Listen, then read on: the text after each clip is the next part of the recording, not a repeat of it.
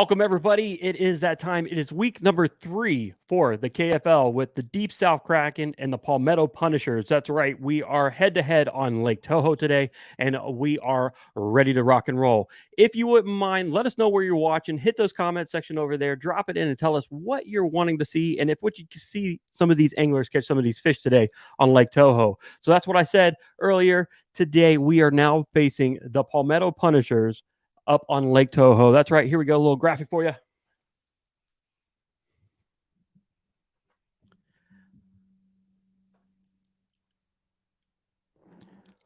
We are going to keep it live for the entire time that we're going to be on the water. And then later on, we're going to be going on the national show so that everybody can see everything else that's going on. We'll be giving you live score updates throughout the entire show for the entire league of what's going on up until 1 o'clock when they are finished on the water for them. And then our anglers will be going until 7 p.m. So we are excited. It is about time to really...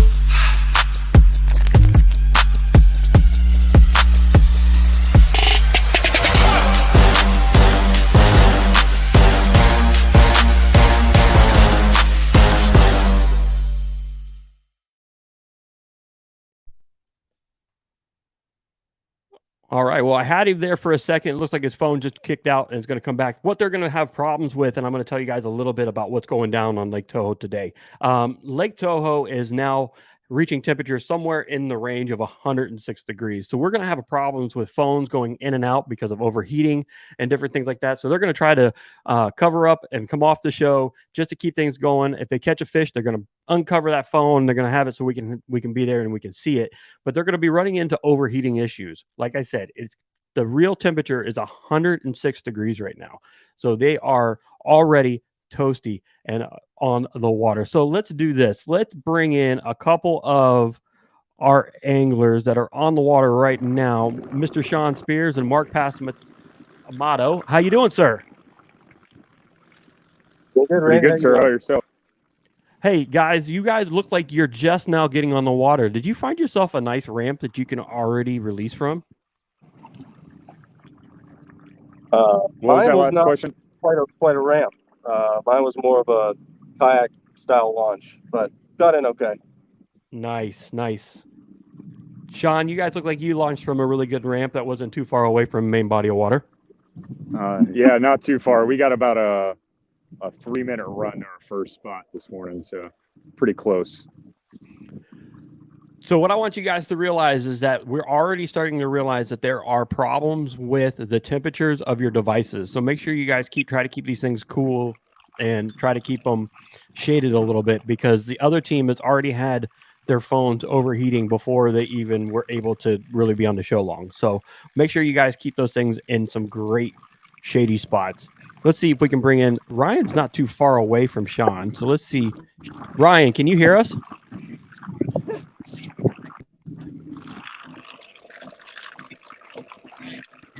So he's waving. Yeah, my other phone I'm watching.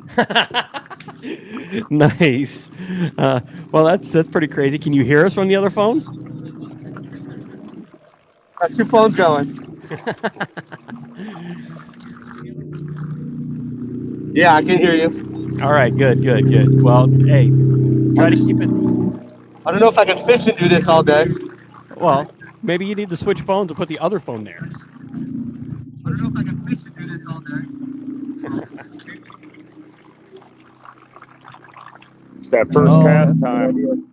All right, first cast time. That's right. It is 12 o'clock. Get those lines in the water.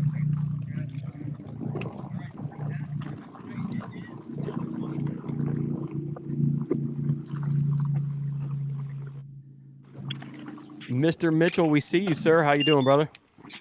Just trying to get everything set up. Run a little behind today, but luckily my spot's not too far away. It's my first starting spot anyways, and I'm going to work my way to where I want to go. But yeah, a little bit of a fiasco this morning, or this It's afternoon. all right. Hey, if there wasn't any technical issues, then we would all be sitting dandy already, right? Right. Exactly. But hey, good thing I got. What's that? Right now, it's already lines in, so make sure you get a line in the water. You know. I'm working on it. But here shortly, I am. But yeah, good thing I brought a backup with me today for the camera because my initial attempt at a new setup didn't work out too well. So it's all good. We're all brother. good. All good. All good. All right. So what I'm going to do is I'm going to get you guys down in the green room, and I'm going to bring in the team captain for the Palmetto Punishers. I'm going to bring in Mr. Davis. All right. Sounds good. Mr. Davis, how you doing, sir? Well, if I can keep this phone from overheating, because it just now come back on. I know. So this is why I want to try to get you on. Why I got you. Just tell us a little bit about your team and how you guys kind of prepped and got ready for today. Well, I got Terry Smith and Lee Ward with me. We ended up a man down. Jason had to back out due to a family issue. Mm-hmm. So we down a man anyway. We're trying to do our best. I'm having to hold my phone in a different area, just trying to keep shade on it. Prep wise, we got to come down, start Thursday morning. Got a little time on the water. We found some fish. I'm fishing unorthodox, according to most of you Florida folks. But I found some decent fish up here where I'm at, so I'm gonna stick with it and see if they're here. But I've got boat traffic everywhere up here with me today. I'm up the creek. I mean, I ain't gonna. It ain't gonna be hard to tell where I'm at because you're gonna see a tree canopy, and you ain't got a tree canopy anywhere else on this lake. Yeah, I was gonna say there's only a couple of spots here that you can actually do that. Yeah. So where I'm at right now, hadn't got a whole lot of tree canopy, but as soon as I fish this out, I'll be in the main part of the creek, and you'll see the canopy all day. But prep wise, we tried to look up what we could. I've fished this place 3 times before, but it's always been January, February. Yes, sir. So totally different ball game than what we are used to. And we're just going to do the best we can with it and have fun. Well, I mean, we definitely enjoy having you guys down here. I know last night you guys went out and hung out and got some dinner and hung out with the teams, and it was great to see you guys link up on Friday night. So, you know, I know you're not 100%. You're not feeling well, right? I got something going on. I don't know what it is, but something's kicking my rear end. But I'm gonna try to fish through it. He's definitely not feeling good. He's got something going on in there. But you know what? I'm gonna post this picture up later on because you've got like the best setup ever for trying to keep cool. And I think I might actually try to do this. Besides the umbrella, you've got that beautiful big fan right there. Yeah, that Ryobi fan. That's for me to put in a tent or either the back of my truck. A lot of times when I stay at a ramp and don't want to run my AC all night in the truck. That's why I bought that. It runs off the same tool batteries that I use at work. So works out good for me most of the time. That's awesome. Yeah. So I'll post a picture of that up here. We've got a long show to go. I'm going to bring in some of the other anglers here. Mr. Ward is covering up his camera because he's doing the same thing, trying to keep it cool. Let's bring in Mr. Chris Mitchell. Chris Mitchell, are you there, sir? Yes, sir. Good. I got you on. Cast yet. It's all right. It's all right, man. You're still working it. You're still getting there, right? Yeah, I'm almost there, though. I'm almost there. So Chris was the only one that you guys met. Did you meet up for dinner last night too, Chris? Yes, I did. Nice. Did you have a good one? Did you have some good wings? Oh, yeah. Nice medium wings. I didn't want to go too hot just in case I needed to use the bathroom before I had to go there. So I kept it safe and didn't eat too much either.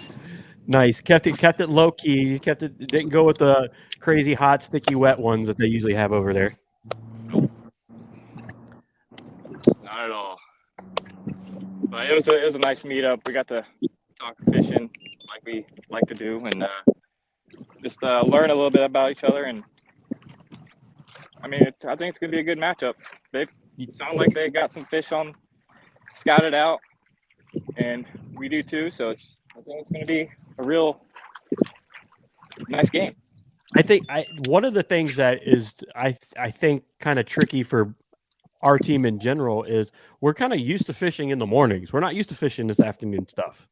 Yes, that was weird for me. I got to sleep in this time out. It's just a weird feeling, and time creeps up on you when you think you have enough time, and then you're like, oh no, you have an hour to get back to the ramp. It's just weird. It's a whole different process, I guess you could say. But yeah, because I mean, normally we are about 2 hours from wrapping up our series, so we're not used to fishing too much later into the evening. And with the temperatures being as hot as they are in those areas, it's kind of difficult to kind of get that mindset and ready to rock and roll for the day. Yeah, definitely. But like, I'm sure all of us has fished throughout the whole day, so we can kind of adjust accordingly as soon as we get out in the water and kind of figure out what the fish are doing at this particular time. So it's not too bad, but it is a hot one today. That's for sure. Right. I think I'm kind of looking right now. I think the temperatures are the actual feel is 106 degrees going to be today. And then when it's all said and done, it will be somewhere in your actual feel of like almost 96, 97 degrees. Ouch. Yeah. I mean, we got a north wind today, it looks like, and it's actually helping quite a bit because back at the ramp it was blocked by the wind, and it was a scorcher at the ramp. But now out in the water, we got this wind. It's helping a lot. I don't feel nearly as hot anymore. Yeah, So good. that's a plus. All right. So tell us a little bit about what your week was like before coming into this event, Mr. Sean. Well, pre-fishing started Thursday morning at, hold on. No, never mind. Thursday morning, I fished from 4 to about 1:30 in the afternoon, actually. And I ended up getting off the water. Then I went back out Thursday and rechecked some new water. Didn't put too many casts in the water on Friday just because I didn't want to ruin anything. But I found a lot of fish. Now, with that wind, it should help today because Thursday and Friday, there was absolutely zero wind. And I was still getting bites. So I think just this little 5-mile-an-hour breeze is going to help a lot. But we're fishing a fairly shallow pattern. Some of it's offshore, some of it's pretty shallow up in 6 to 3 feet of water, but we'll see how it goes. Well, yeah, like what I was saying, definitely the water is definitely let down quite a bit. They're kind of prepping and preparing for rains and different things like that. So we've got definitely rain tonight in the area, and if not tomorrow morning. So they're just kind of preparing, getting ready for those big old wet. This is a different Toho than we normally fish for during tournaments because it's always been fairly high when we've been out here. Right. Yeah, normally when we fish this, now not in the past when we were the SoFlo KBF, but in the past in SoFlo KBF, we were doing it in the middle of July.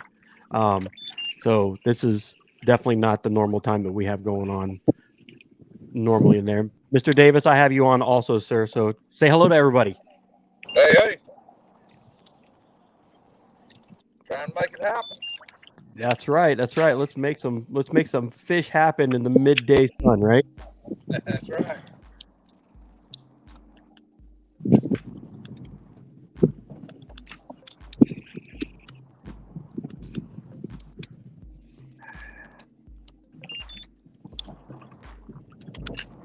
So I figured y'all saw who was coming down here and you done this evening thing trying to kill us old men. Trust me, I can tell you right now, evening is not our first choice either.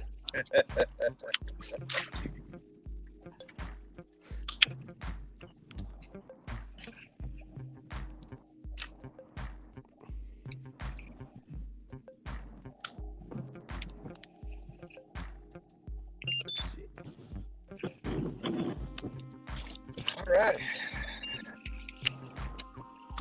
right. I think your teammates are already the overheating of the phones is already happening a little bit more often, but that's fine. It is what it is. We'll make it happen throughout the entire show. I had to let mine set a while ago with a bottle of water against it to cool down. Oh my goodness.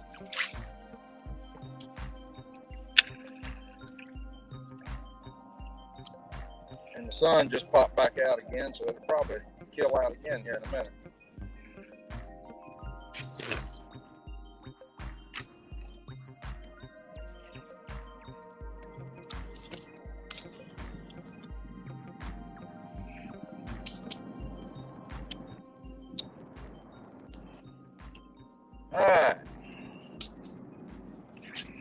Let's see if she's home today. She was home Thursday at this little place. Finally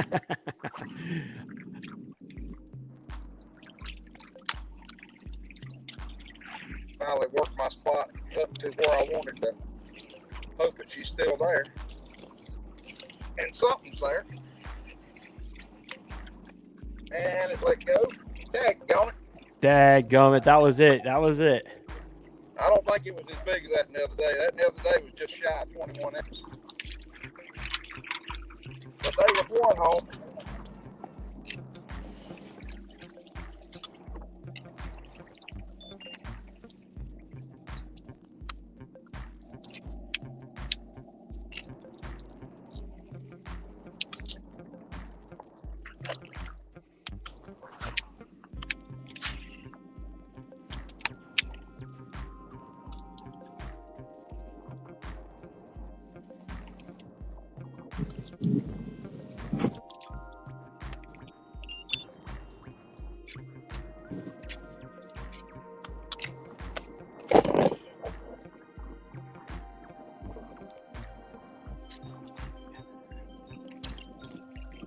Hey, Sean, it's 13 minutes in and Ryan's already into the tackle box. Oh, is he? Oh, I thought he caught a fish over there. I thought that's what he was doing. Is it? I don't know. I don't know. He just bent down like he caught a fish. I can't hear him with these headphones in, so. Hey, Ryan, do you have a fish? No. Oh, you look like you did. Hey, at least I look like I did.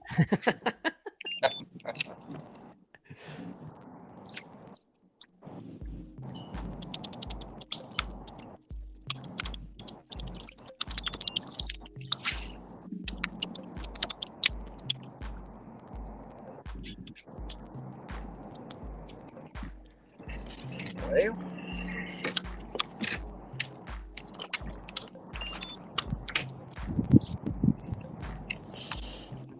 Yeah, we have about 30 waypoints to check today, so. You had a lot of places to go. That's for sure we do.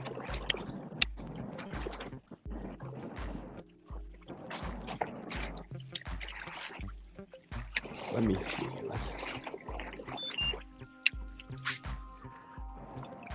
Let me see what I can do here. We're going to go ahead and we're going to take this as a moment to bring everybody up to speed on what's going on throughout the KFL. So, all right. So going out across the country, we have the Maniacs going against the Granite State Sticks. The Granite State Sticks right now are currently in the lead at 172 and a quarter to 156 and a half. So they are battling it out a little bit there. It's only 20 inches or so, so they still got it. The Rhode Island Rebels is against the Massachusetts Maulers, 178 and a half to 159 and a half. The Connecticut Renegades at the Bayside Attack. This is close. 168 and a quarter to 166 and a quarter.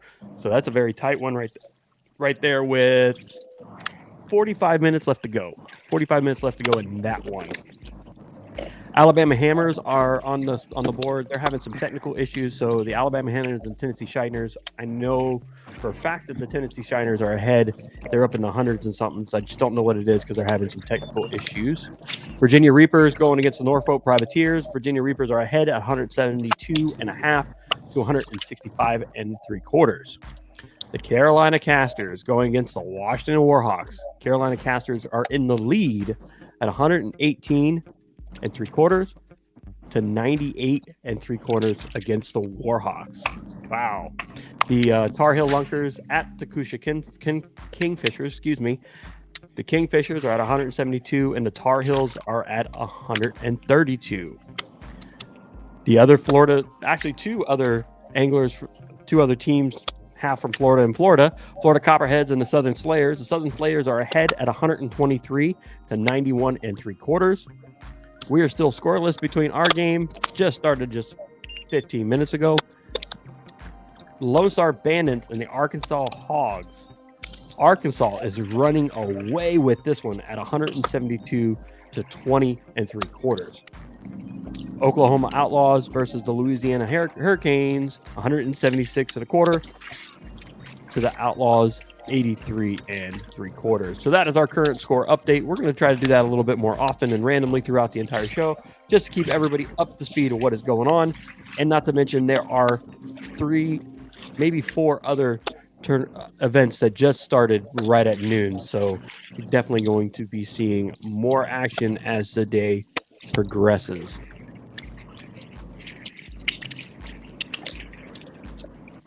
Sorry, Ryan, I had you on mute, man. You were in that tackle box too long.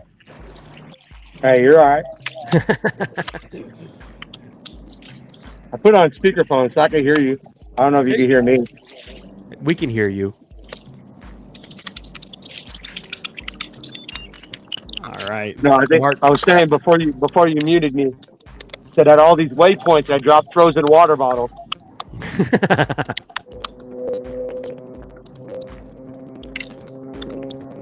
It's a little better with the wind, like the other guys were saying today. Better than yesterday.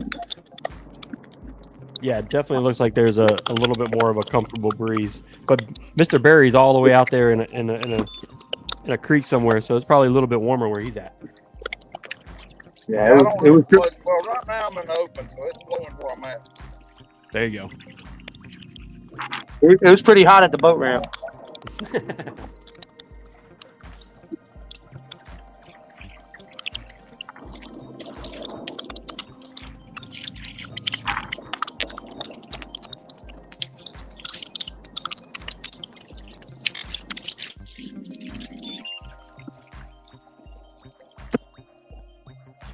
That's who it was. It was Mr. Sean. He was the one making all the weird noises with his baits. That was me? Yeah, we heard you, man. It was crazy. All sorts of weird noises. I didn't think I was making any noise. It could have been a signal issue. It may not have even been you. It could have been a signal issue. Yeah, true.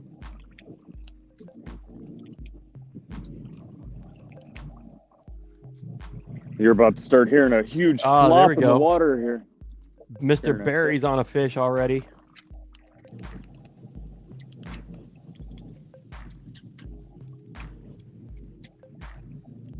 There he goes. Got it in the net, working its way out, trying to get it on the board.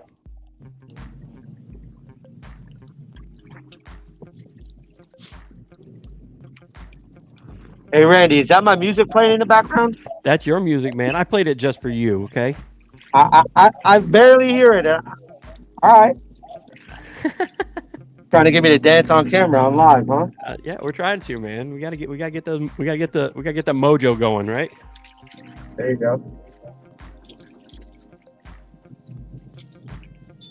Nicely done, Mr. Davis. That's a good looking fish there, sir.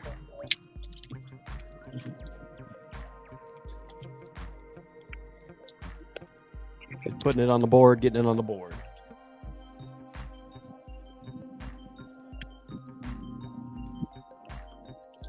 Yeah, I'm actually kind of digging the music, man. That's my jam.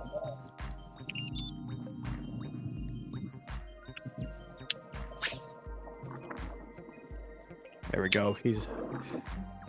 So as you can see right now, the anglers are fishing. Mr. Barry caught a fish. He now has to use his phone to go and do the submission, take the score, put the fish on the board, and do everything, and then submit. So that's the reason why you see a black screen right there. He is trying to submit and upload his fish onto the score tracker. So that, I mean, hey, congratulations, man. For a gentleman who is not feeling good, doesn't know what's going on, got some sort of sickness going on, and he's out on the water trying to battle it out with the guys. So it's good to see him holding on.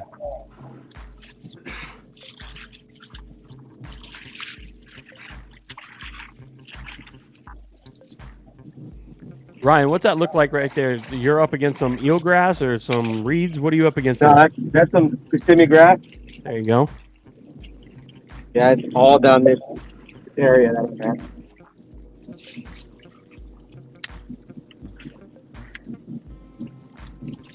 Well, Chris has hightailed his motor, and he's now moving on to another location. So, yep, try to cover as much water as I can because I know this isn't really the area I want to be in, but I know there's still somewhat kind of fish here. But I'm still trying to make my way to where I want to go. Gotcha.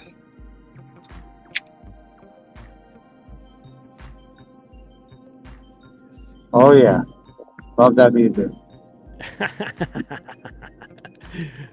It's kind of like the unofficial Kraken song. Songs of the Kraken. I think so. That's the songs of South Florida, man.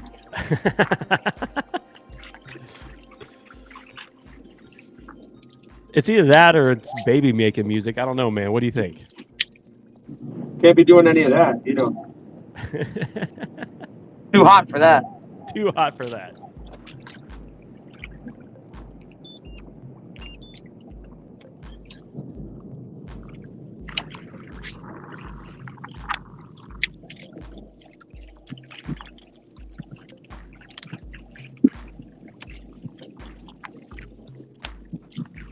Man, some of the things that's going to be difficult is, you know, trying to keep your cameras cool, your equipment cool, and then trying to also submit when your phone's not wanting to work very well. Yeah. Pretty warm out here. Hey, Ryan, they want to know, Ryan, are you fishing or just enjoying the day out on the lake? Who's asking? Who's asking? That's Mr. Lamb. Figured. Well, I got a frozen daiquiri. I'm gonna be drinking soon, so I'll relax later. You'll relax later, right? Too funny. Getting picked on from the crowd, man. Come on. Hey. You know, I thought he was my boy. You know, we both got Jeeps now, you know? Too funny. Hey, no, if anybody's joining us for the first time, put your name over there in the comments section. Let us know where you're watching from, so that way we can see and give you guys a shout out just to say, hey, what's up from the Kraken? And we're also working on getting the rest of the Palmetto Punishers up on the show. But currently right now you have the team for the Kraken out on the water, clicking away, trying to find their first fish, get a fish on the board. So Chris is still on the move to his location, and the other ones look like they have hit their spots. So now they are going to crank away at the water.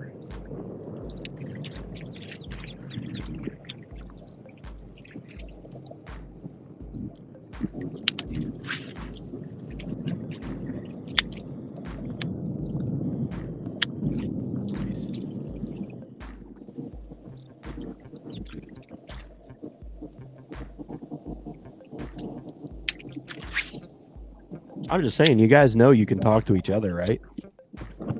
Oh, hey, what's up, guys? When I catch my first one, I'll be more talkative. But That's all right. It's all right. You're all in deep focus. You want to get that first one in the boat and get the edge off. It's okay. It's all right. I'll do the talking. It's okay. Ryan told me he likes long walks on the beach last night at our campsite.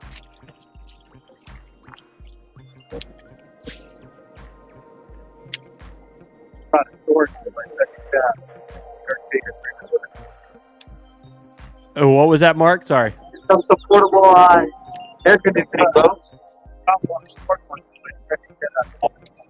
Dang it. Dang it.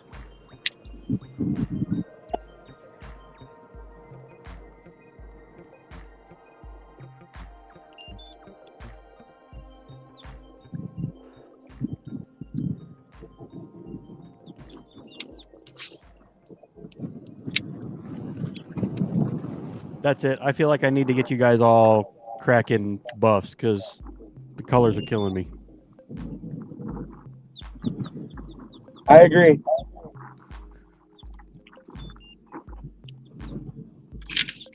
I'll say I'll wear it, but I probably never will. I have buffs with me, but I never put them on. So what are you saying? Next year you want a hood? Yes. Yeah. All right. All right.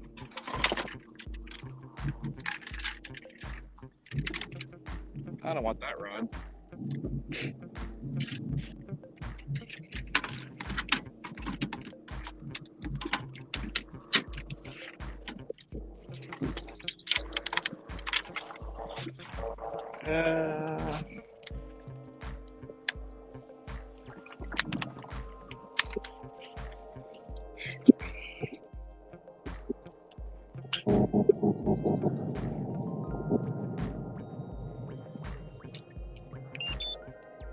Wow, where was that boat at? Sounded like it was right next to somebody.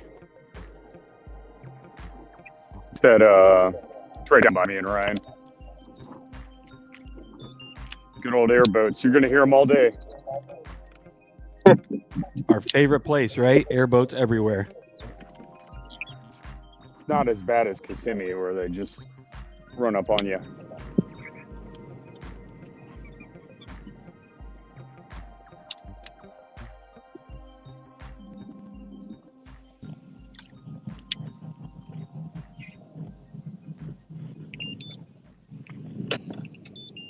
So tell us a little bit. I mean, it seems like you got 3 of you kind of almost out in open water, pretty much. So tell us a little bit of the thought process for Lake Toho. Why would you go to kind of like an open water area?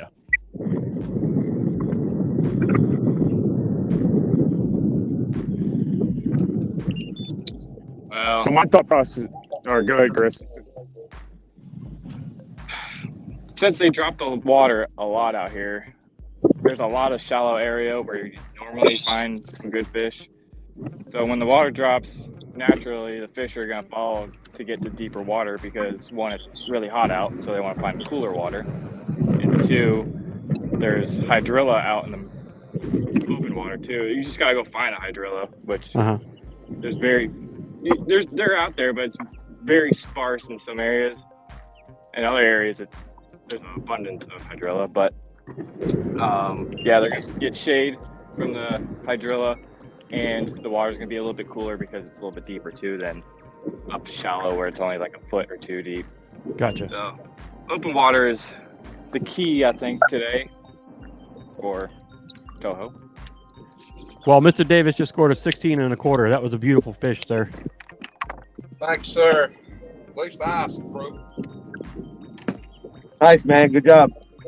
My phone overheated. That's what took me so dang long. Yep. No, I figured it's all right. It's going to probably I keep on doing a set that. of fish grits for a little bit before I could even take a picture.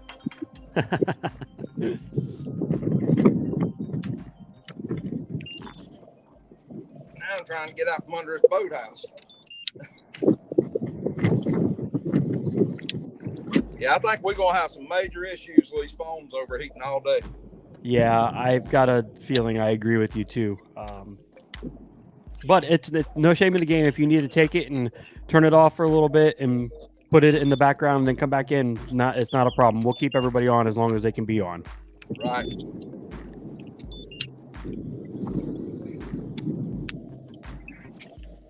That one was hungry. He caught it on skip.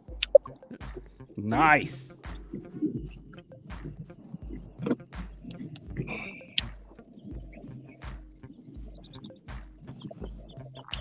Change this up real quick.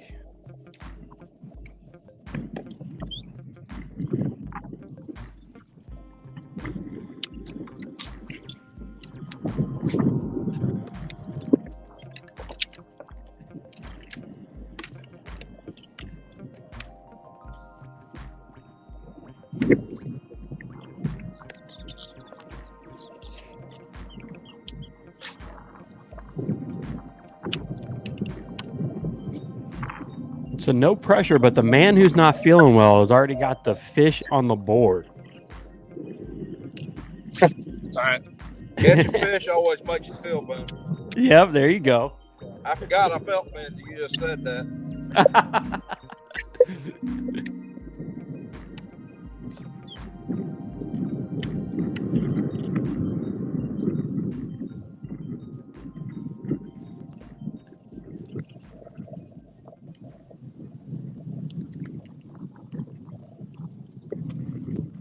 Hey, Ryan, they said that they just was checking in on you. They wanted to make sure, but they did not want to see Ryan dancing or making babies at the same time. Well, that's how you make babies. You dance first, then you make babies. Sounds like I got the peanut gallery today. You got them all, man. You got them all today. It's okay. Hey, It's all good. I like it. They're coming on to watch me. Good. the more we get on. So yeah, if you guys got a chance, take it, share it, put it out there on your Facebook or your account so that everybody can see. Try to get it out there. So pay attention to what's going on with the Deep South Kraken and also the Palmetto Punishers, which by far is a pretty cool logo in my opinion. I'm here for the crowd. If I catch a fish, that's a bonus.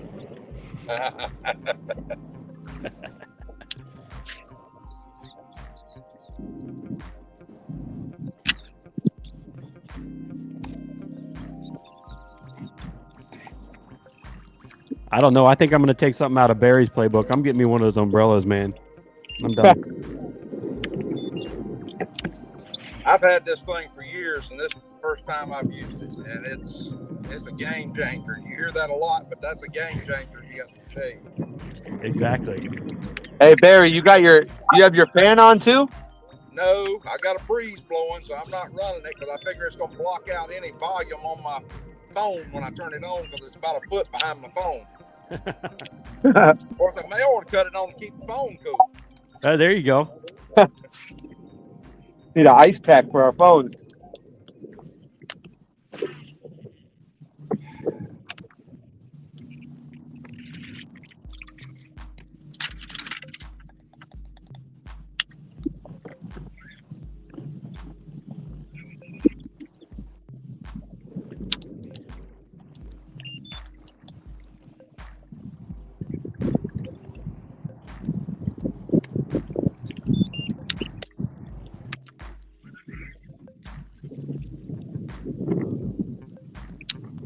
We're getting that little better stuff up here. Yep.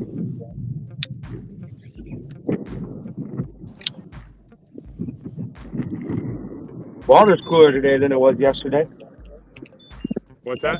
Water's cooler than it was yesterday. Yesterday was like 96 and a half. Today's only 93.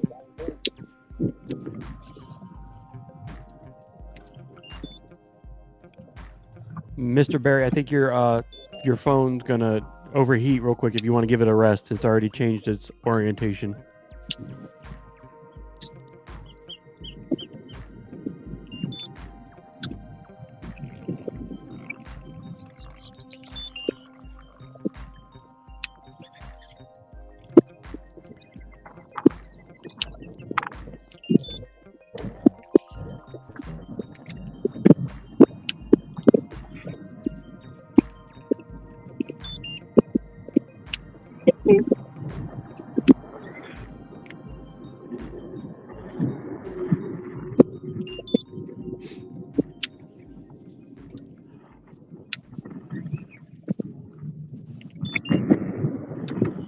Welcome everybody who's joining us for the first time. There's some that are signing in, checking us out. We've already made it about halfway into the start of the Deep South Kraken and the Palmetto Punishers match right here on Lake Toho in a wonderful Kissimmee area. And the Punishers already have the first fish up on the board at 16 1/4 by Mr. Davis himself. And we are looking forward to see what the rest of the day has to hold. We're going to take a quick commercial break from one of our local sponsors, and that's right, to Power Pole.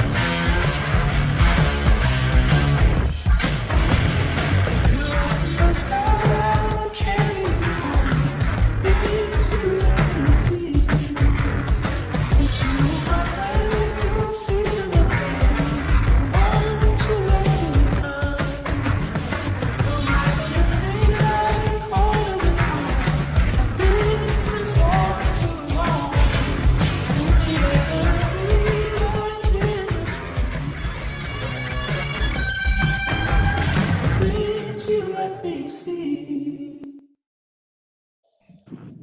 you to Power Pole for being one of our team sponsors. For total bolt control, you can go to Power Pole. All right, we are back. Welcome everybody to the show, and we are back with the action here on Lake Toho. Sean, you look like you are in a pit, man. What's up? You look like you're in a pit of mud. Yeah, we're not in our clean water yet, but a bunch of pepper grass right off shore. Just got a bite flipping. There you go. Yeah.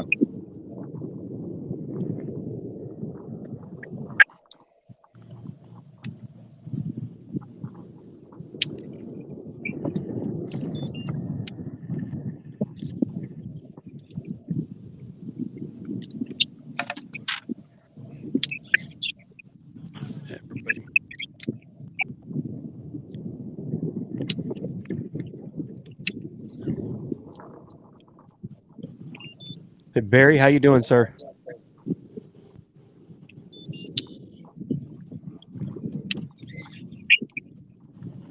So that's some of those technical issues that we were talking about, even with the heat sometimes kicks off the sound and then you can't hear anything, and then your phone goes into that hibernation safe battery mode.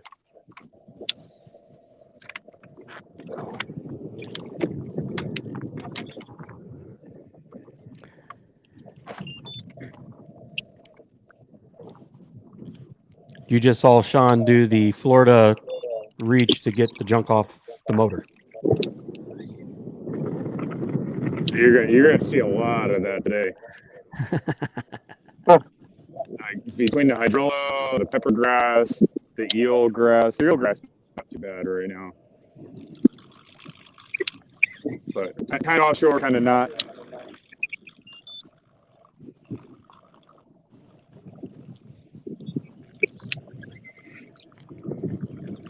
About to reach in that cooler and get a cold drink. Got to keep it hydrated. Got to keep it hydrated.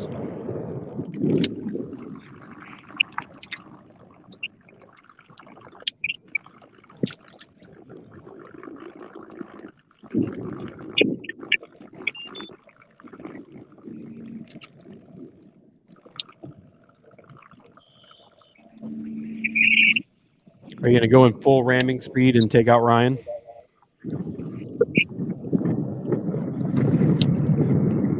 Don't do that.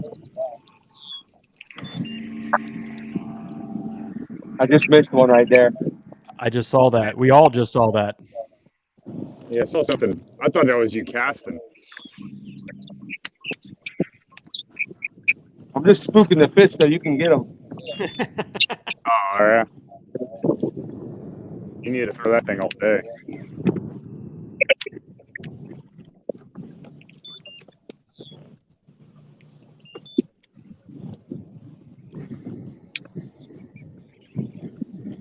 Throw one bait, and I'll throw one bait all day. Same bait.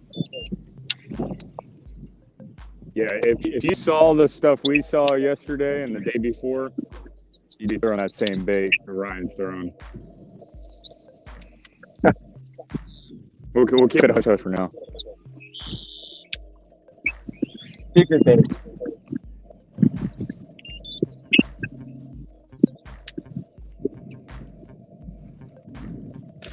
Oh God! Woo! Woo! I saw that. Smoked it. Whatever that Know where was, they're at. smoke that. Yeah, whatever that Yeah, was, I smoke. think you're right. I get hooked, or didn't get hooked. But whatever was in there wanted it. Come on, hit it again, buddy. He hooks at that sucker so bad he almost took out the camera behind him. He almost hit me. The fish came in and hit it sideways, but didn't. Or these are a pretty big bait right now too. So.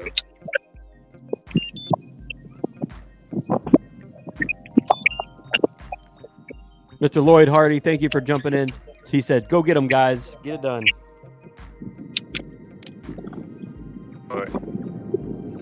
Took one of the pinchers. Took it right off.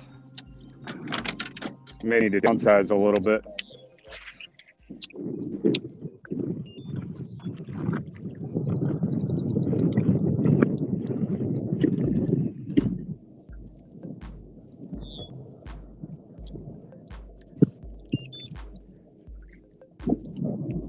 I do have to say those jerseys do look good, though. Ryan, you did a good job on those, man. Finally, I did something right. They are comfortable, man, and they do good in the heat. That's for sure. That's good. So give us a rundown on those jerseys. Tell us who makes them, who made them, and then at the same time, tell us a little bit of a descriptive detail about what makes that so comfortable. Yeah, so we looked around for jerseys because obviously like what we're fishing in today. It's hot. We can't have a hot jersey. I've worn hot jerseys before, and it's not comfortable, man. So of course I'm drawing a blank now where we got these, but OT. No, yeah, I know. What's his name? Keith at OT Wear. I went back and forth with him for a little while. We actually were going to make KAF jerseys a long time ago, but we ended up going with OT Wear.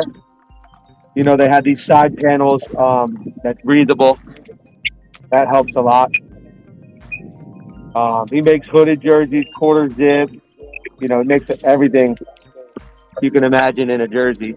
So when you say side panels, where are those side panels located? Are they in the side or in the sleeve? No, just down the sides, and then a little bit under the sleeve, and the inside of the sleeves, from the inside. Yeah. So, yeah, we went with that. Definitely makes it comfortable out here in the heat. Would you say that it being white also helps you out a lot too? Yeah, we were gonna go with a darker jersey, but we figured let's just go like primary color white. And then with our design and our logo, I don't think that really affects as much as if we didn't go white, as a primary color jersey. Yeah, so I'm happy with it. I think the team's happy with it. So yeah, OT Wear. Thank you. Yeah. Truly a comfortable jersey. I can't wait to get out on the water and wear mine. You just been wearing yours around the house? Yeah, just showing it off to my wife and kids. They kind of got sick of seeing it. They're like, "Dad, you're still wearing the jersey?" Game day. Wear it every Saturday. Right now, I'm not wearing it. I'm wearing the T-shirt that we had made that has the release of Kraken on the back of it. Yeah.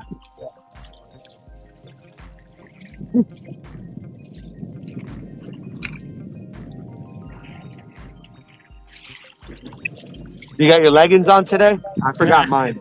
No. That's only when I go outside, man. You know that. Yeah, that's when you go fishing. Or the Kraken leggings.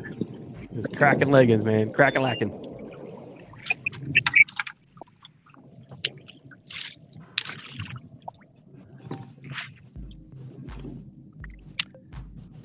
So just so everybody knows, the reason why you don't see any of the Palmetto Punishers on right now, because the three of them are actually having phone overheating issues.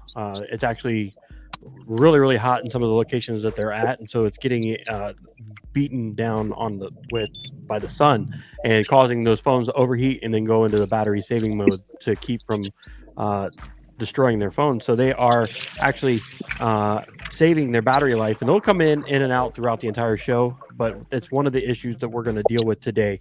As the day goes by, these phones are going to start to overheat a lot more. So, we'll see them come in and out of the show throughout the entire day. But Barry Davis, Mr. Lee, and Terry are all on the water currently right now, and with the one fish that they have at 16 1/4, Barry Davis caught just a little bit ago while he was on the air with us. So that was pretty good.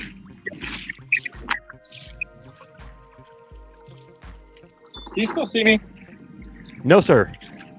Oh, okay. Hold on. It's okay. We can still hear you. We got you now. Seeing if I could at least turn off my screen, that way it won't overheat that way. But so far, it's been doing good. Yeah, no, you guys seem to be doing good. I don't know what you're doing. You got ice packs on those phones? You hiding them somehow? I don't know what you guys got going on. We Florida proofed them. You Florida proofed them. There you go. Gotta leave them out in the sun. Let them bake. So is it actually better to maybe have that phone outside of a case or in a case? I would say in a case. Yeah. Yeah, I got my iPad in a case. There you go. So. I ran it all day at Tenor Rock and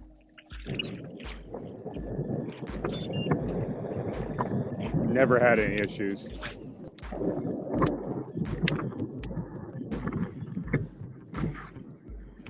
All right, so since I got you guys on, and it seems to be the Kraken show right now, currently up and going. So tell us a little bit over the past 2 weeks. What's been the thought process of going into this week 3 matchup? What's some of the learning lessons that you guys have learned over the past couple weeks? We'll start with Sean. I think the big lessons is get your 10. I think is the most important fact, and I went somewhat finesse for some of the baits and somewhat a little bit bigger for baits because the bite's kind of funny right now. Some of them want a bigger bait, some of them want a smaller bait, and I think that's the key for me is maybe throw a little bit more finesse instead of throwing a frog in a swim jig nonstop, and try to fill my 10. Where like my first tournament up at Tenor Rock, I should have probably threw a wacky rig or a fluke a little bit more. So for me, that was it. All right, Mr. Mitchell, what's the learning lessons from the first 2 weeks that you were involved? Like Sean said, find a limit. That's one of the most important things. And learning how to set up this whole camera stuff. I'm used to just my one camera for YouTube, and this whole live thing is something way new to me. So that's a learning lesson, and just try to find 10 and then go for the big ones, like everyone says. But yeah, that's it. There you go. You guys just missed this on the national show. Greg Nosar is on there. He held up the board, put a fish on the board, wasn't the size, and just chucked it. It was amazing to watch. Mr. Davis, are you there, sir? I have no sound, guys, and I'm trying to figure out why. It's all right. I think you're having an overheating issue. So go ahead and take your phone and put it in hibernation mode and cover it up for a little bit.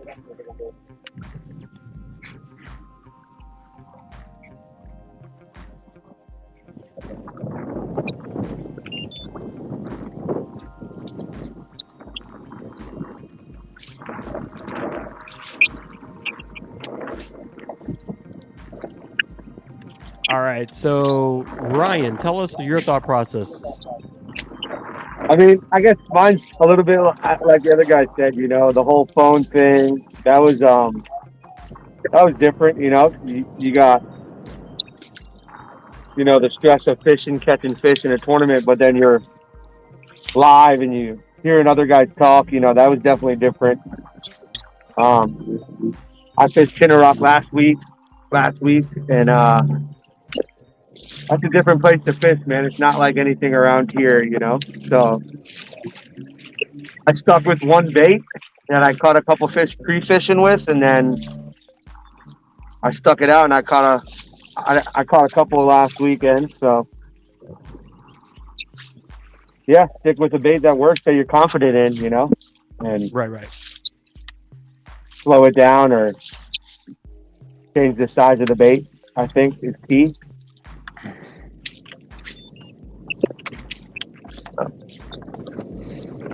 All right, then you're back in this heat this week, so that's totally different too. Right. All right, Mark, it's your turn, buddy.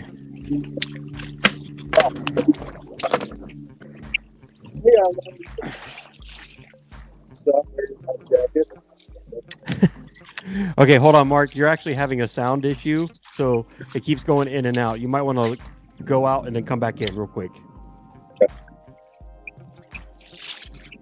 Yeah, no, it's definitely. There we go. Yeah, Mr. Barry's having some technical issues with his phone. It's probably driving him a little crazy.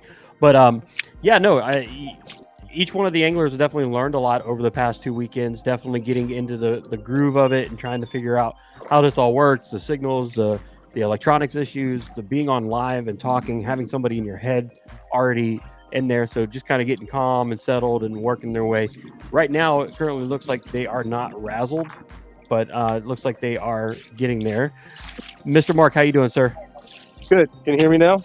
Yes, much better. Tell us a little bit about your thoughts for the first 2 weeks.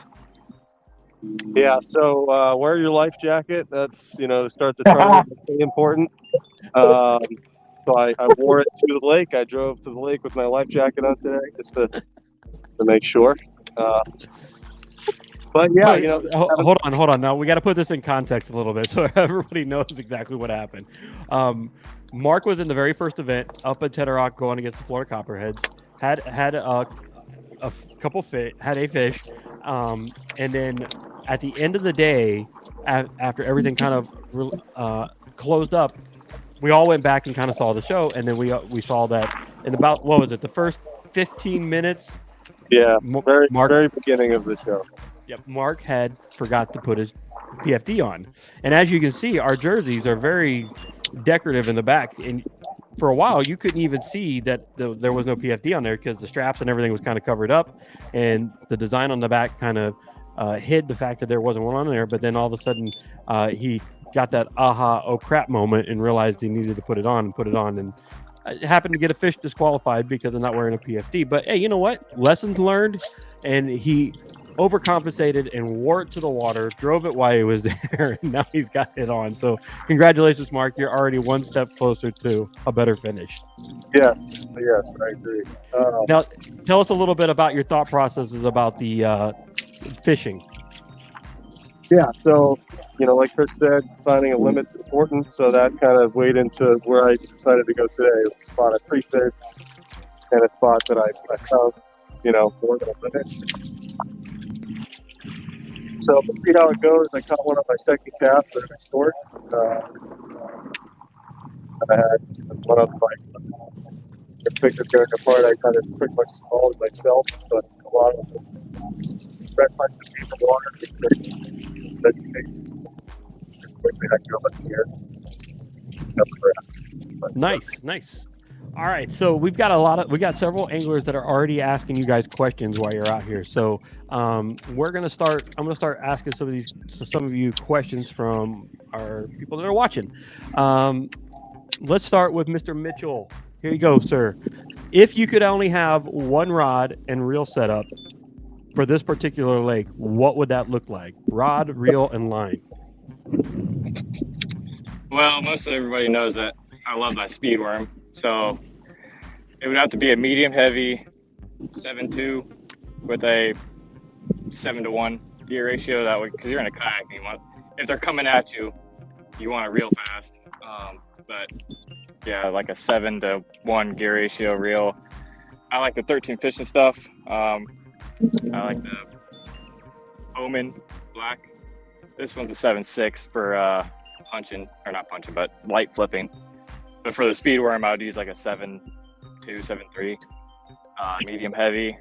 And the Concept A reel is a real nice beefy reel. I'll get you in and out of different things. So it's a good versatile setup, especially here in Florida with the heavy grass.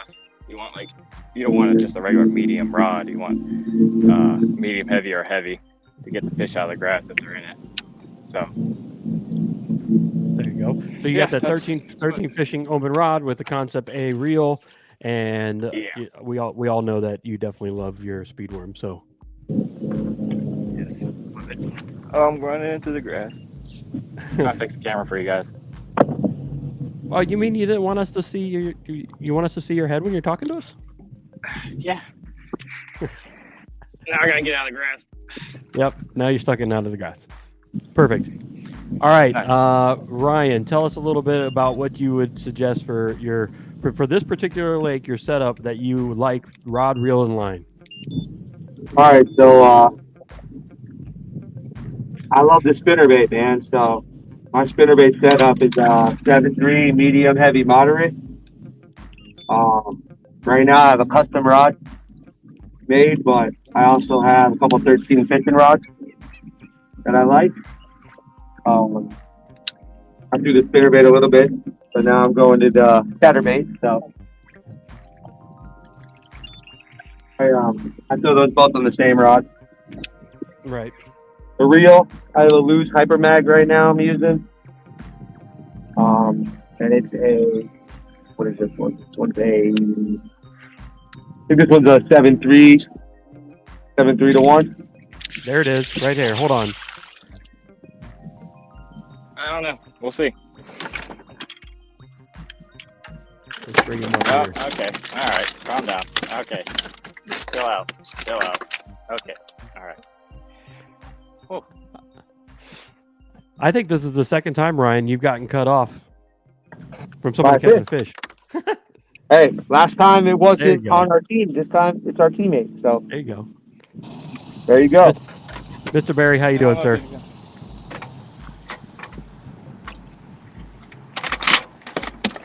It's a lively one. That's for sure.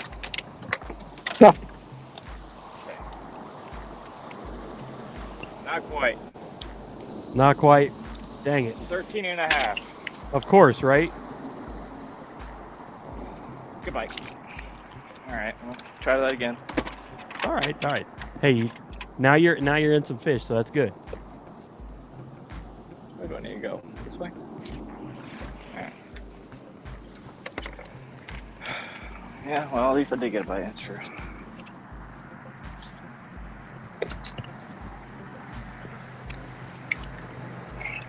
There you go. At least you got a bite, just like that. He's happy. He's happy, folks. Okay.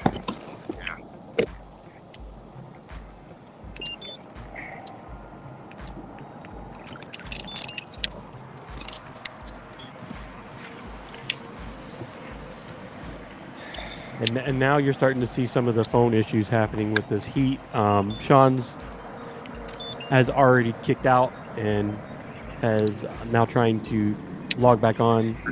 Barry's having sound issues because his cameras aren't catching everything. So just the name of the game of working in the Florida sun down here.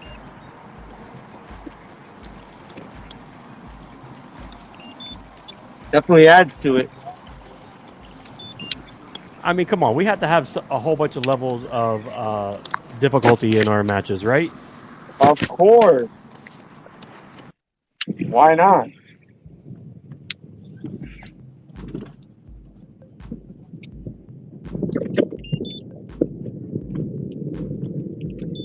All right. So before you were rudely interrupted, Ryan, you can finish your sentence now. It wasn't rude. It was a fish. What was I saying? Yeah, just I love throwing the spinnerbait. That's my confidence bait. That or the chatterbait. So 7.3 medium, heavy, moderate, and a 7 gear ratio reel. I'm throwing 15-pound copolymer. 15-pound copolymer. So explain a little bit to anglers that don't know much about the difference, because they're used to hearing a fluorocarbon monofilament braided line. What is a copolymer line and why is it important? So copolymer is a mix between mono and fluorocarbon. So it's a little more abrasive. I think it's a little stronger, and it's also got the qualities of fluorocarbon, so it's, I guess, whatever you say, somewhat invisible, I guess. Right. Okay. It's got that stretch. So It's got a little bit of elasticity, so it's got some stretch, so you can actually work and kind of rip it out of there. It's okay. All right. Copolymer line. Who would have thought copolymer line? I was just saying. So what brand is that? I knew you were going to ask me. No, come on, man. You got to explain. You got to tell us what it is. It's from Ball Sacks Fishing. and it is the tarantula line they make. That's right. It's ball sack fishing, and that is the actual name of the fishing brand. And it is the tarantula line, and that it's actually pretty cool. Isn't it like a brownish color or greenish color? No, it's like a smoke gray. Yeah, it's really it's unique. So it definitely goes invisible in the water. So it's pretty cool. All right, Mark, are you there, sir? Yes, sir. All right, so give us what you think on this particular lake would look like for your rod and reel setup. Excuse me. Yeah, I mean, for me, I'm throwing moving bait a lot, so something kind of medium action. I have a 13 fishing rod for my chatterbait and medium heavy action, moderate, and been throwing a spinnerbait and chatterbait on that, and that'd probably be the one because tons of offshore like gorilla vegetation. That's had to flip a worm with it. But those are the two things on this lake that I stick to the most. Nice. Hey, Mr. Barry, how you doing, sir?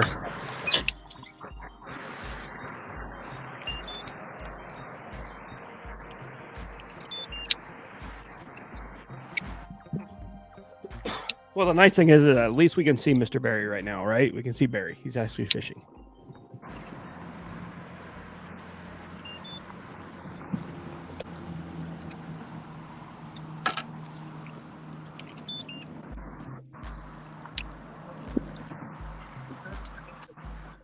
Yeah. Your phone, the iPad.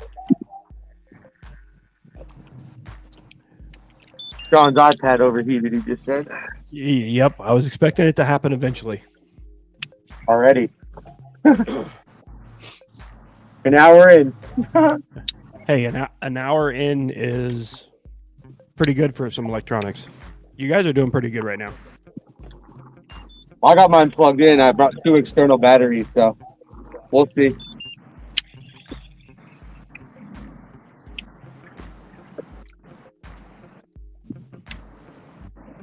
All right, I'm gonna check the leaderboard right now.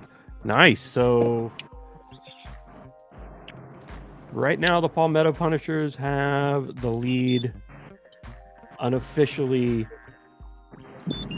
with 31 inches.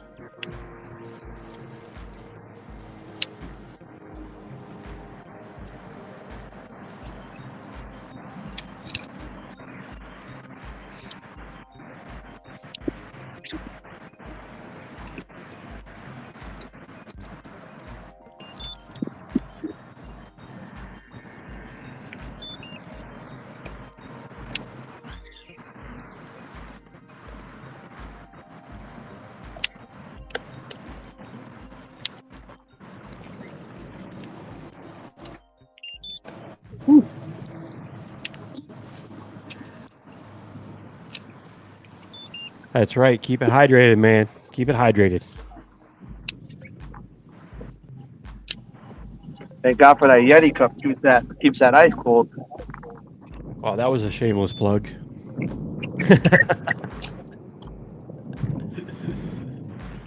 Got to keep it ice cold all day long, right? If there's anybody that has any questions, let's say they want to travel down here to Florida or something like that, you definitely can ask us throughout this entire episode. Put it over in the comments section, just like Mr. Hardy did, and we will ask the anglers while they're out on the water what their suggestions are and or what their thought process is for using those particular pieces of equipment. And then we can keep the show lively and keep the audience engaged with the anglers while they're out there. So take that opportunity to do that. They definitely love the Bimini top or the umbrella that Barry has. It seems to be a very popular thing right now. Amazon, baby. Amazon, exactly. We are all going to be on Amazon later today. I need one for my phone to keep it from overheating, and I'd be good.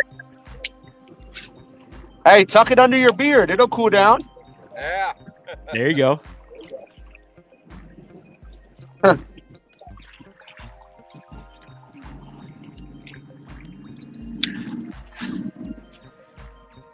I think if Barry had like umbrellas, Trees don't work. yeah, that's true. Yeah, the I think if Barry was covered in umbrellas, it would look like a pretty awesome sight for a boat going by.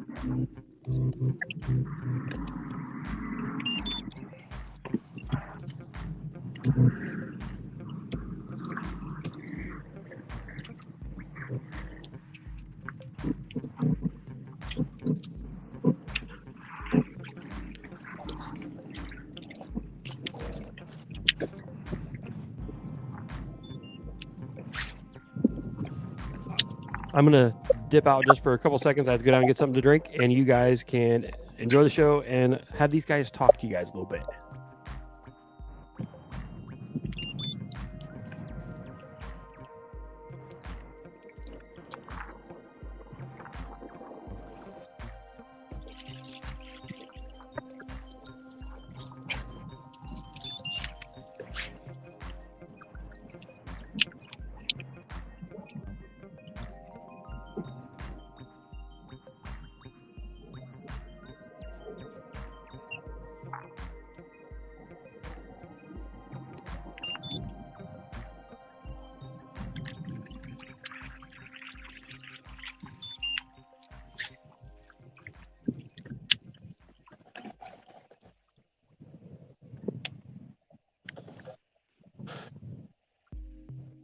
We're all going to be dead quiet until Randy gets back.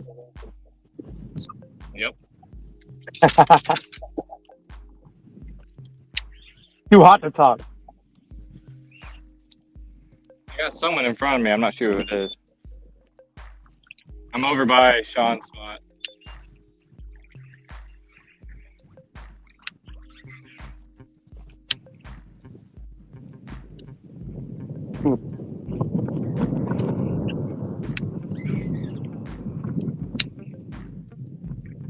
Ready to move up to that clean water? Yeah. I think we gotta for a little bit before we come back out here. Yeah, it's pretty thick over here.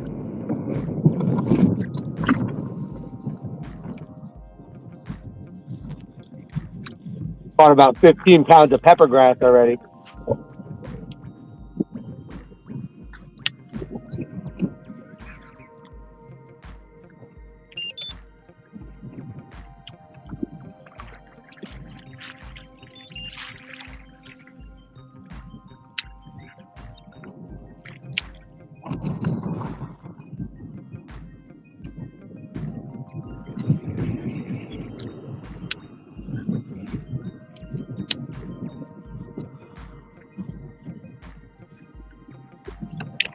All right, I'm back. How you guys doing? Did you guys catch a fish? Oh, yeah. No. I'm pretty sure you guys would have told me. The secret.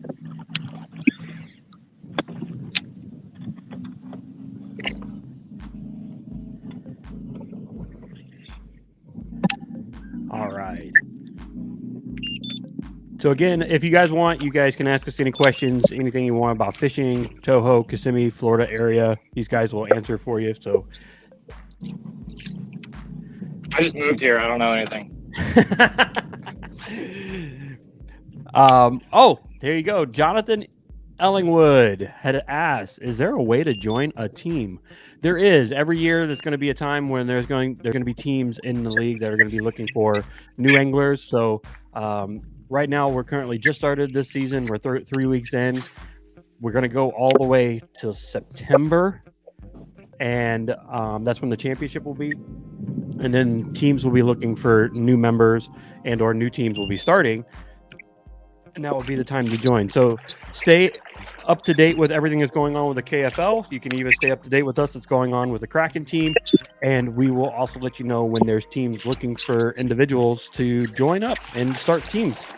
If you would like to start a team, hit me up. Let me know. I will point you in the right direction and some of the things you need to do to start that team, and we can get you up and hopefully running for the following year.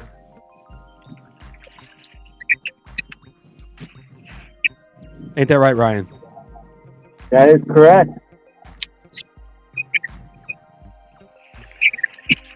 And just, I don't know, like the way the whole traveling thing goes too. You know, you don't have to live in Florida and be on a Florida team. You know, you can be on a Georgia team if they're coming to Florida. You know, a few times a year. You know.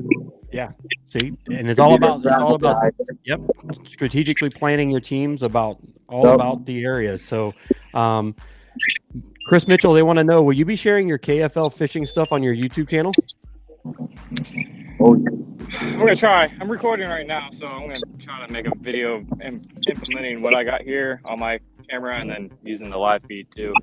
But yeah, I'll be sharing on my YouTube channel as best I can, and you can go find that at Chris Mitchell Fishing on YouTube. There you go.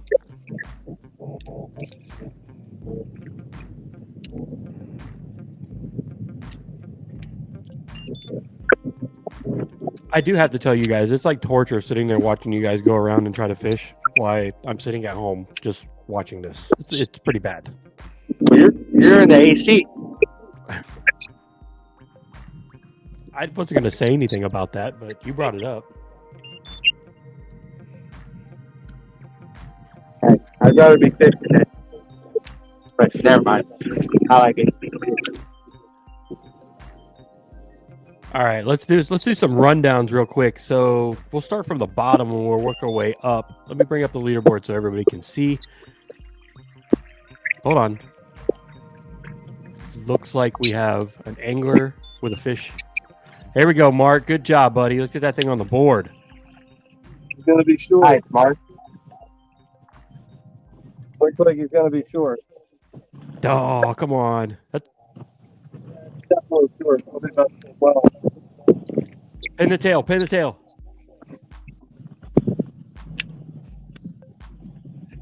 Yeah. 13. Hey. That'll be your second fish already, all right? Hey, you're catching them. That's good.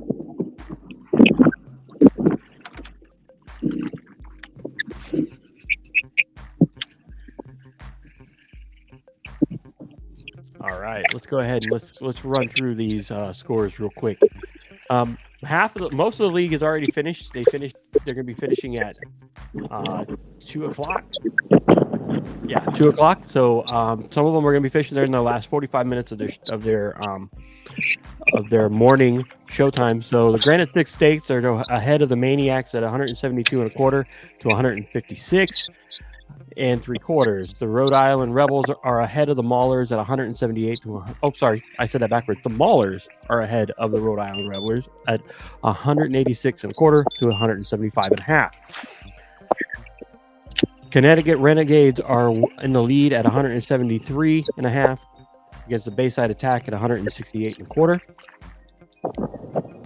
The PA Pennsylvania Bronzebacks are ahead of the New York Empire at 75.5, 16.5. Tennessee Shiners and the Alabama Hammers. The Hammers are ahead at 80.25 to 74.75. Virginia Reapers and Norfolk Privateers, 172 for the Reapers and 168.75 for the Privateers. I'm going to mute these guys just for a second. They can still hear me. What's going on? I just muted you guys for a little bit. The Carolina Casters are at the Washington Warhawks. Washington Warhawks are 115.5 to Carolina Casters at 104. Tar Heel Lunkers and Coosa Kingfishers. Coosa Kingfishers are ahead at 180.5 to 132 inches. The Southern Slayers are beating the Florida Copperheads right now, 137.25 to 91.75.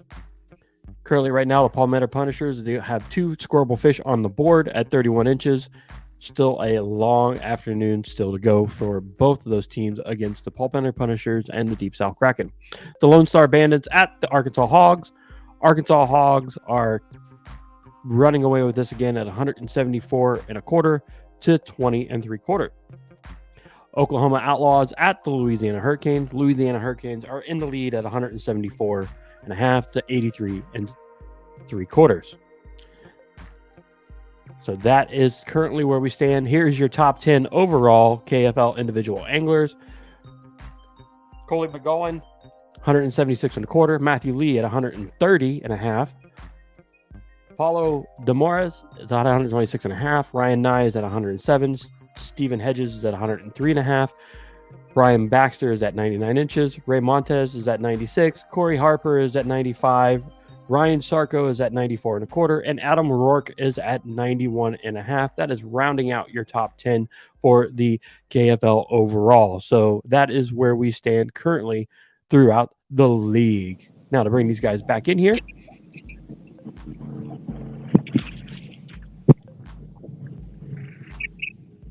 Yeah, we saw that. It's okay. I wasn't sure if it was a lily pad or a fish, but hey, looks like they're free, right? Wow, check this out. Look where Ryan is right now. This is crazy. Ryan, like you're just all up in the pad, aren't you? Semi-grass, yeah.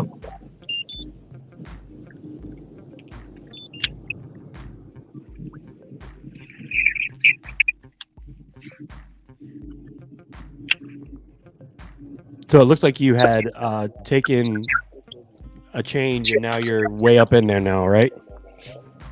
Yeah, I'm hearing a lot of stuff busting back here, so I don't know. Give it a try. All right. Mr. Lee, how you doing, sir? How are you? Good, sir. Welcome to the show. I know you're having some phone issues.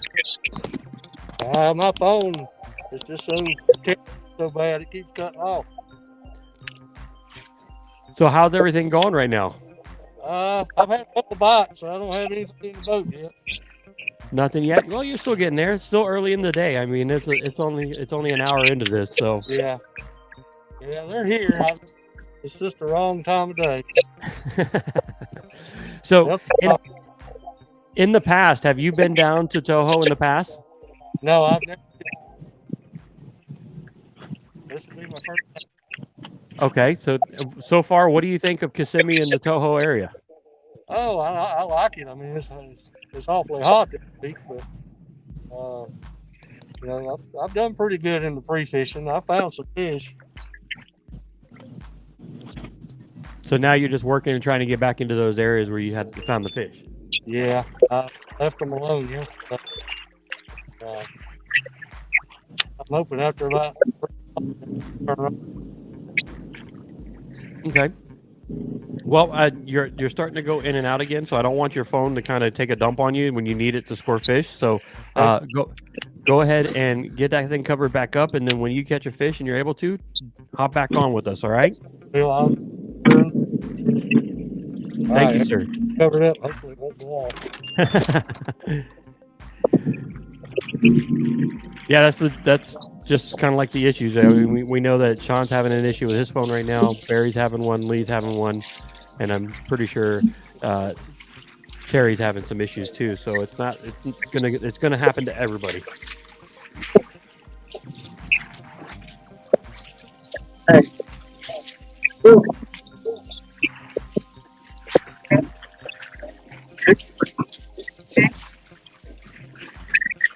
There's stuff busted back here.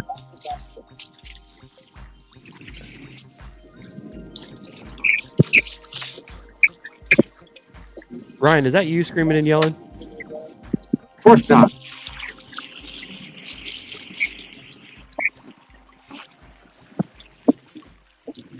Quiet it down.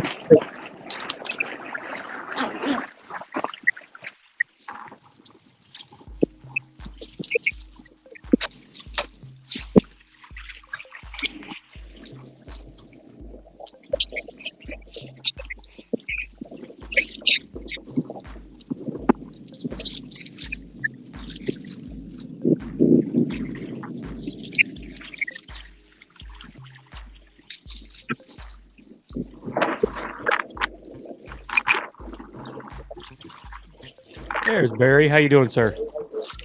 Man, overheated again. It's gonna take about 10 No, minutes that's so that before one. it shuts down. I'm ready. It's all good, man. It's all good. No problems with that. If you need to. I know how they want us to be on here as much as we can, but that don't.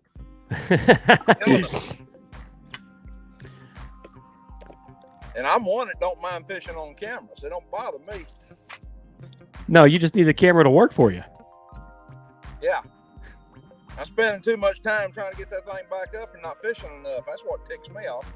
Yeah, no, go ahead and you get your fish, man. Get fishing, do your fishing thing, and then when the big thing is that you're on later on too. So we want to make sure that you're on and for the national show later on. So if you need to take a break and let that phone rest for a little bit, there's no shame in the game. We know what's going on with you.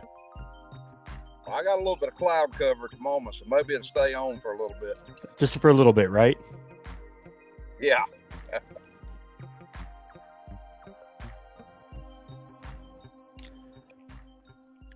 All right, so I'm going to ask you a question. So tell me a little bit of what was your thought process getting into the KFL?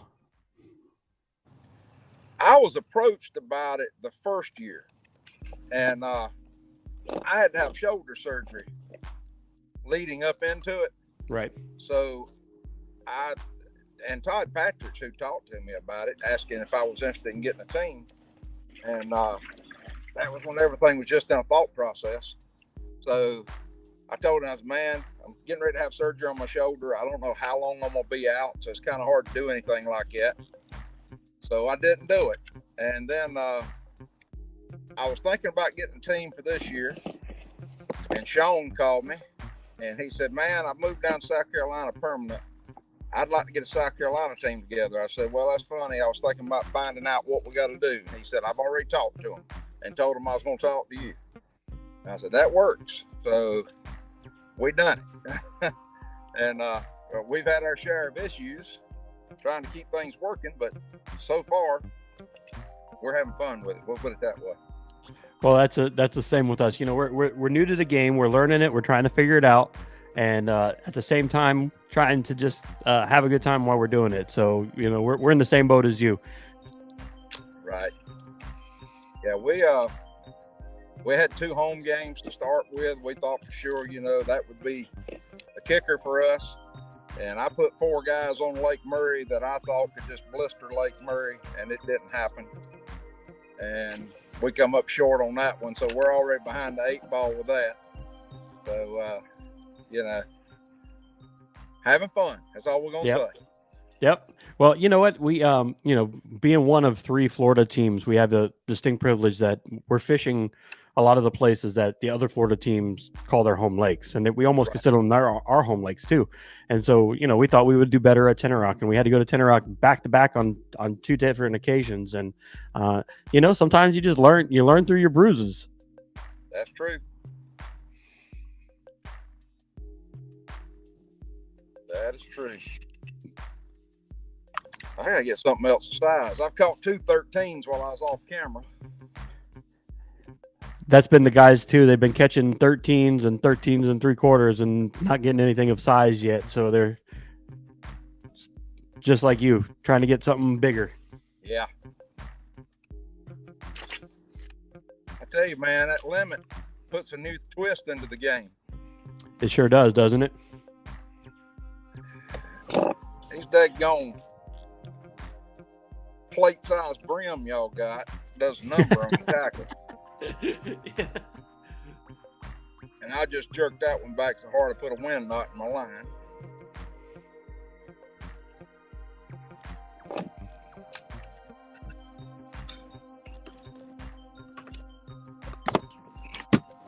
And of course it got tangled up and everything in the back of the boat.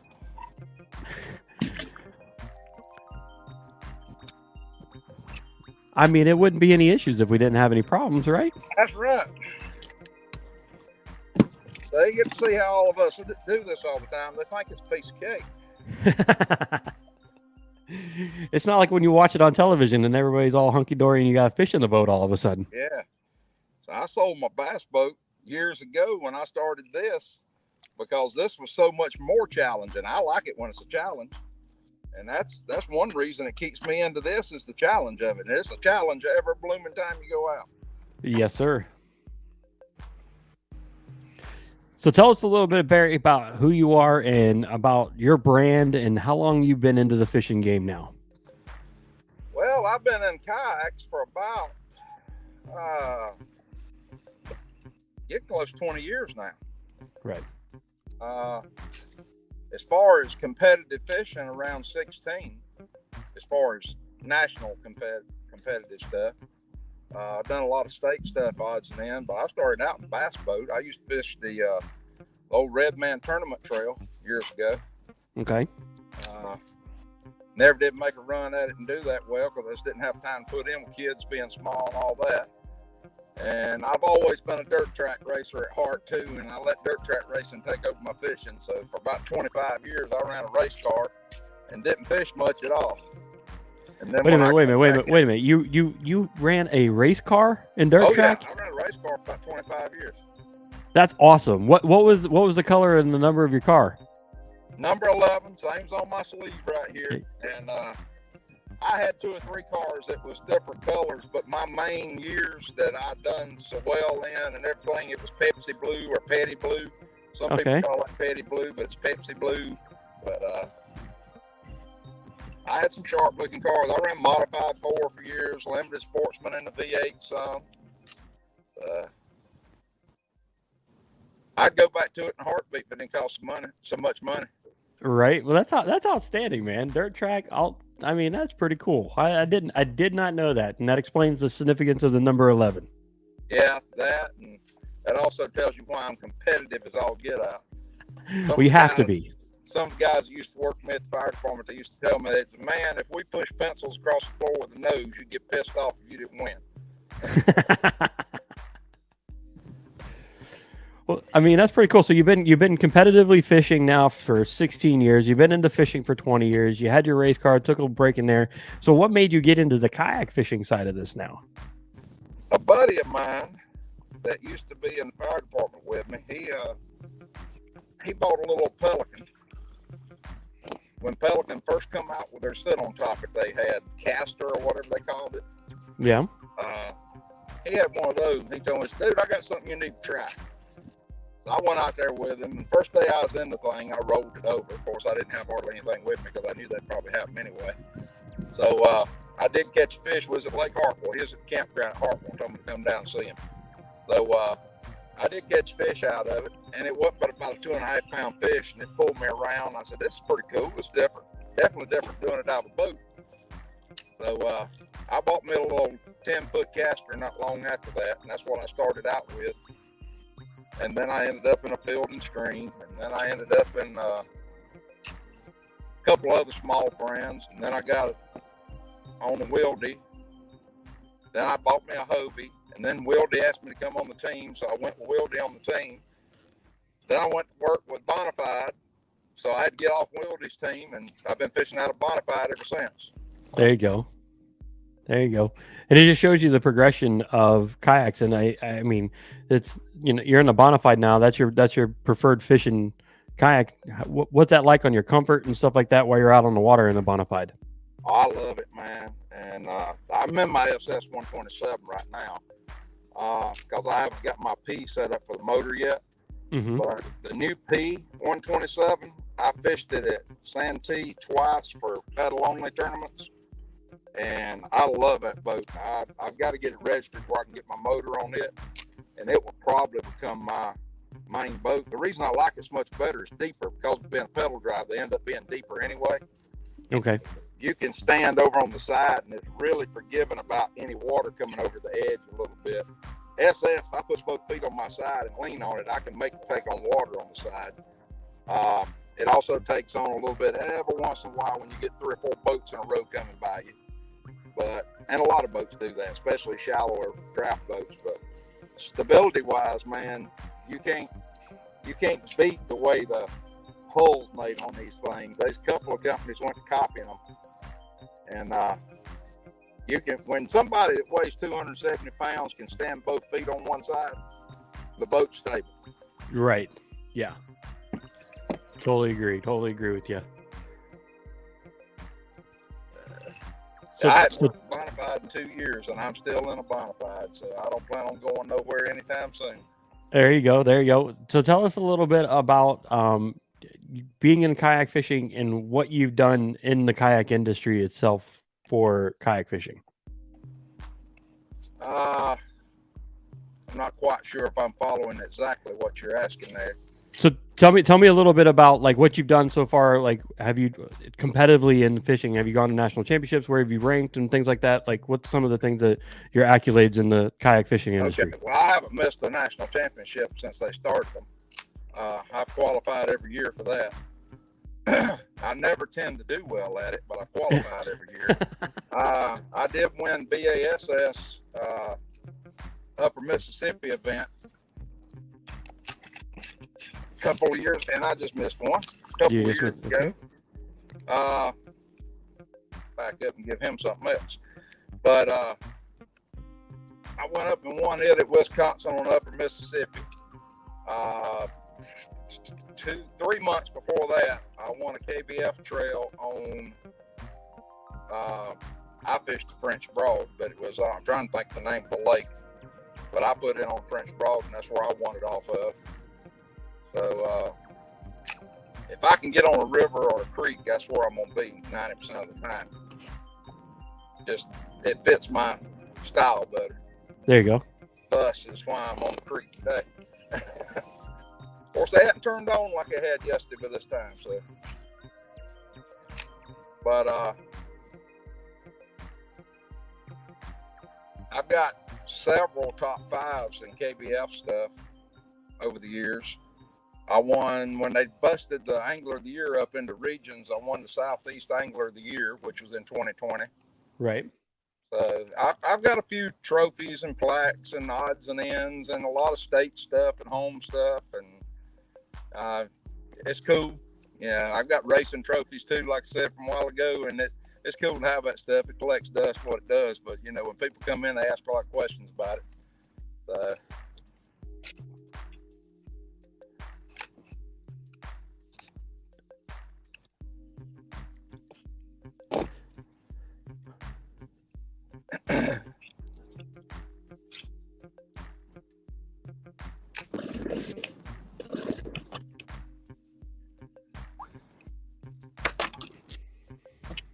Sun done pop back out again, so you'll probably end up losing me for too long again. It's all right. We'll take you while we have you. That's why. That's important. We keep you on while we got you. Yeah.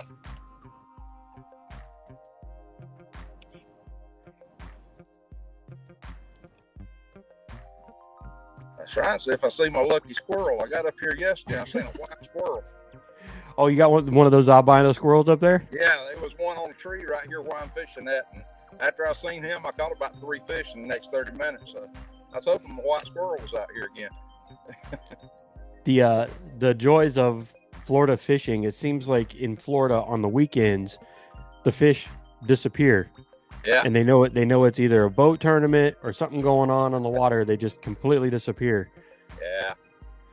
Well, I will say one thing. A while ago, I stopped where I was going to start at, and I had a boat. I done talked to him. I passed him coming up because he was fishing a spot that I'm going to fish going back out. But he stopped and asked, he said, does that canal go back up in there ways? I said, it does, but that's where I was going to start. He said, how about it? We'll come back and hit it in a little bit. Oh, that's you don't nice. get that often. That was pretty cool. And when they come back down, they were telling me they're in a tournament today too. So that was pretty cool that he let me have it with me sitting there waiting on it. Well, that's pretty cool. That's pretty awesome. You don't normally get that a lot down here. No. But he also asked me what I've been using up the creek to catch fish the last couple of days when I told him I've been catching them. So I guess since I told him what color I was using, he felt a little bad. He ought to let me have my spot.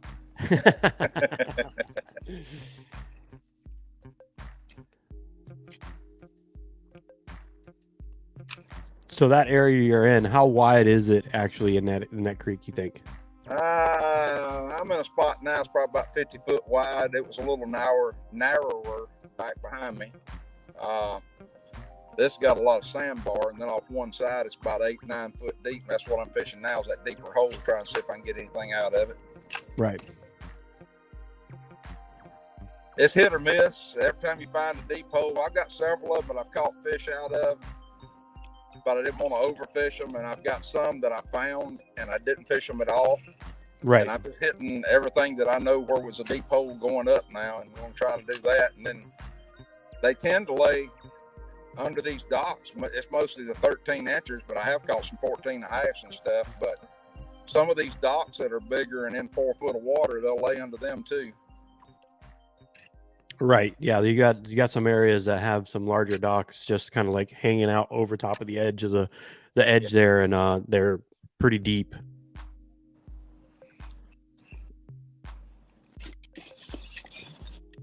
There you go.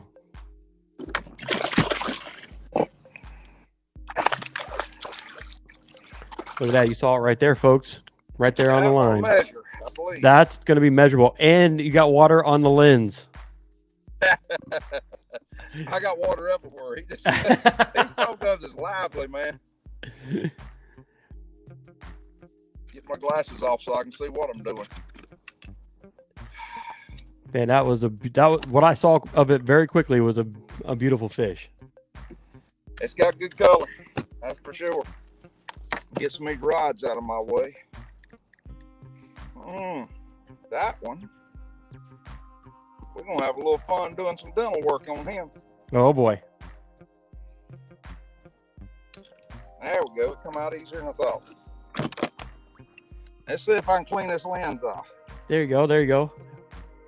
Ah, look at that. And that's actually a really good color fish. That's what you call a deep hole tannin colored fish down here in Florida.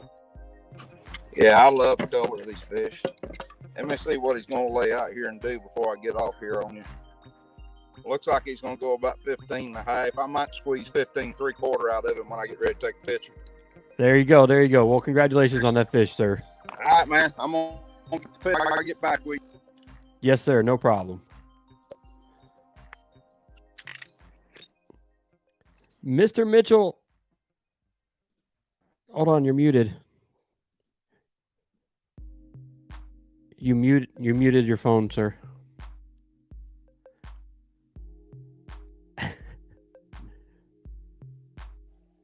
There we go.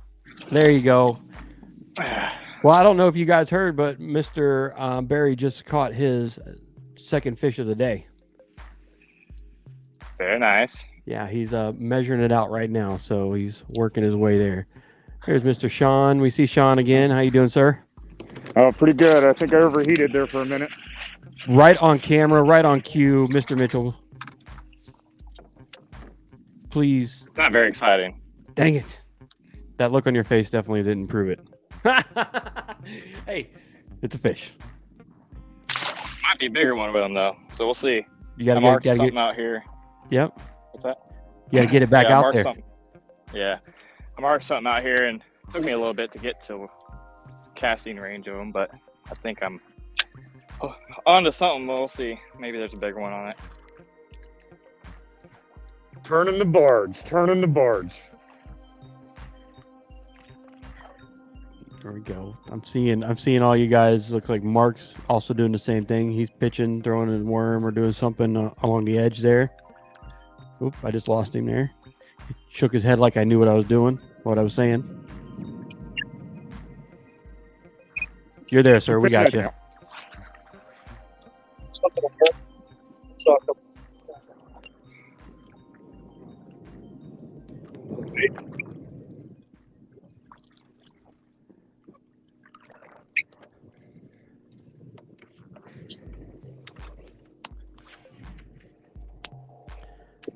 All right, so out of all of you guys on the team, you guys, there it is. That's a better one. That's a better one. Oh no! Dang it. Oh my god! It's all right. It's all right. I didn't think it was hooked. Barely. Golly. Dang it! Dang it! I hate to see it. It looked great. It was a good one. It was probably 18 maybe. Yeah. Dang, man. It bit like it was a little one. All right. Yeah, I've seen you guys all kind of doing the same things, kind of pitching and in grasses and stuff like that, and on ledges. So Got one. Got one. Oh, you smoked it right up top. hold on to it. Oh, don't come off. Oh, It's like a pig. no, just buried in the grass. It might be big. No, it's like a 16, 17. That's all right. That's all right. That's a good looking fish, though. That was deep in the grass, wasn't it? Yeah, hit it right up the top. Wow. Bring it down a little bit. There you go. Good job, man. Good job. Found a little something. He found a little something right when his iPad came back on, just for everybody. I don't know. Trying not to fall in with all those leaks out here.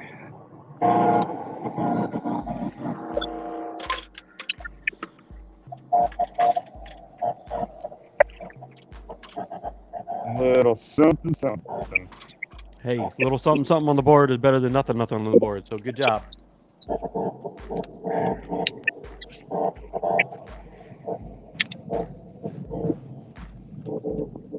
Well, they're chewing right now. Are they? Yeah. So 16. Nice.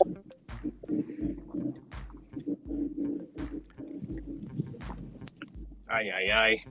That's going to haunt me for the rest of the day. So I didn't even see this, Sean. Congratulations. You caught that 19 a little while ago.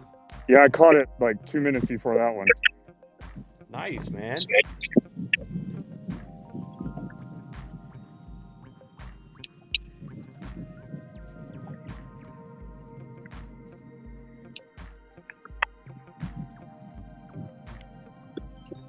Good job. You're fishing in some unusual cover there. So tell us a little bit about what you're fishing in there. Give me 1 second, sir. You're good. I always got to ask all the hard questions right when you're doing something. Yeah, it's all right. No, so I'm fishing off the bank in a little bit deeper water and some grass that I found the fish congregating in. There's a lot of fish up shallow, but there's a lot of small fish up shallow, and you gotta skim through the dinks to get the bigger bites. But Gotcha. obviously the bigger ones are wanting to bite right now, so they're super aggressive. It's got to be moving, and you kill it. Whatever looks good, you kill it and let it die right in that hole, and they've been crushing it. That one was a little bit different. It was as soon as it hit the water, he blew up on it. So He wanted it bad. yeah, for sure.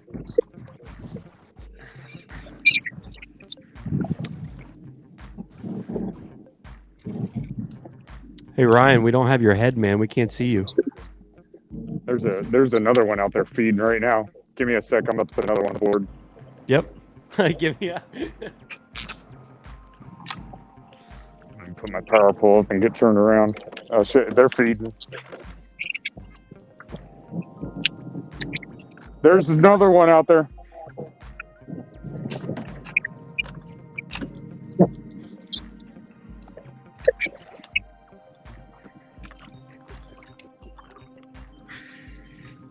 Yeah, all this stuff's too thick to have a pedal drive or anything out. Anything, any motor or anything going out? Yeah, so I mean we're probably in like I don't know, you gotta find a little deeper water, like everybody's saying. It's about six feet where I'm at. Mm-hmm.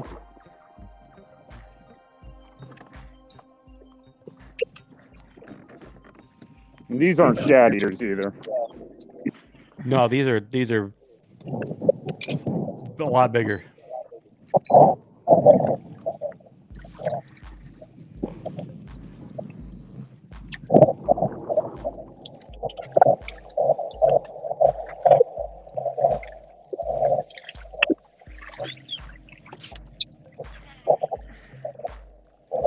So that rod you're using right there, it looks like it's got a big flexible tip on that. Like, what type of rod is that? So this was a gift from the students at FIU, actually, the commissioning class. And it's a 7.9 MHX custom heavy rod. It's not a super soft tip, but it's enough. It's a perfect swim jig rod for me. Okay. You could also get away with probably like 1.5 ounce punch weight. You'd have to see it in person. It's pretty impressive, the quality they put in the bait or the lure. The rod. Well, that's pretty cool to have something like that given to you as a gift from your class. That's pretty cool.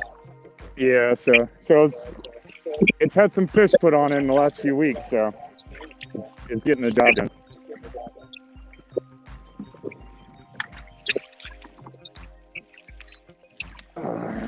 Hold on.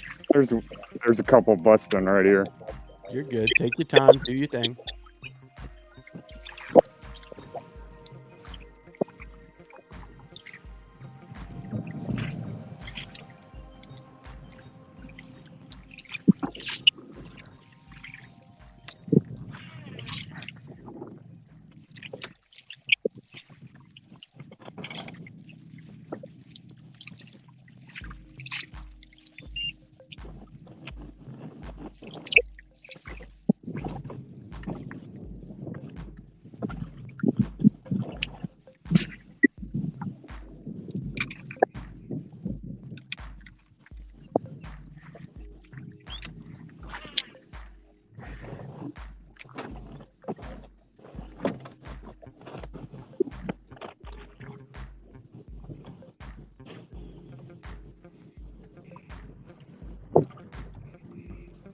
You guys are doing well. You're getting ready to come up on your 2-hour mark. 2-hour mark already out on the water. Whew, man.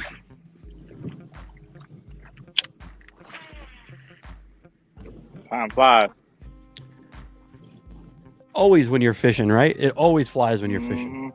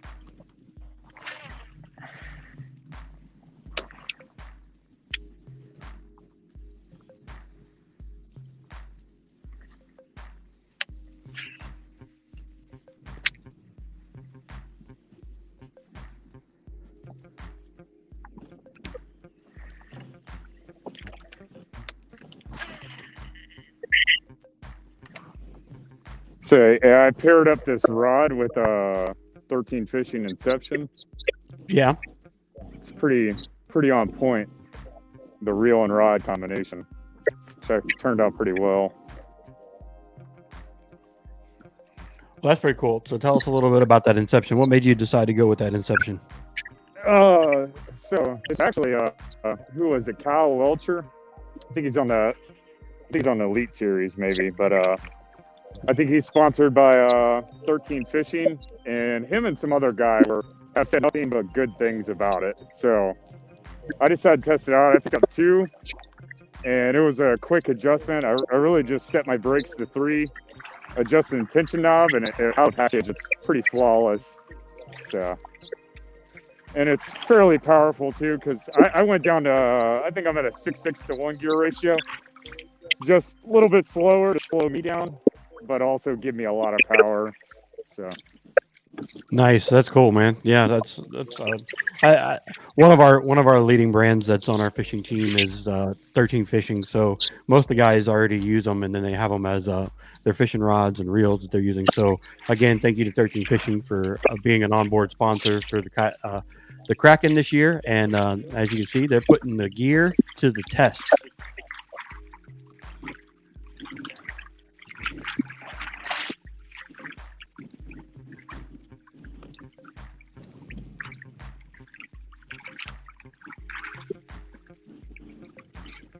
All right, I'm about to do something real quick.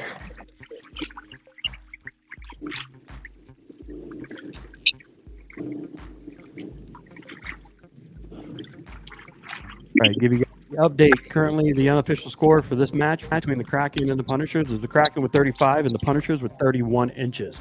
It's a slow, hot, and grueling day out on the water, so inches are low, but eventually they will catch up and something will get on a hot streak and a bite. So we're just waiting for that opportunity to happen.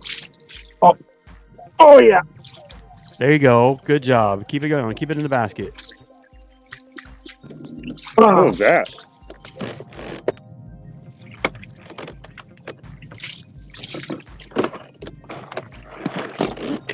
There you go. Good job, man. Good job. Hey, I just want to show y'all that bait. That's a Sean P. custom swim bait right there on a 6-aught beach hook.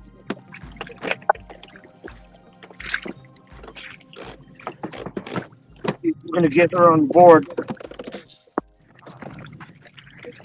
Nicely Little done. thing was Nicely done. feisty. That was feisty. That was a good hit too.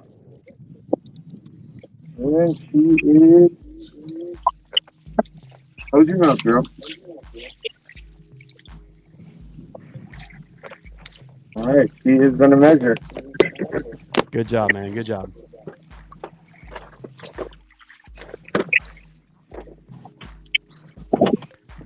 So Ryan, after you get that measured up, we're gonna talk a little bit about your setup here a little bit and about how you're able to do this without pulling your phone out of the holster. We'll talk about that in a little bit.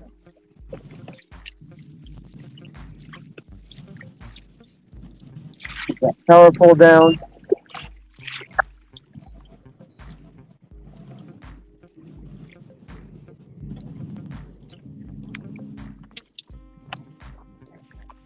You gonna work that edge out there, Ryan? Yeah. Look at that. Teammates talking to each other. Love it. Love to see that going on the water. I think I'm about to fall back off. I'm hearing like the horror movie voice as you guys talk. Okay, yeah, you're probably getting a little warmed up.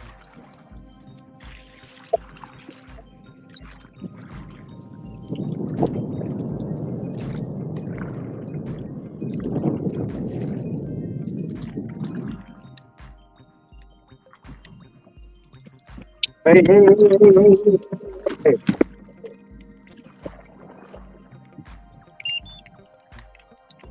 Black. Has to get hot to get spicy.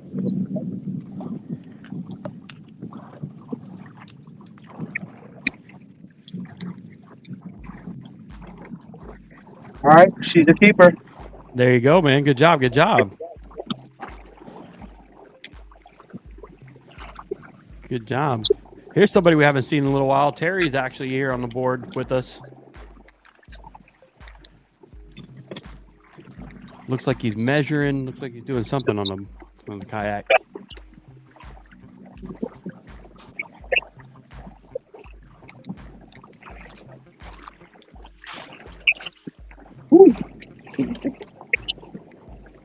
Who just caught a fish? That was Ryan, just caught a fish, but also Terry from the Punishers just caught a fish too. Terry, you're on mute, sir.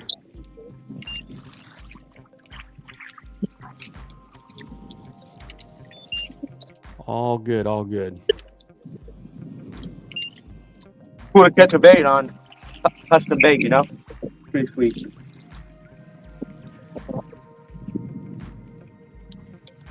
All right, so now are you completely done? Have you done your setup and uploaded your fish? No, I'm doing it right now. Okay. I'll let you But finish up. I could talk. All right, so tell us a little bit about your process right there, because everybody else has kind of had to remove their phones and disconnect from the show. So tell us a little bit about what you've done to make it easier while you're out on the water to submit fish. I'm actually running 2 phones. I got a good deal. AT&T had a phone a couple months ago for $1, so I added it to my plan, and I'm using that. So I got a phone up, recording the whole time, and then I got my regular phone to take pictures and submit fish. Nice. There you go. Able to keep it live and always on so we can see what's going on.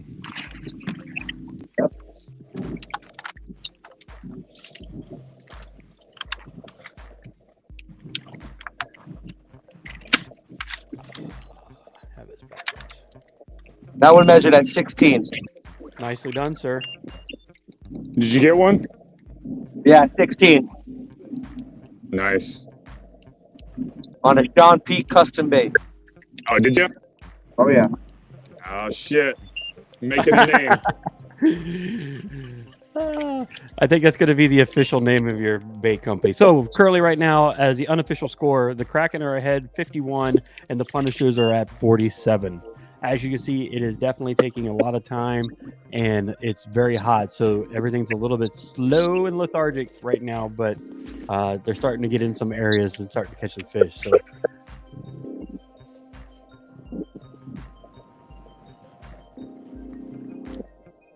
all right. Well, we got some of our diehards that have joined us. We've got Tim Casales is with us today. So welcome, Tim. Sorry you couldn't make it today, but we know you needed to take a break. But we look forward to having you out on the water. So Tim is watching from home. Also, Tackle Fishing Adventure says, hello, everybody. What's going on? Grind it out.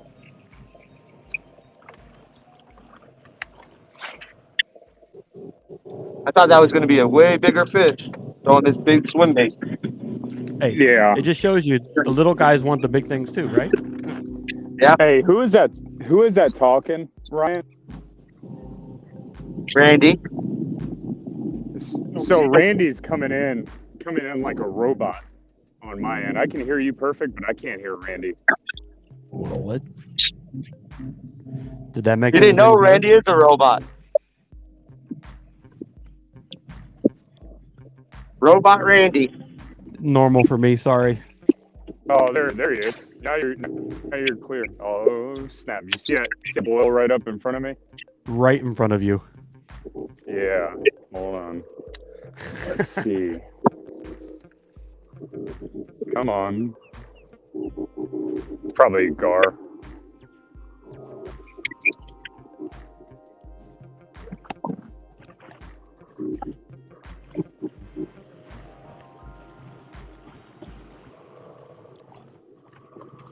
All right. Well, we are at just over the 2-hour mark, so we are going to take a quick break with one of our team sponsors, 13 Fishing. Thank you, 13 Fishing, for coming on board and being part of Team Kraken, and we look forward to many more opportunities to use your gear out on the water. Yeah. Oh, Smoke it. go back and get it. Oh, he ain't letting me. I don't want to Okay, leave maybe yet. I'll We'll take a commercial break here in a second after we see what Sean does. No, go ahead. I'm gonna see if I got a hook in him. He's not gonna bite again.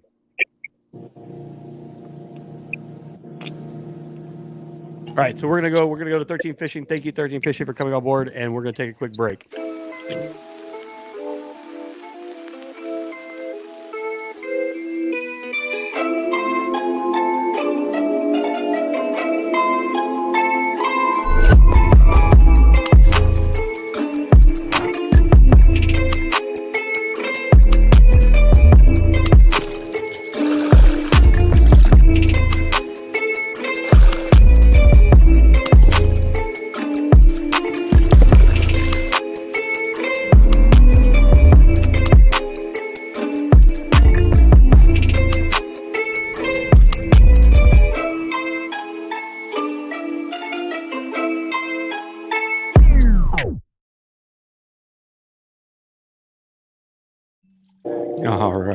All right. We are back and regrouped now with our 13 Fishing supplies and ready to rock and roll.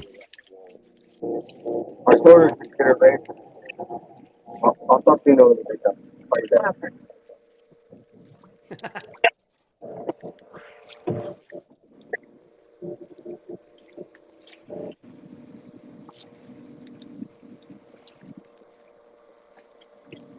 I need fishing socks.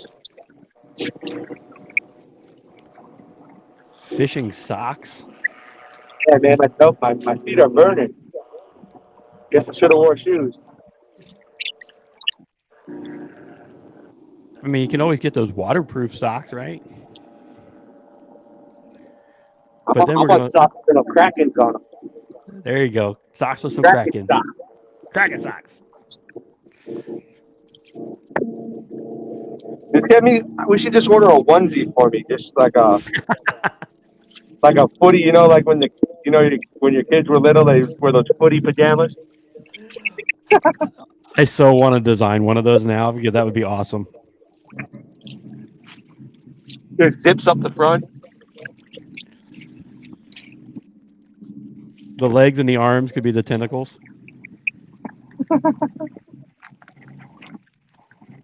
Can't believe I missed that fish. It's all good, man. It happens. It happens. But man, that was a pretty good hard set, though. I know that hook was in the mouth.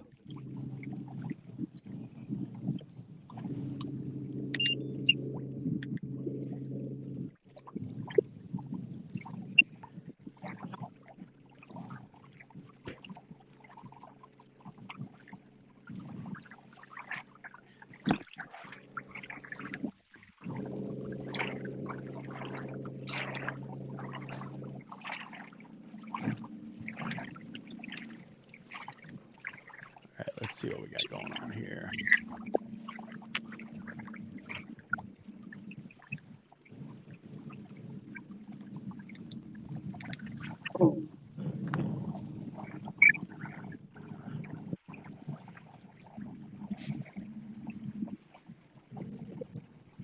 I mean, it's pretty amazing. You can sit here and watch. You know, Sean. We can see where Sean's fishing, but like Chris and Mark and Ryan, you guys all look like you're in like no man's land of just water and water and water. There's not even anything around you, but you know there's stuff underneath it. Yeah, that's what I'm Oh, doing he- right now. I'm looking at stuff on my graph, and I found when I find one, I mark it, and then I turn around. So you'll see me doing a bunch of circles. But, Oh, that's what that was. It looks like I'm in the middle of nowhere, but I'm like about 150 yards from Sean. Really, it totally looks totally like you're not anywhere close to him. Yeah, he's pretty close. These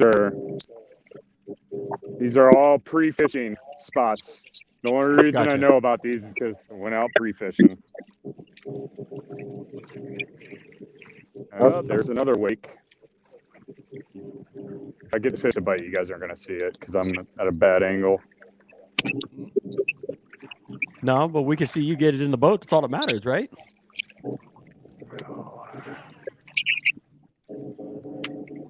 Oh no, man, that hook set that adds to it.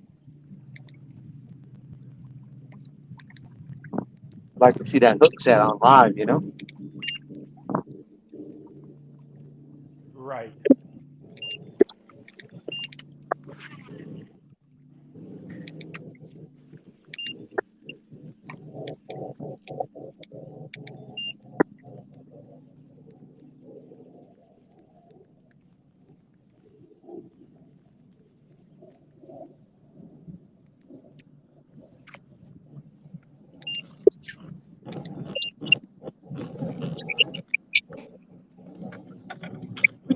I literally just had one wake on it and didn't even bite it. Come on, eat it. Yeah, eat it. I'm over here playing with the inks right now.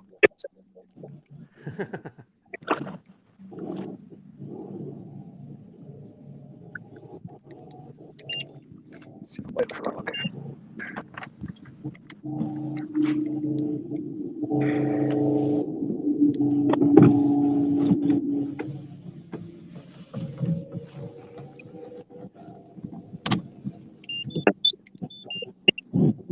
Close up. Extreme close up. Ah! I'm just checking my battery.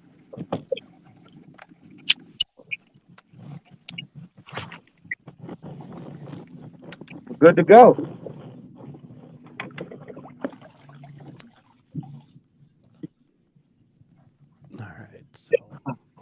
All right. So it's 2:00. The other half of the morning sessions have already finished out for the day, so they're going to be wrapping up, going back to the launches and back to the ramps to get everything done. So we have 4 matches that are now the second half of the afternoon. So you're going to be hanging out with the Deep South Kraken and the Palmetto Punishers, or one of the other couple teams, and then we will have a national broadcast show that goes on from 5 until 7, where we will bring anglers on and talk about their days. So keep it going and rocking and rolling.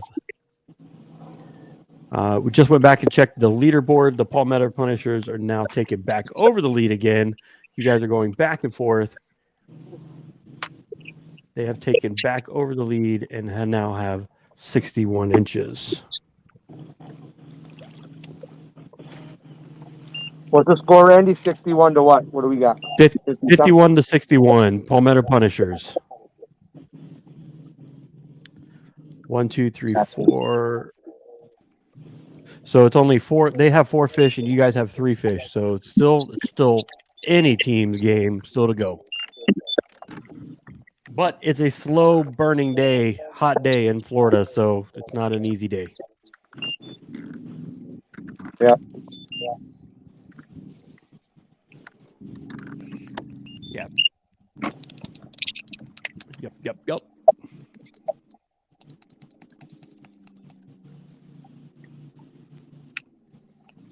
Sun just went down. Yeah, sun just went down a little bit. So just to remind everybody, those that are watching and those that will be watching, the reason why you're not seeing the Palmetto Punishers is because they're having phone connection issues and also overheating issues. And they've gone in and out a couple times already. So they're just trying to let their phones rest, get recuperated so that they can come back on and then at the same time be back on for the national show later on today. But they will be coming in and out of the show, and we will be bringing them in so that way you can see them. But they are definitely having some phone overheating issues.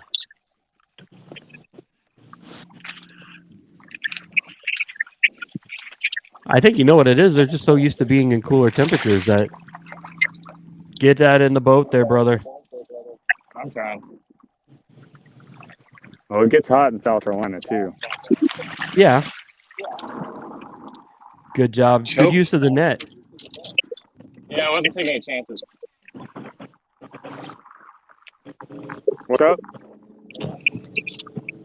Chris just caught a fish. You did a beautiful, beautiful fish. Nicely done, sir. Good job. Thank you. About time too. It's all right. It's bound to happen. You're bound to get in an area where it's going to happen. Nice job, Chris. Good job, Chris. Took your advice, Sean. Bouncing stuff offshore. Yeah, like you gotta, if you get off not too far from the bank, they're there. Yeah.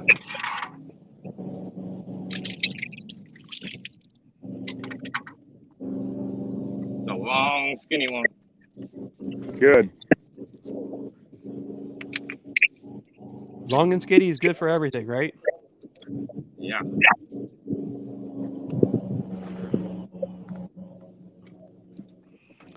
All right. I am just currently looking at the weather. So it looks like coming up into the area around 3 o'clock, you guys might get a little wet. You mean we're going to get cooled off? It's looking, yeah. So currently the real feel right now is 103. That's it? That's it. It's nothing. 18 and a quarter. Beautiful fish, man. Good job. How big? Goodbye. 18 and a quarter.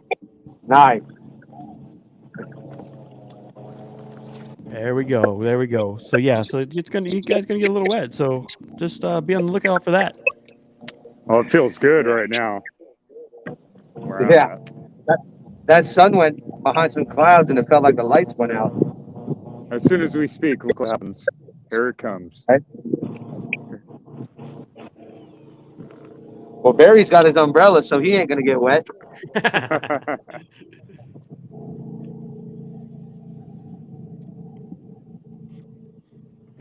My inflatable might blow up. Nah, you'll That would be be fun. fine. That would be funny. We'll catch that on camera. It's all right. I got my other one in my hatch, so smart, you know.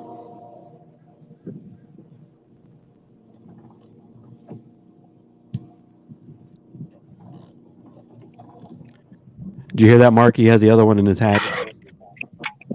Bought an extra one.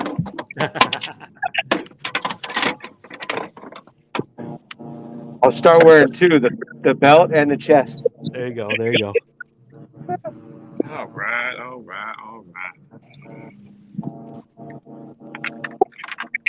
Let's see if there's another one there. It's a pretty big area that I'm fishing, so maybe there's more. There you go. You're throwing your favorite bait in the world. Oh yeah. Oh know yeah. I'm for sure throwing my favorite bait too.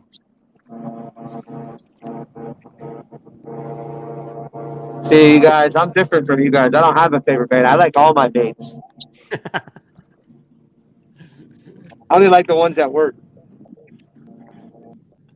I'm gonna say whatever one's working best. That's my favorite.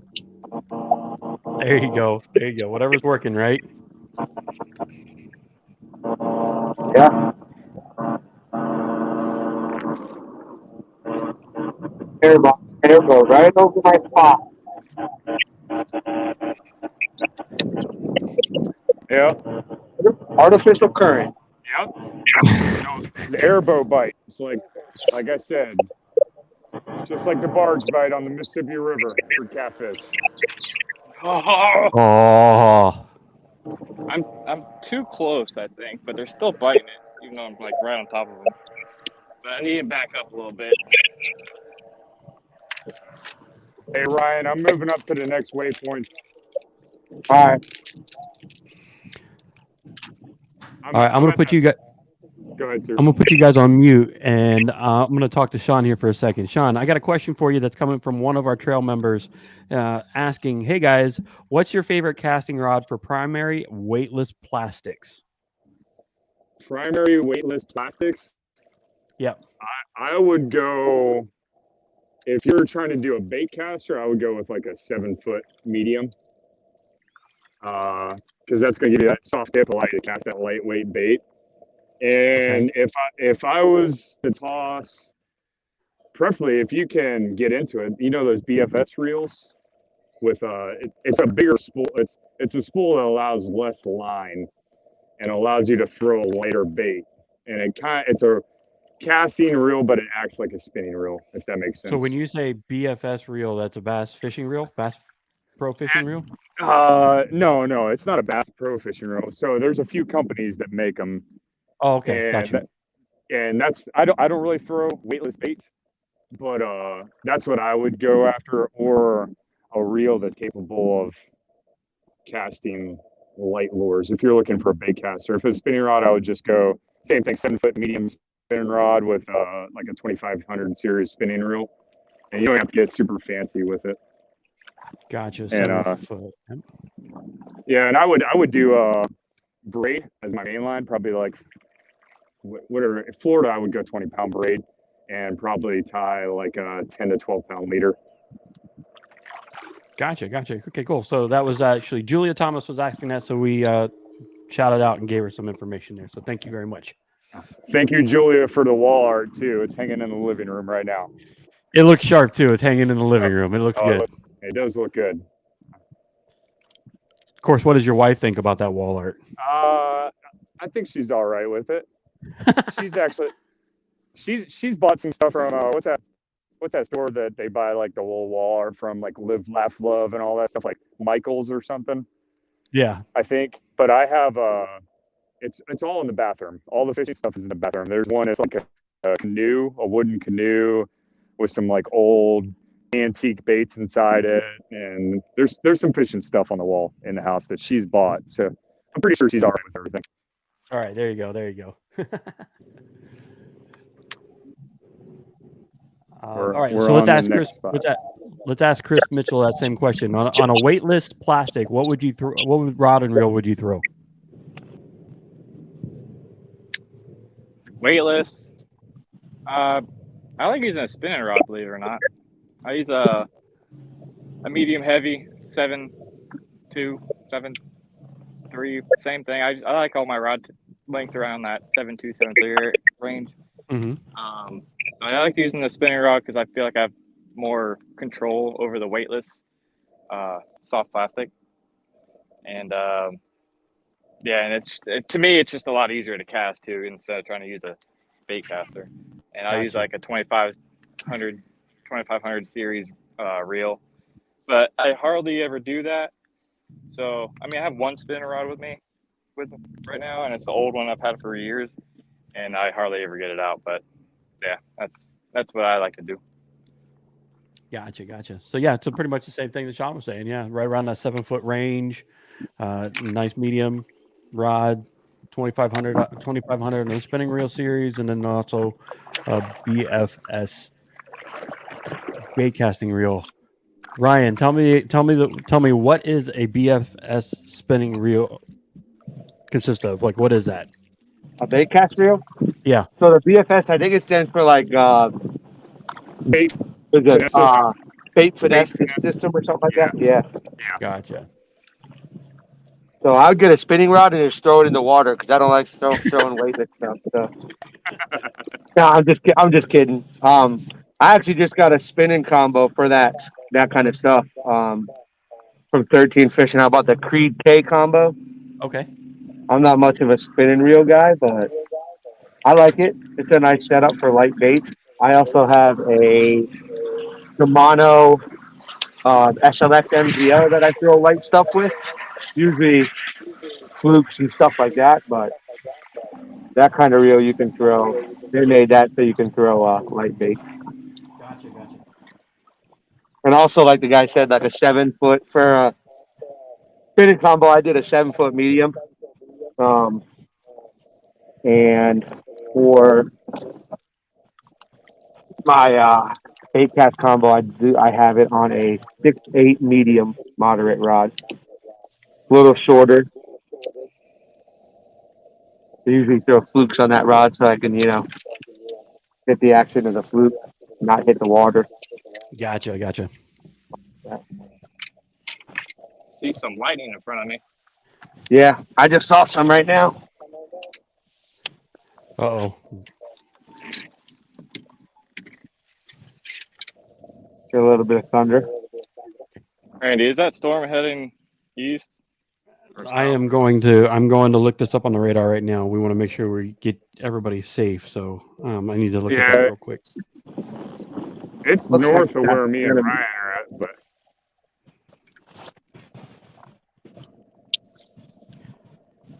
Let's see.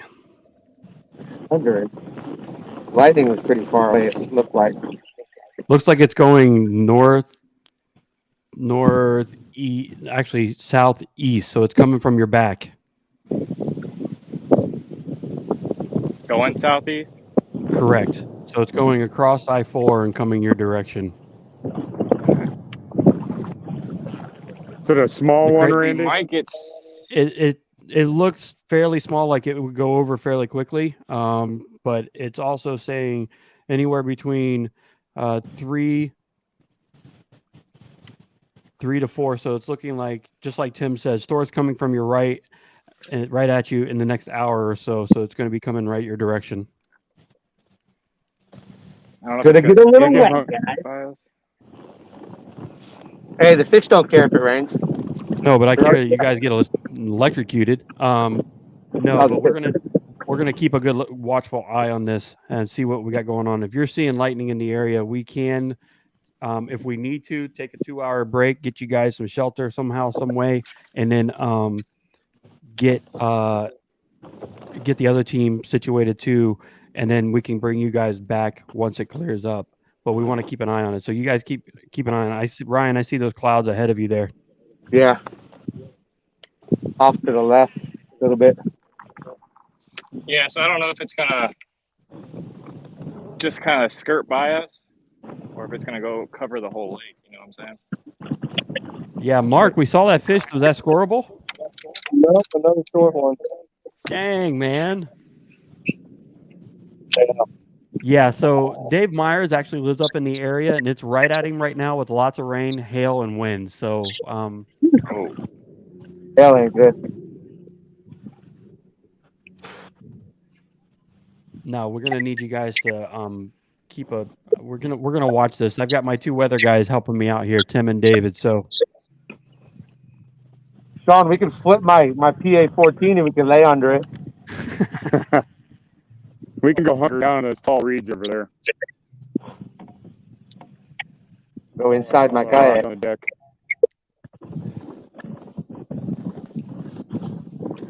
Take those two shiner poles and just stick it up and use my kayak as a roof.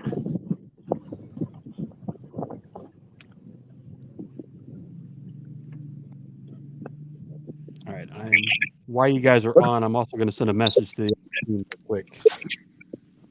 So I'm gonna back off here real quick. You guys stay on, and you guys can talk for a minute. I'll still be in the green room. Okay. Move up a little bit. Yeah. I thought it was a giant, bro, when it hit that swim bait.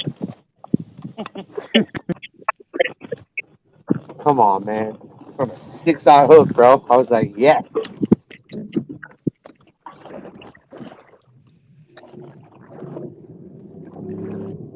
Feisty 16. We'll go back to that. We'll go back to that. We'll go. Fish shadowing.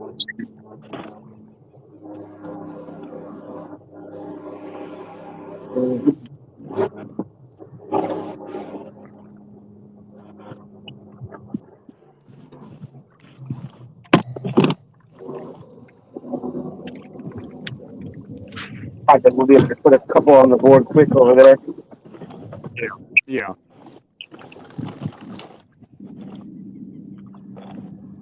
Yeah, man. Knocked that swim bait. I was like, come on. Get a good hook on it. Yeah.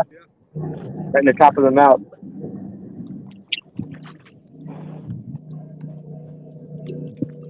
Yeah, that bigger hook helped out. Yeah, that smaller hook I put on earlier, not good. Yeah, no putting that 6-off piece on front. For sure. Hey, if it comes down to it, we're gonna have anchor down right there. Yeah. Yeah, we can get under that.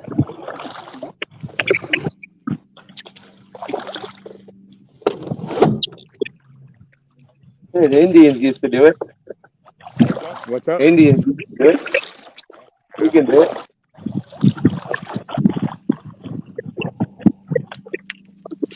Hey, Chris, is it nasty over by you yet or no? It's getting dark. It looks like it might be. I don't know. It might skirt by us. I don't even know what direction that is. But to the left of us, it looks like it's kind of going to stay that way. I don't know yet. Yeah, I'm about to look at the radar myself. You guys have nothing to worry about. You have some of the best anglers watching the radar for you, so they'll let me know quickly. Angler start video out. If anybody knows anything about rain and weather, is Tim being out on the water with all of us for so long.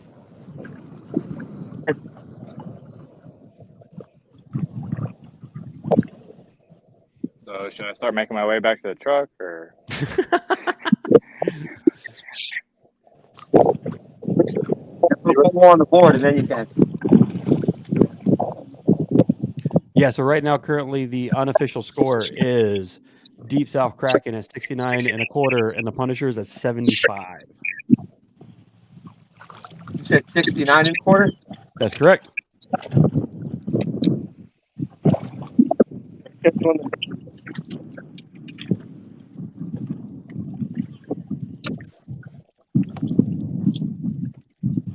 If anything, I saw Mark can go to that like tower that's not too far away over there. Oh, That was my driller. Yeah, there's a little dock right here where I launched, but I can probably tuck under if I need to.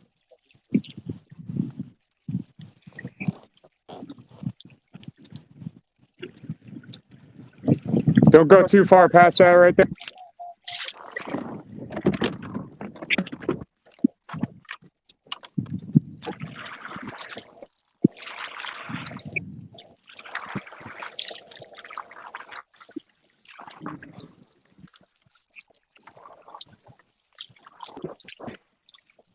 Oh yeah, we're about to get hit. Yeah, it's coming right over you. Yeah, we're about to hunt down these reeds with the gators.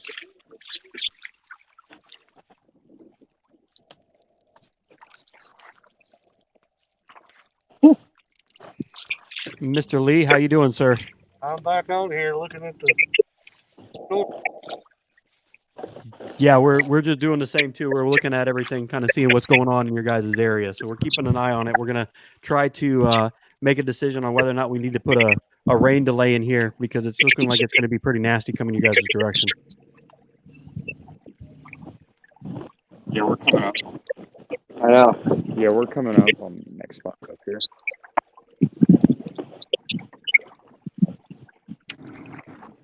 Kind of hope that stays that way. You know what I mean? Yeah. If it stays that way, we'll be good. Right here.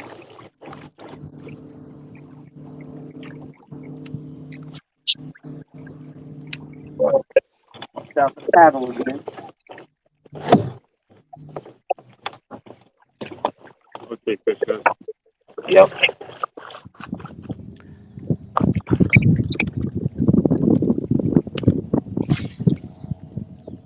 Yeah, it looks like this storm might actually come in two waves. You might get an initial one that might expand over top of you, and then you're going to get another one right behind it.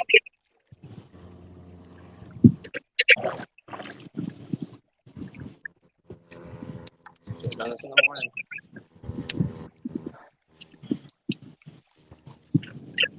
Look at that side of the lake. That don't look like it's been tough to get anything.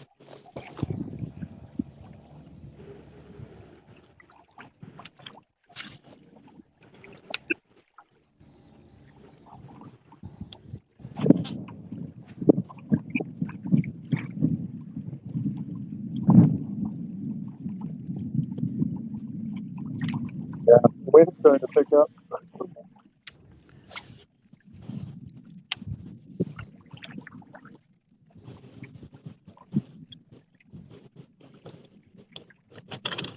Ooh.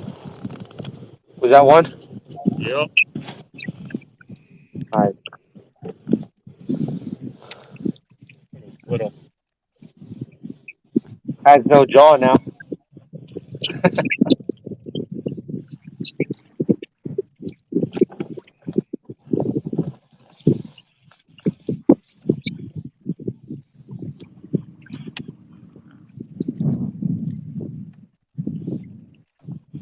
Right on the edge too, huh? Yeah, right on there. Getting weight.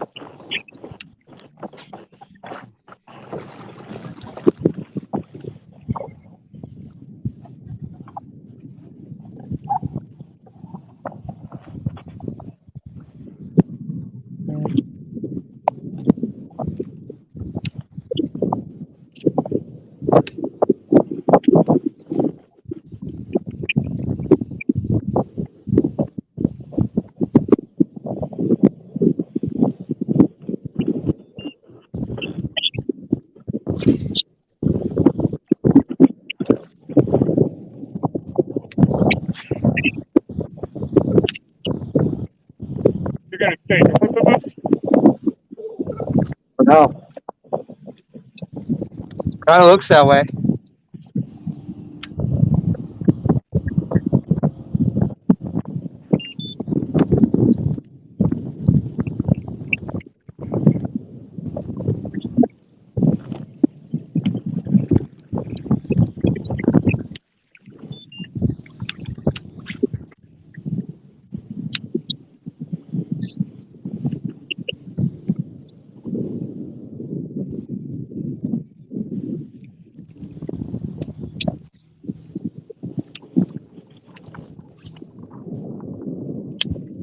Yeah, it's getting kind of lit up over here.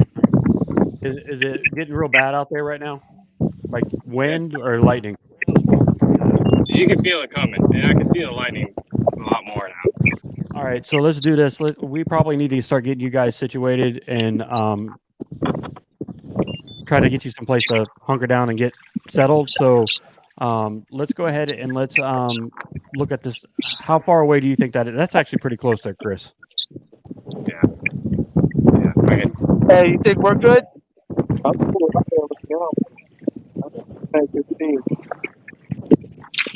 I think it looks like it's going to go by us. I'm not sure though. It's not actually. It's actually planning on expanding right over top of you guys and getting nasty.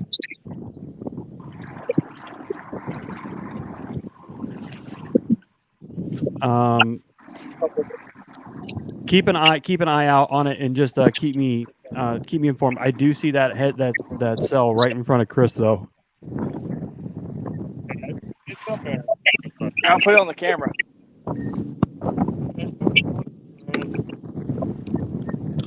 You see it? Yeah, it says the storm is due east. Will hopefully miss the north half of the lake. So if you guys aren't in the north, you're okay. Thanks. Chris, you're in the bad spot, I think. I don't know. I've been there before where it looks like it's not going to hit you, but changes Then its mind by a second. Right, exactly. All right, Randy, you guys what- keep going here for a minute, and let me give a call to Barry real quick. I got 5 minutes falling down there.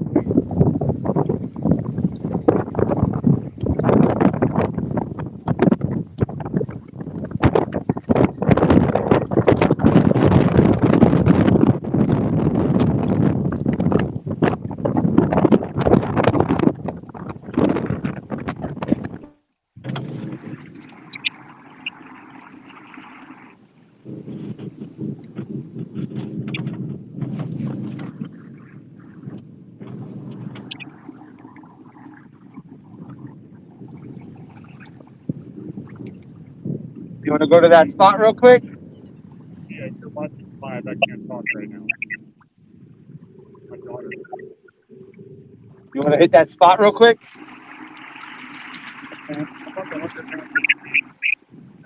Look behind you. Yeah, that's true.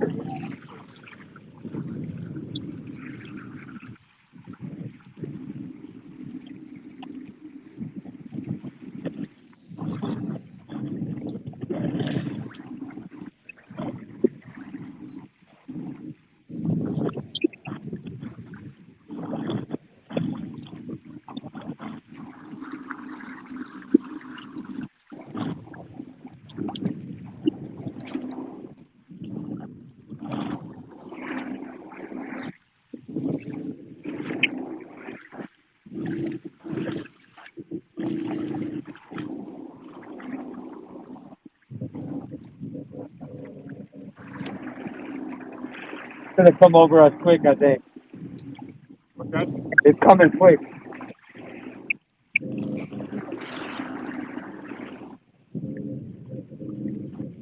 Yes, sir.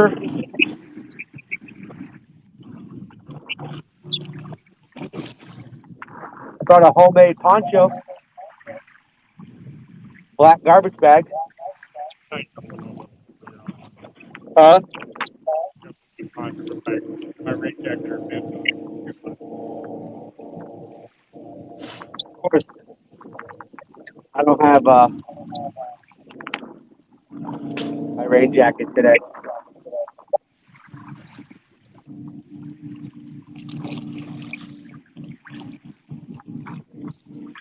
bucket back there.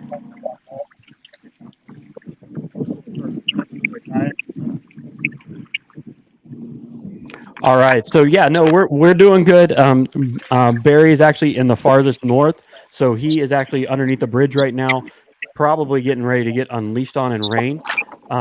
Mitchell, everybody else needs to know where their closest place is for shelter, so they need to make sure they know what the closest place is.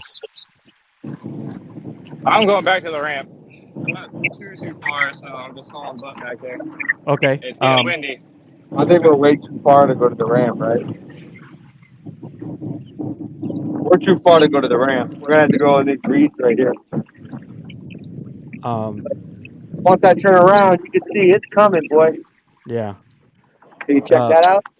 Yeah, I can see the black. So if you need to go ahead and get that cover, let's go ahead and try to find your closest area.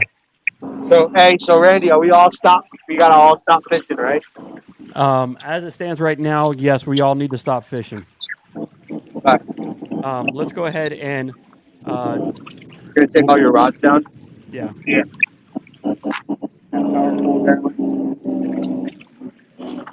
Yeah, you can see that wind coming through my area. Yeah, it's coming through Chris's pretty hard. And Barry is to the north of you up there, so it's going underneath there. Yeah, I'm getting pushed pretty freaking hard. Yeah. We got nothing by me yet, so I can see it. Ah, man. I don't want to go through this again. I know. Take your time, man.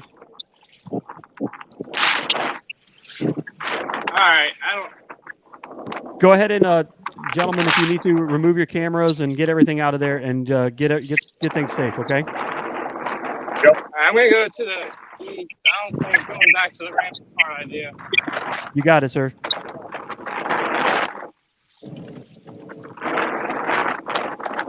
It wouldn't be a Florida fishing tournament if we weren't doing this. Right, exactly. As you all can see, we are getting ready to go into a real bad storm and a rain delay. So we are going to take the time to allow the anglers to kick off line. We're going to remove them from the studio. We're going to take a delay, and we are going to hold off for a time being. But we are definitely going to make sure we get everybody situated off the water and in shelter. So they're removing their equipment right now and getting situated, and then we will resume. So currently right now, I'm going to just be on for a few minutes to show everybody that we're still currently live.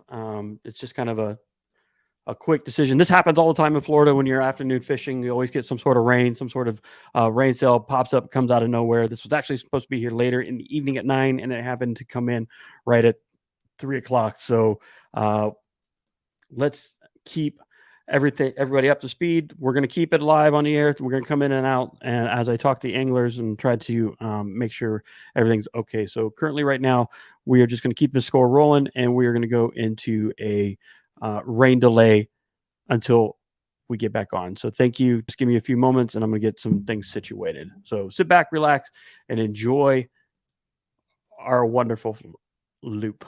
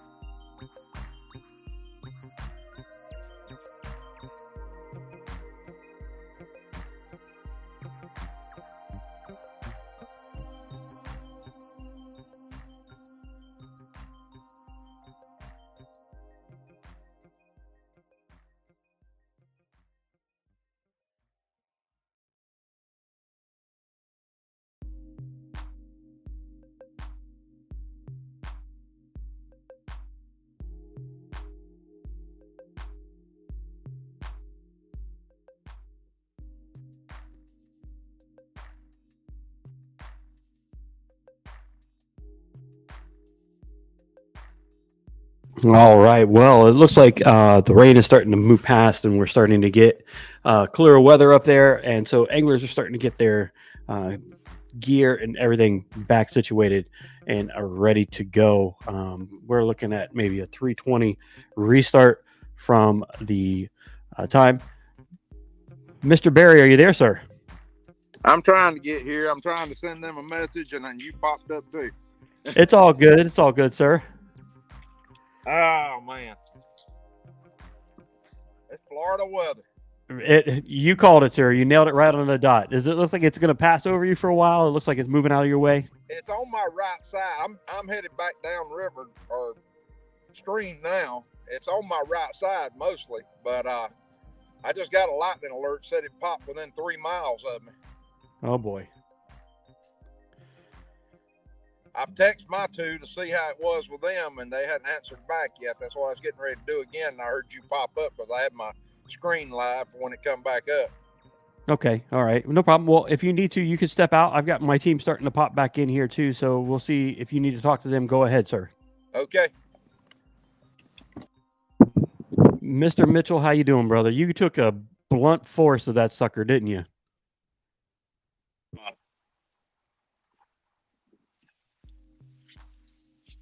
Can you hear me? Are you there? Yeah, I can hear you. Go ahead. Well, I'm just gonna sit here until this goes away. I don't know if you. I can't go anywhere. The wind is way too strong, and I about flipped like 5 times. So, Does it look like it's going? I mean, it is moving away from you because it looks like it's behind you now. well, it's been behind me this whole time. It's kind of going like catty corner that way. Gotcha. Whatever. But anyways, it's kind of steaming by us, but the wind is just so strong, and I can't fight it. So I'm behind these reeds, kind of. Okay. Power pulled down, and just gonna wait it out. It's you have two of the other gentlemen from the Palmetto Punishers are doing the same exact thing. So Barry's actually trying to reach out to them. It did seem like, I mean, this thing rolled in fast. It was quick. Yeah, it came in real quick. It was not something. I mean, we were just talking about it, looking at it like, oh, it's gonna be. We can get you guys some. And then it was like on top of you, super fast. And we were like, that changed everything. Yep. But yeah, so it does. That's Florida afternoon for us, isn't it? Yes, exactly. But yeah, it's looking like it's going to start moving a little bit out of the way and get a little cleared up, and you guys can at least get some fishing back into you. Yeah, I looked at the radar. It looks like maybe another one's going to come right behind it, like an hour later. But yeah, it could change. I don't know. Who really knows? Yeah, we're doing the same thing as you, man. We're watching it. We're seeing that like one cell. It looks like it's easily an hour away. If that's the case, we'll use you guys as a good gauge on this one because obviously you're going to see it faster than we're going to see it. Yeah. Well, luckily, knock on wood, there's rain in front of me. You can see there. Yep. It's just like I'm in a circle. So I don't know if I'm about to be in a tornado or something, but it's just going around me. I guess that's a good thing to look at. I'm not getting wet. Yeah, I guess I don't know, man. You're not wet, but Ryan and Sean got dumped on. Yeah, it looks. Yeah, I could definitely see it raining over there where they're at. Yeah, they were like, sorry for them. Ryan calls me and goes, "I've got water in places I never knew I had water." Mr. Barry, good to see you again, brother. Okay, Terry made it back to the landing. He said he's going to probably fish around the landing area if we get to go back out because he's not getting stuck like that again. Yeah, no, I completely understand that. Yeah. Yeah, that rolled in quick on those guys out there in the open water. It was on them fast. Yeah.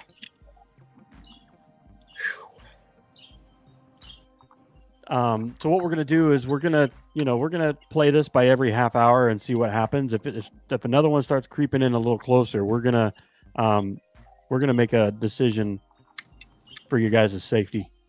Right. Finish it tomorrow morning. Y'all like my raincoat? Yeah, that's a trash bag, bro. All right, I'll let you go. They're back up on that, so should have brought my surfboard. You guys There was are crazy. There was like 4 footers where we were sitting. I think it's kind of good now. I don't know what's around us according to the radar. I haven't looked at it. Is it good where you guys are? Yeah, the wind's starting to let down a little bit. Yeah, the wind's definitely letting down over here by us. Well, Barry's in the up best here, place. but I'm very north end. He's in the best place. He's got all the trees. He's got everything around him. Well, I've got 3 bridges I can dive to. That's the thing about it. True. Man, there's freaking water in there. Yeah. So you know what we'll do is we're going to use you guys as the weather judge. So I'm watching what's going on, and I've got 2 guys watching it also that live up in the area, and one that's down here with me.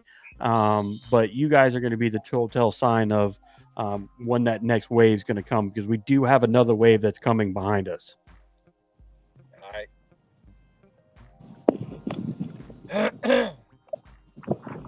It wouldn't be Florida without some beautiful rain. Oh yeah. Of course not. I don't care about the rain. It's just the lightning that freaks me out. Yeah, no, I'm right there with you, brother. I think the rain or the lightning's kind of off in the distance now. Yeah. Yeah, I'm not seeing as much.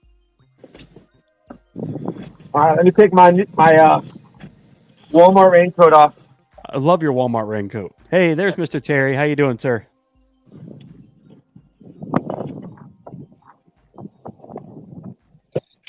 It came down pretty good though. Tell you Yeah, that. you guys got soaked on that end.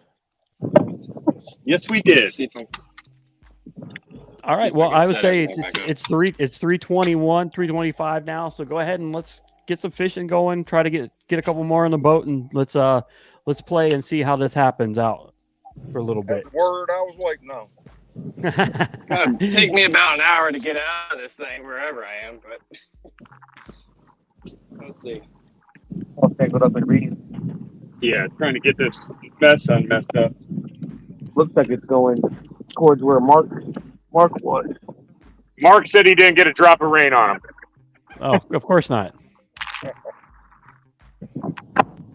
But he's at a dock. He's living it up right now. It's under somebody's dock. Yeah, him and Barry, they had the prime locations, man. They got to the spots just right. Well, now we shouldn't have any overheating problems on phones.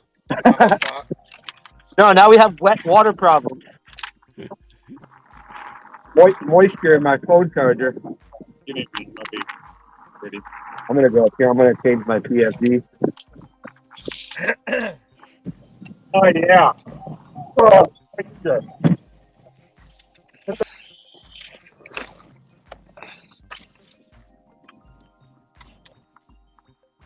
Oh yeah, yeah, Chris, I can see those rain cells up ahead of you. You see them? They're dropping over there. That's kind of crazy. Yep. They're going around me. Thank goodness. But Yeah, where you guys are at, you've got a rain cell that's up over top of Orlando right now. That's pretty. It's going right around you guys.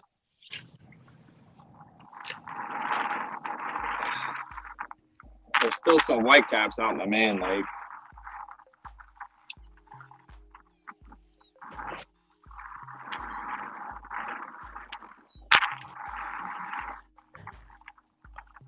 One of the anglers watching the show said, "I haven't met a true Floridian yet that don't have a love-hate relationship with the weather in Florida."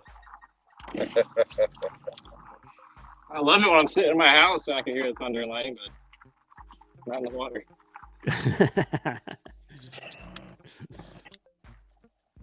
Not in the water. You're right. You're so true. Hey, buddy, welcome back. Giving a live weather update. Oh yeah. What's It was raining sideways. Rain that come up from the ground.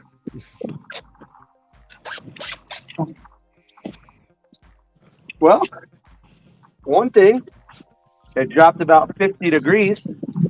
Yeah, it's not hot anymore. That's for sure. Yeah, it's actually bearable out here now. No, the truck.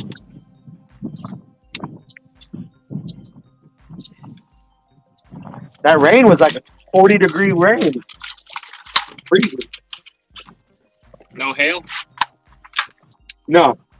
well, that's good. No hands. There's Mr. Sean. Yeah, give me a sec. I'll be set up. You're all good, bud. When's that next rainstorm supposed to come through? We're looking anywhere between 45 minutes to an hour. Come on, man. But I'm also looking at the weather, and you've got weather that's up in Orlando around you to the north.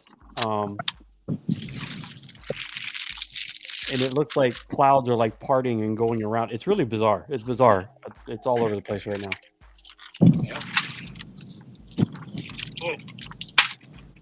Gotta love afternoon rainstorms in Florida. Ooh. Hope they fired up.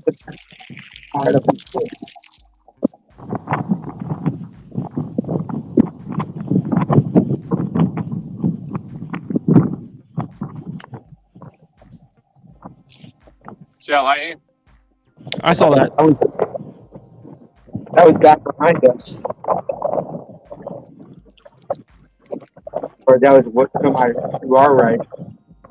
Yeah, that's the area behind you to the north side of that lake in that area. That's where Chris is up in that area.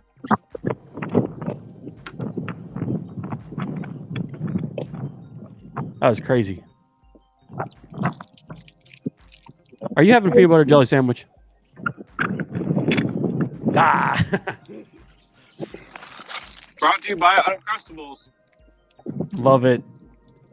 The grape jelly ones are the best ones. The only one, bro. Gotta get my energy back up before I head out there.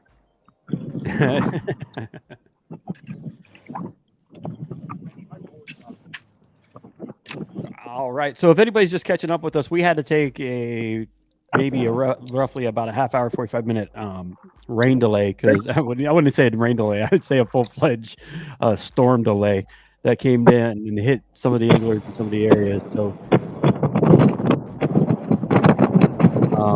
we are just getting back on the water and getting back situated. So the anglers just put in at 3:20, and we're going to just gauge on what we can do just to keep our anglers safe also.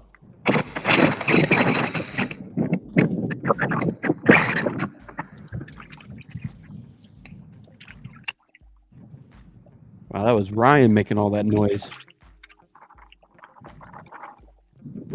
It's all right, buddy. You don't have to. You don't have to make all the noise.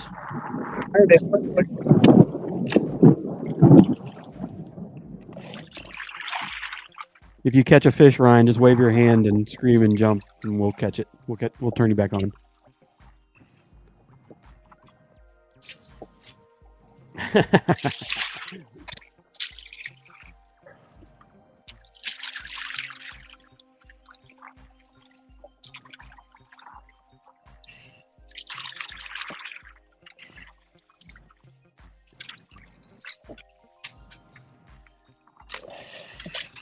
If anybody's knows anything about the Florida area, sometimes you wait 10, 15 minutes and it's going to be a whole different day. Yep. Well, Barry, you've done this before when you've been here in the colder months and it's been pouring down rain. You wait a little while and next thing you know, it happens too. Well, my wife's from Sanford, so I'm extremely familiar. There you go. You know it too well. She grew up 45 minutes up the road, so.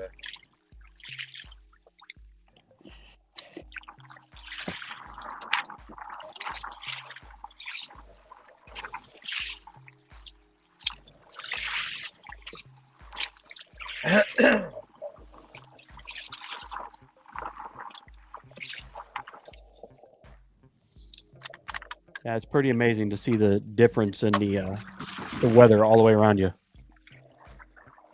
Yeah. I know we're spread out, but we're not spread out that far, and it's still a lot of difference. Right. Yeah. Tim Campbell said it, especially in Florida, Central Florida, sunny 15 minutes, dark skies, pouring rain 10 minutes later, hot and sunny. He said it right. It's correct.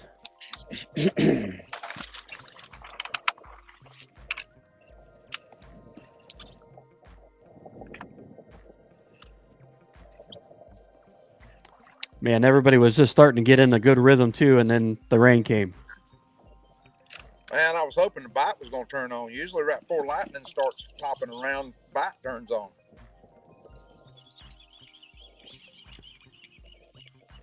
Yeah, it totally shut off real quick.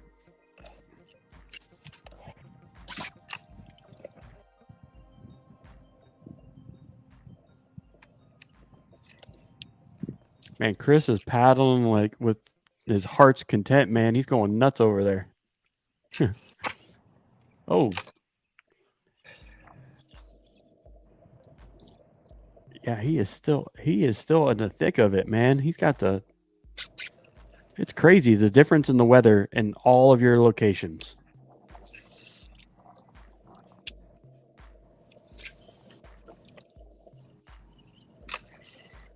Wow. Excuse me. You're all right, sir. You're all right. That's that watermelon I tried to eat while I was up there. I figured I better eat something, even if I did feel like crap. So I figured watermelon would hydrate me and help a little bit either way. There you go. Yep.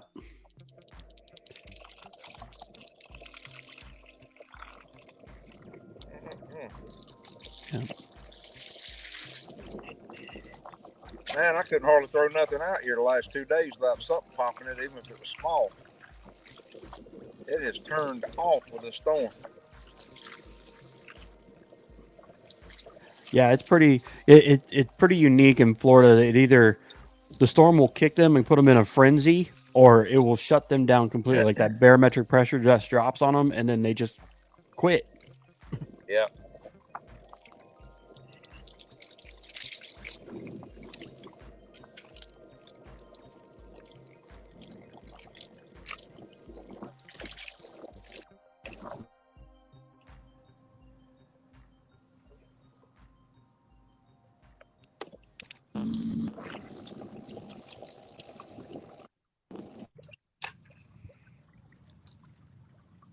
Hammerhead.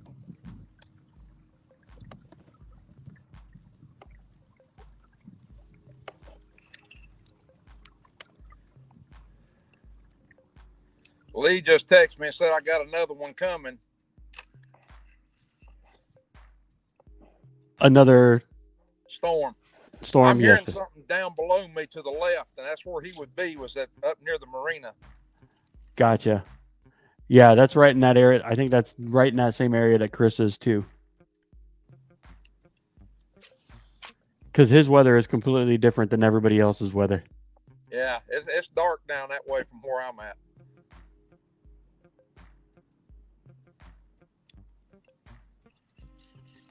Wow, it's just remarkable to see the difference in the weather.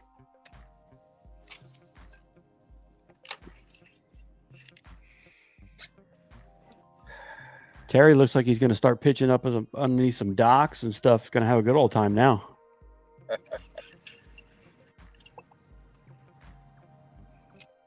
Yeah, I hate our plans getting wiped out. We had a plan for certain stages of the day, and it's kind of got knocked around now. It's all wiped out, right? Yeah.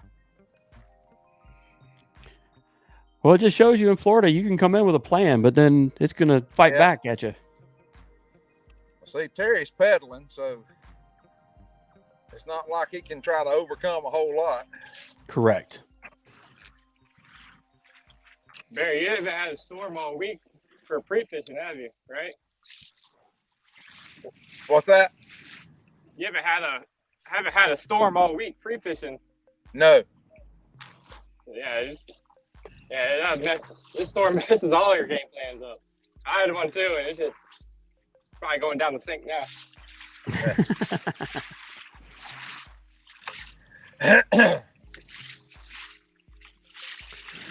Yeah, Chris, they were saying, man, you're getting your exercise in, bro. Yeah, it won't be the first time, but yeah, that's how I keep this physique. I figured you was gonna say you girlish figure. Yeah, that one too.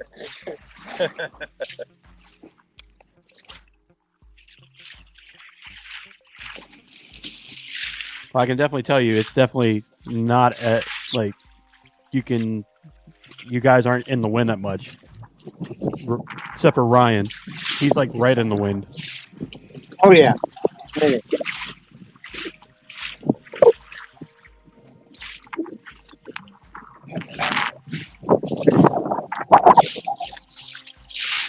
Yeah. Poor Ryan, man. He's got the full on camera. He's not even using a headset, so it's all we can hear is wind. But we can see you, so that's good. Give me a thumbs up, Ryan. All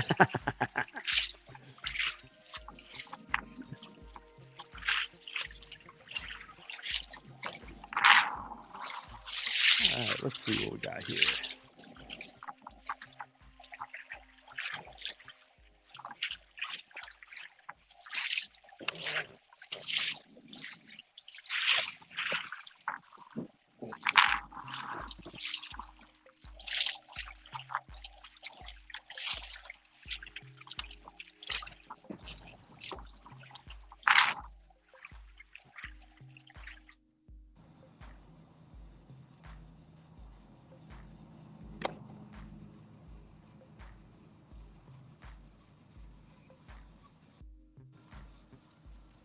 Man.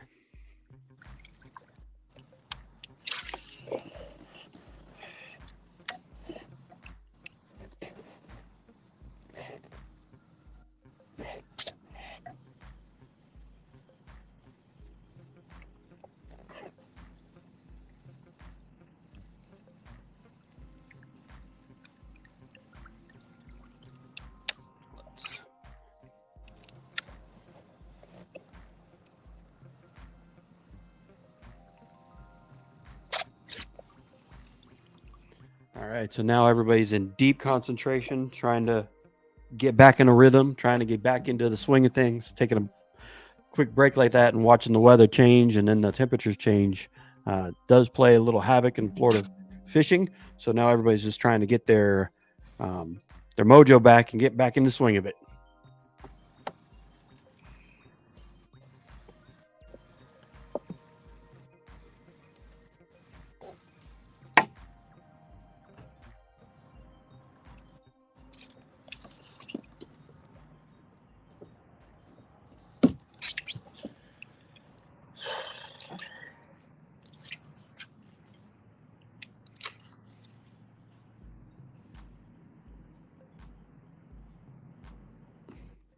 Skipper, just pick up a fish.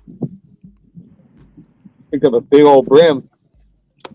Looks like an eagle now. Oh, Yeah, pretty good friend.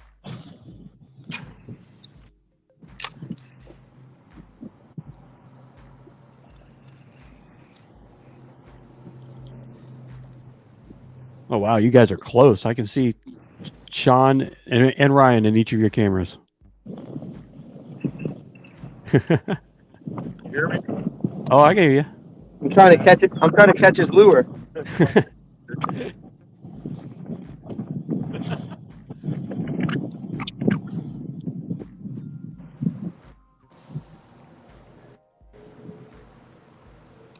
We just saw a hawk come down and grab a huge bluegill. He's flying over my head right now. That's I don't know if you awesome. can see that in Sean's camera, but No, not yet.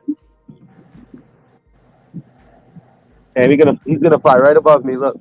Oh no, you don't want to be on the camera?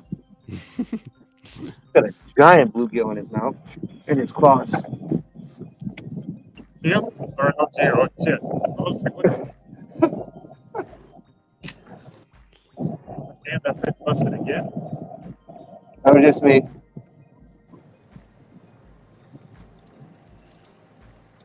Wow, it is really like to watch Ryan and Sean in their location, and then to see Chris like out there bouncing around and Terry out there and getting in the open water again. It's just kind of crazy to see the difference.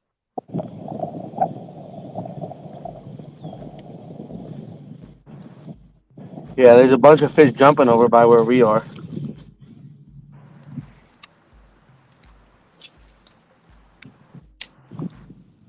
I mean, if they're jumping, get the net. No, I'm joking.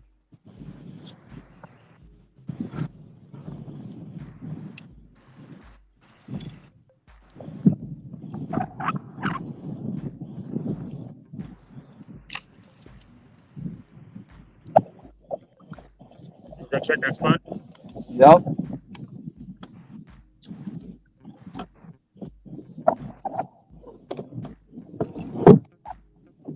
All right.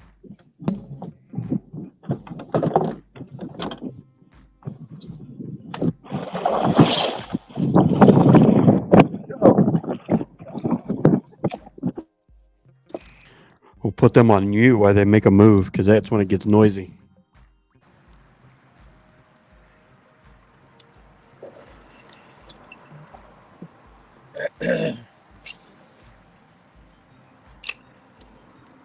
All right, Barry. So when's your next when's your guys' next event? After a couple weeks, we got a 3-week break and then we're back on. Yeah, I can't remember where we go next. You know what? I'm gonna find out. I got the paper right here. It might be the Kingfishers. And is that's a home match for you, correct? No, it should be an away. Let's see. I thought we had 2 home, then 2 away. There you go. You got you're correct. You're facing the Kingfishers, the Kusha Kingfishers on July 9th. Yeah. That is an away. You're correct.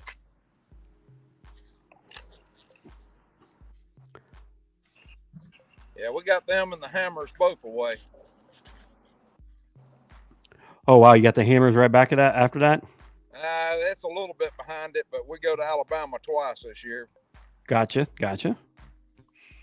So what do you think about your schedule this year? Does it seem pretty? I mean, there's some traveling. Bad. Yeah, you guys got some traveling in you. Well, the furthest one is when we come back down for the other Florida team, and we go to, I don't know how you pronounce it. It's a Boga, whatever it is.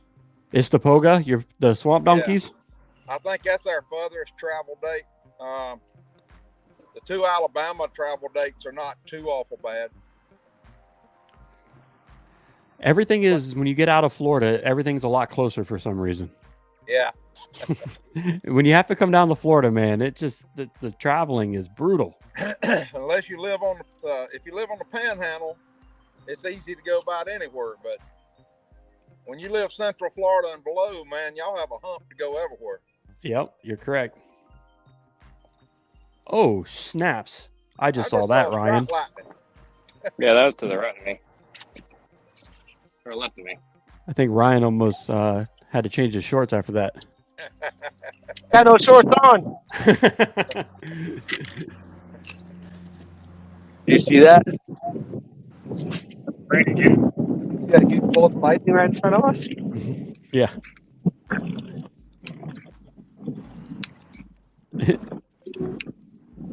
They were going right towards you. They're coming right towards us. It was right in front of us. Yeah, like a huge bolt of lightning. Oh boy. All right, onward we go. Hey, I'm fully relying on you guys to make the right decisions here. Oh man, I just lost one. There it was. I saw that. You had it. There you go, Mark. It was It would have measured too. It's probably bit 15 farther than those inches. trees.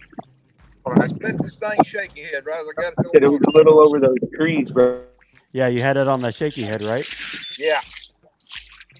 Dang it.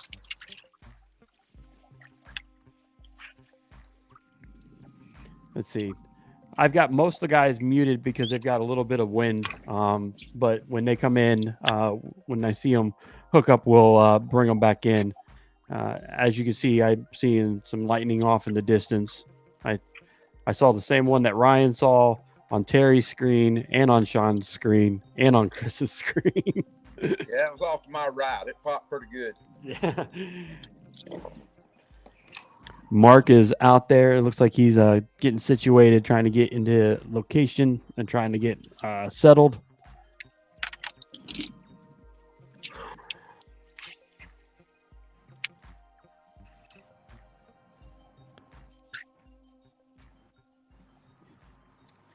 Man, I needed that fish. Yeah, that one was a good one. That seemed like a good one. I haven't had a bite under a bridge all week. That's the first one under the bridges. Took a bite.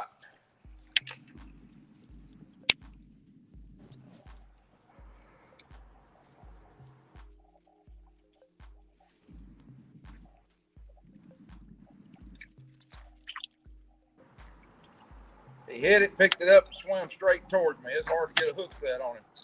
Yep. When they're coming at you, it's hard to do that.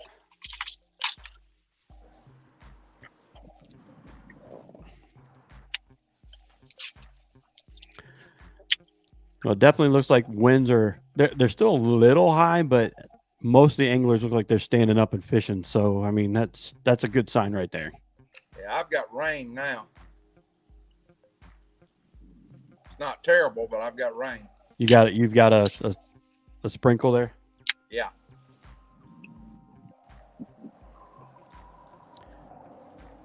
In true Florida fashion, you'll get a couple rains here and there, like little sun showers and rains.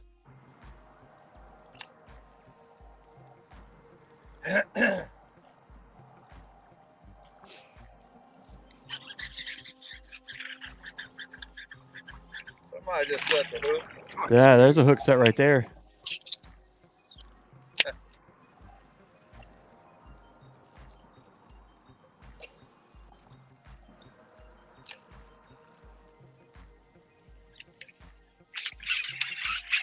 What in the world? There you go. It's a gar. A big old gar. Oh, is it? Yeah, I cut my finger. Took a drag like crazy. Come on, get off of there.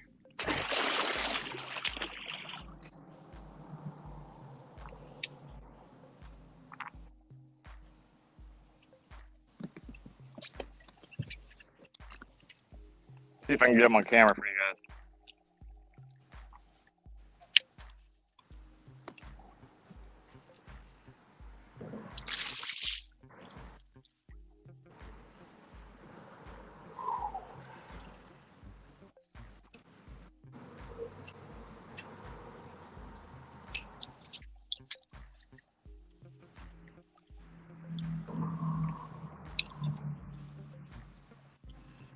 Probably the biggest gar I ever caught.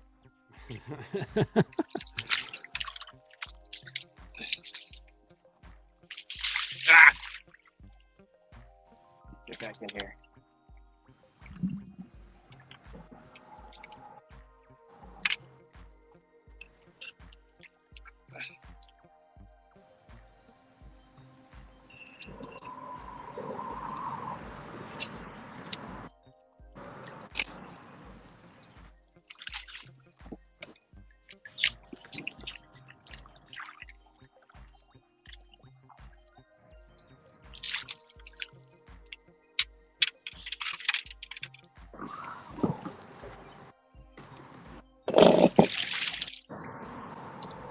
I mean, you don't have to show us. This is a nasty gar. We know what they look like, right? Yeah, but I gotta get my lure back too. Oh, the lure's important. Yeah.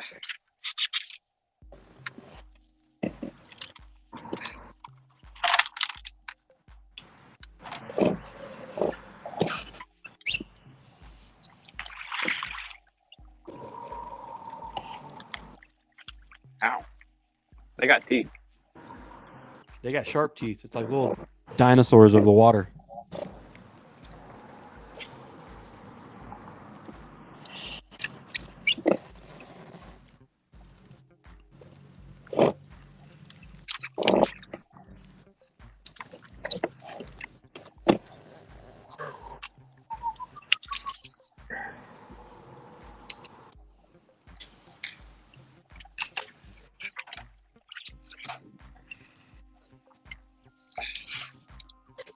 Come on. I'm gonna take my net with him.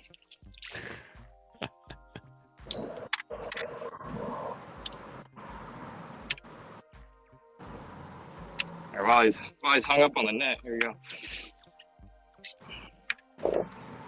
What you got there? Let's see that nasty gar. Oh, geez. That's a big gar, dude.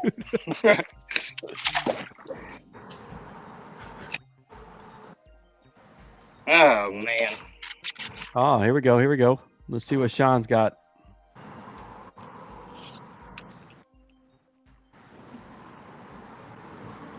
All right, Sean. Bring him in there. Come on.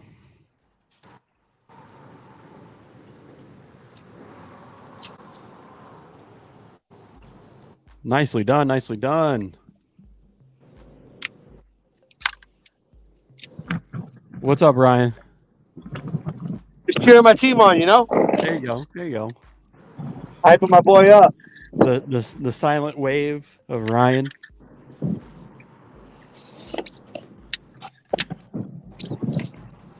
Yeah.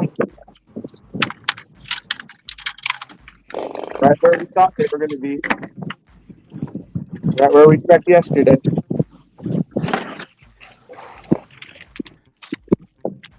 On your go-to. Nice.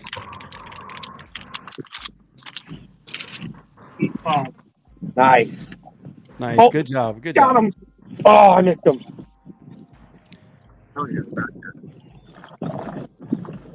Oh, that was a good one too, bro.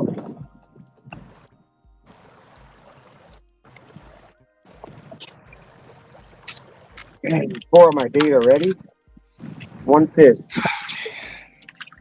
There we go.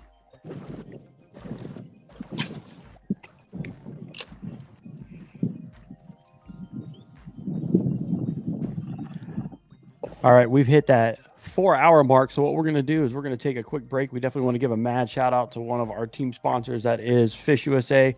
This is where you go in the United States to go tackle fishing shopping. Go to fishusa.com, and thank you to Fish USA for the support. America's Fishing Shop. America's Fishing Shop. You're correct. Tackle shop. Fish USA is America's tackle shop, and it's where I gear up for all of my adventures. Now, let me tell you why. For over 20 years, Fish USA has offered anglers great selection, fast delivery, and competitive pricing.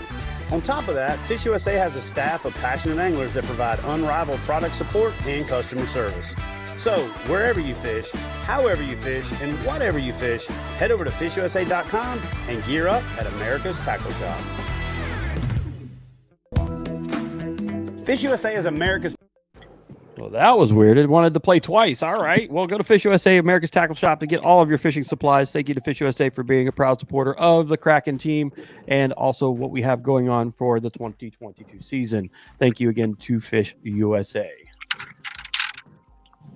I was watching you guys. You guys didn't catch anything in that commercial. It wasn't from lack of trying. That wasn't from lack of trying. You're correct.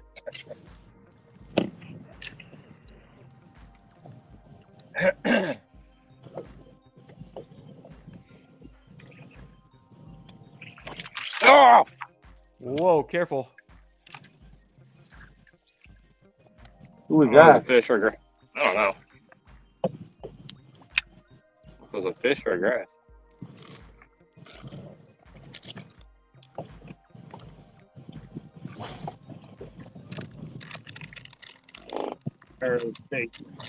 Yeah.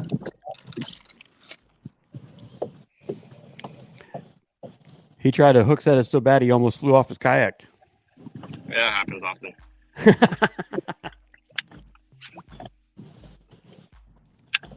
I just want you guys to know you're not the only ones that had bad weather. We're talking about the Bronzeback and Empire up north. They definitely are. They're all wearing jackets and stuff, man. It's a cold, wet day up there. No way.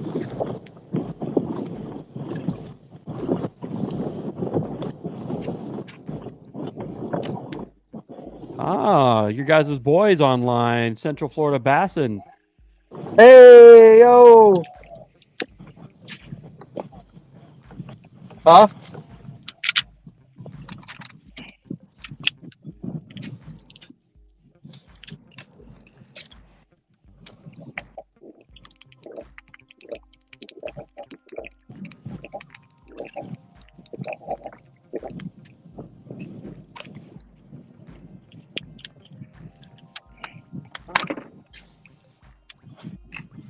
I'm in the thick of it, boy.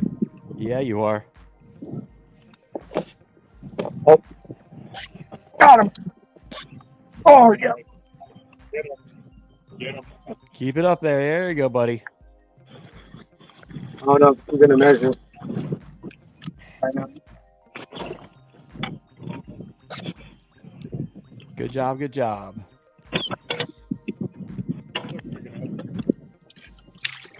All of it.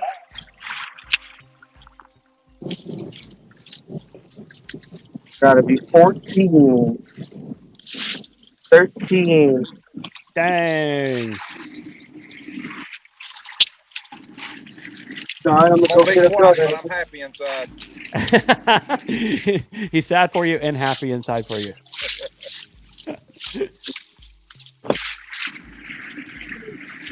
Oh, it there is. you go. There you go.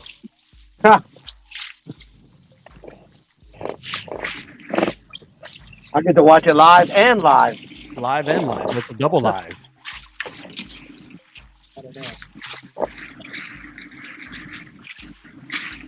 Well, they're fired up in here. They went to sleep up here where I'm at. They're awake in the south and asleep in the north. The cows are awake out here. I can hear those cows. Like a dog. That's a big old German Shepherd up here where I'm at. Oh, there you go. Yeah, those cows are. It's barking at me every day I've come by here.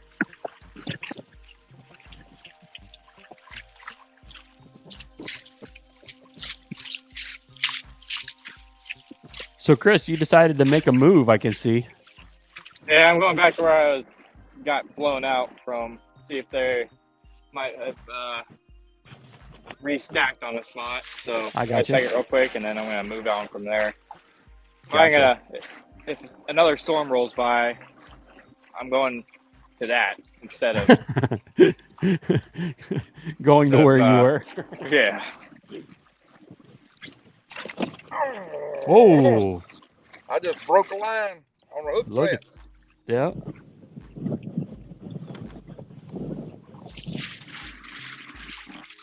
That could have been a toothy critter. You never know. Exactly, especially up in those creek areas. You get a little bit more Knock the opportunity for. fool out of it. Yeah.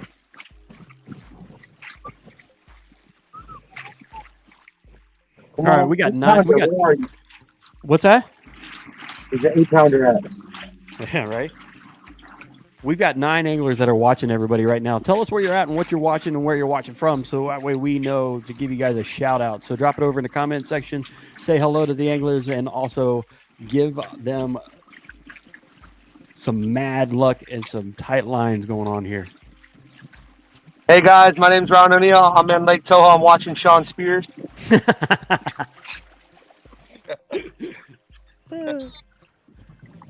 It's John Spears fan club.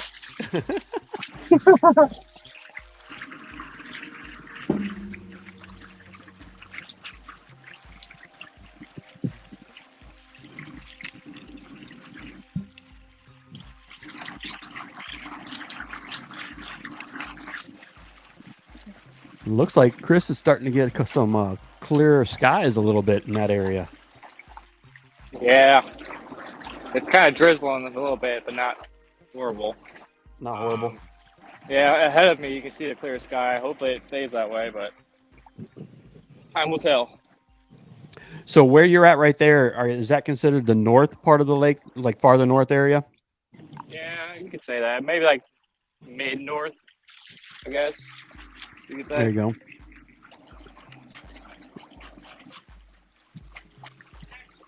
I saw one other guy around If I here. get I don't know if he was. fish out of here, I'll pay it.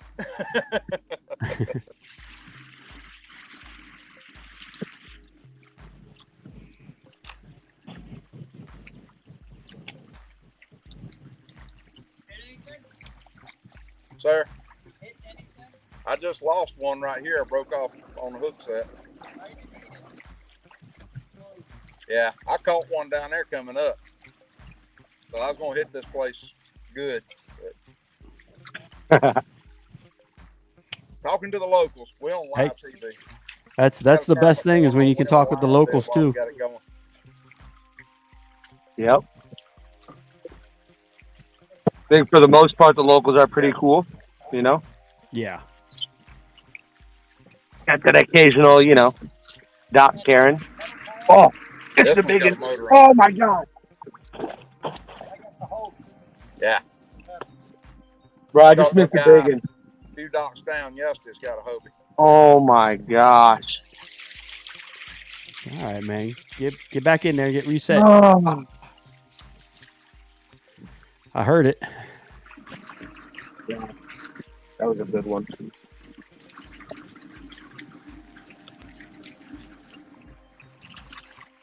See, I'm talking about Karen, and then Karen bit. See?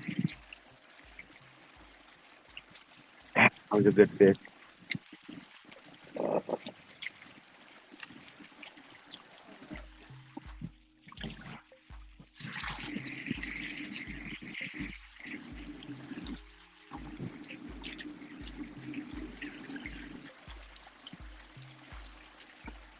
All right, so gentlemen, I'm gonna put you guys off to the side because I have to run to the national show. But we're gonna leave you guys live. I'm gonna send. Shimano. I'm gonna also try to bring you guys in on the show. So watch your phones for some messages, okay, gentlemen? Okay. Yes, sir. They replaced this one with what they call a Vanguard now. But I'm gonna keep mine as long as I can get parts to fix what odds and ends went wrong. I love these reels.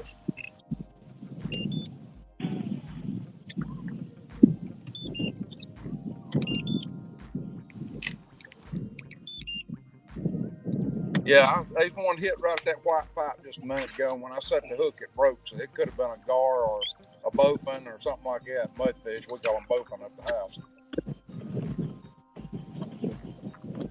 Oh, man, that hurt. Yeah. Yeah.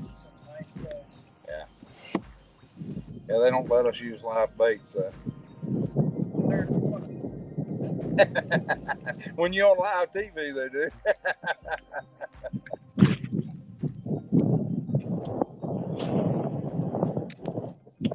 Oh, that's a big one, guys. Yeah? Oh, yeah. Nice, dude. Get it in the Yes. boat. I'm trying. Yeah, the last time I was up in here was back in. You want me to come net it? 2 years ago. A lot more water everywhere. Yeah. We got our resident caterer over there. See all the weeds knocking out. Before they were there, that's what we did. I hadn't seen one. I've been on here 3 days up and down, and I've yet to see one on the creek. You got it? Yeah. Let me see. I'm looking. My camera will stop shaking. Oh, nice, dude. Awesome. Can you see me? Okay.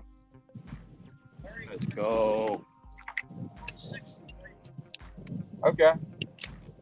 I'll do that.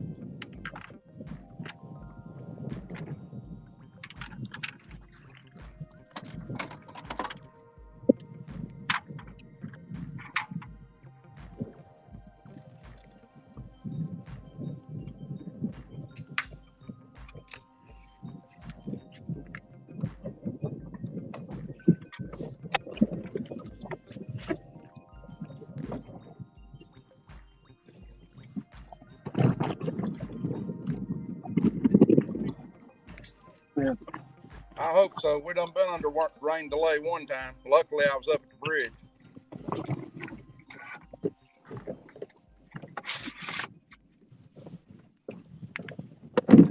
Rim wearing it out. Bam, bam, bam, bam.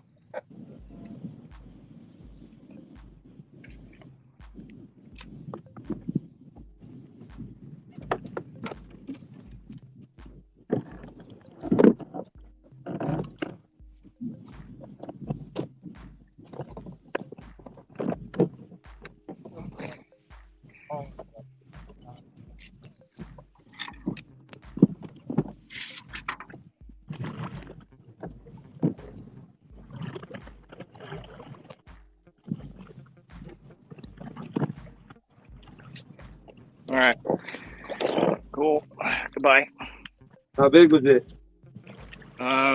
21 and a quarter, I think. Nice, dude.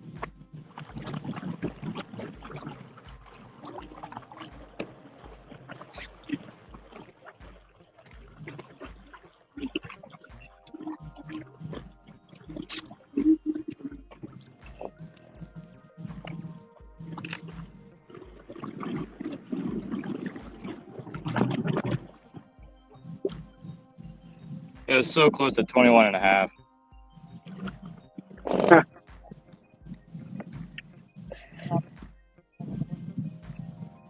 No, I don't. I can look.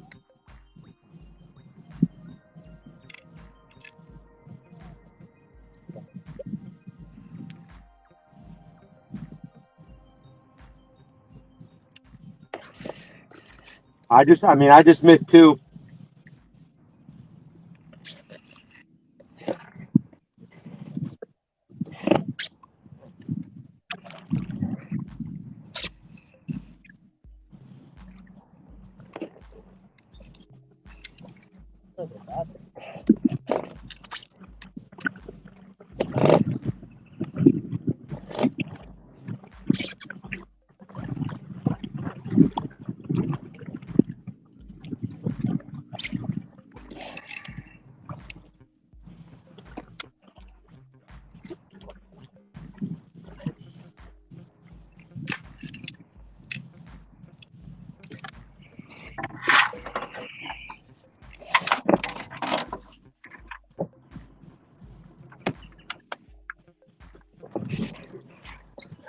I'm gonna move on down. You have a good one. Yes, sir. Thank you. Take a picture and send it to Biden and say you finally got him on the way to the phone. It's not because of him.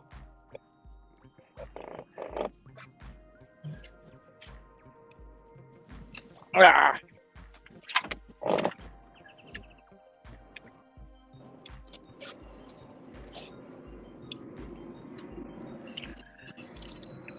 Hey, Chris just got a 21 and a quarter. Yeah, y'all suck.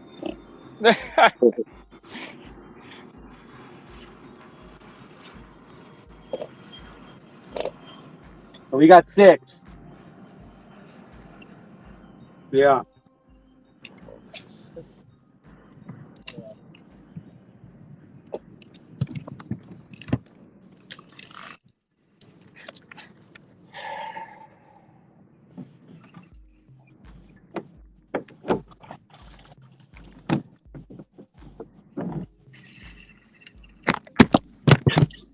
Well, my phone just took a nosedive.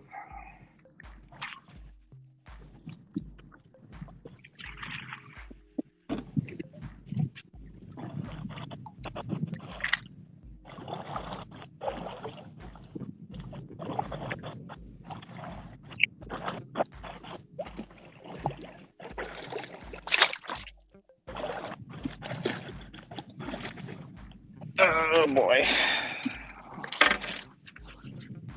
I catch a dink right after that one.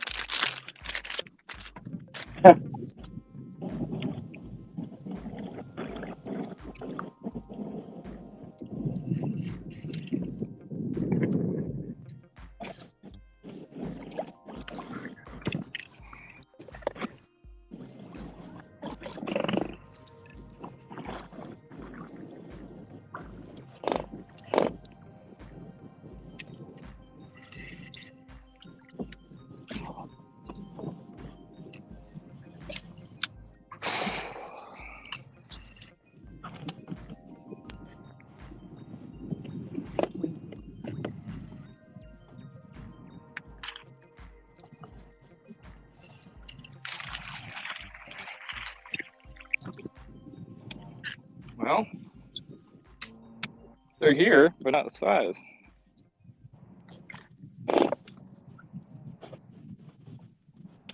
Goodbye.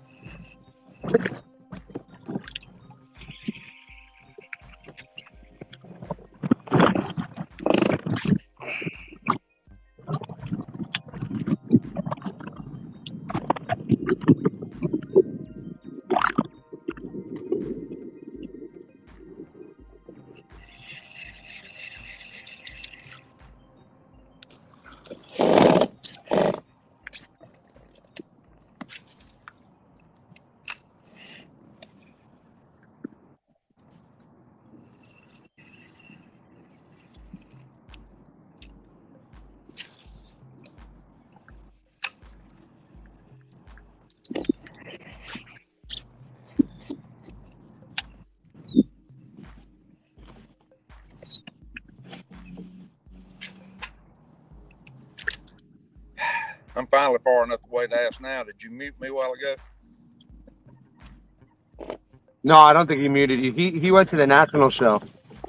That old fellow stayed on the dock there forever trying to talk to him.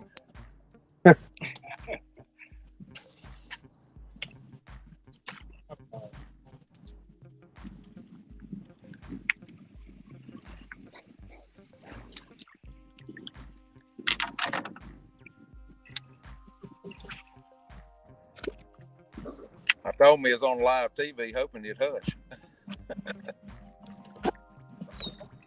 I think he talked more.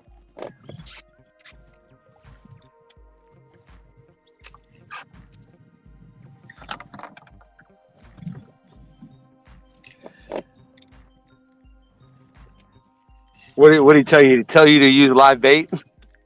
Yeah, he said his son catches some big ones in there, but he uses live bait all the time. I said, well, I just broke one off, but I don't know what it was. It could have been a toothy critter. Yeah.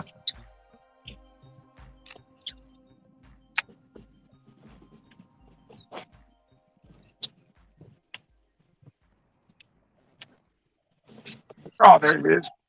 Oh, no.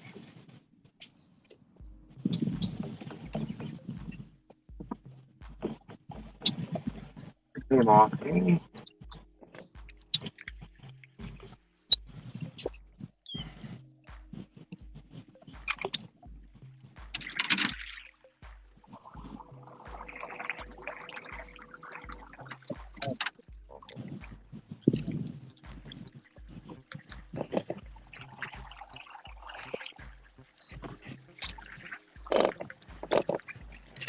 I just broke another one off on the hook set. Daggone.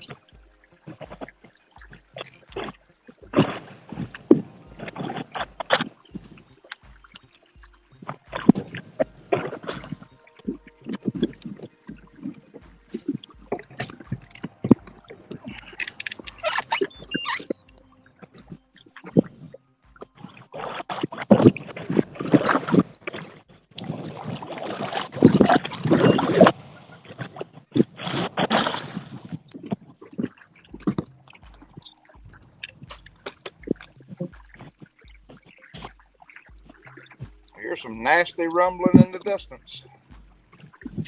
Yeah, I I'm hear starting it to hear too. I'm starting to hear it over here, too.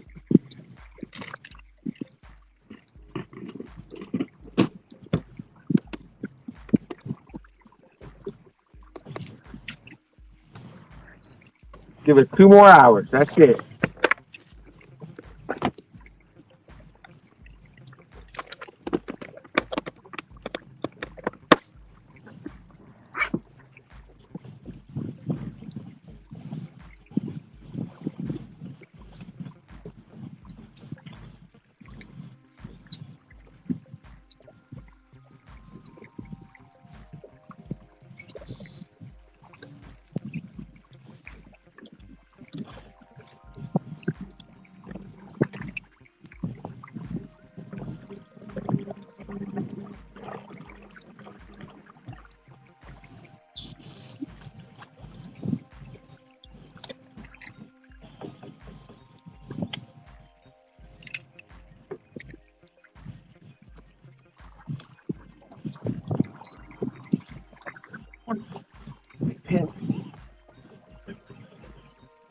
Oh.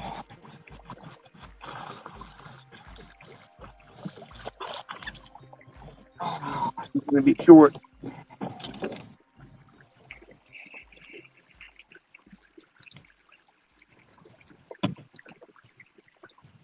Come on, where's your longer sister?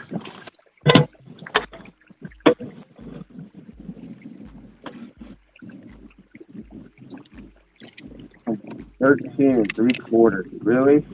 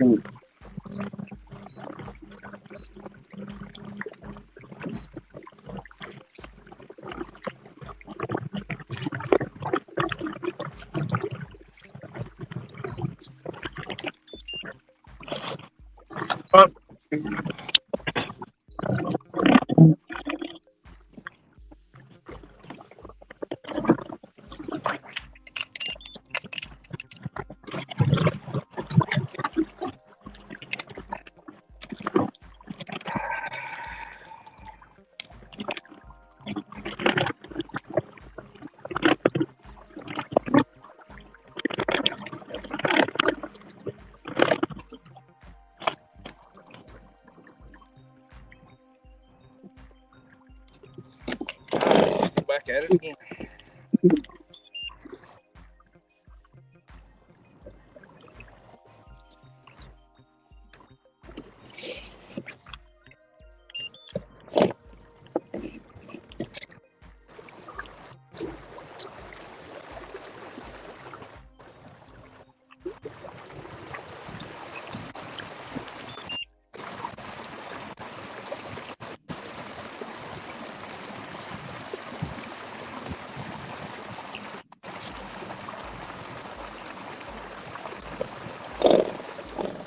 Is that a motor or is that rain? That's my motor. I was like, dang, it's raining hard there. Current done took me downstream a little bit. I want to get back up here where I lost that one and start over.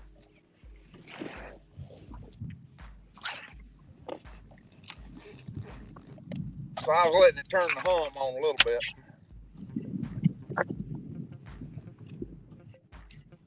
Gotcha.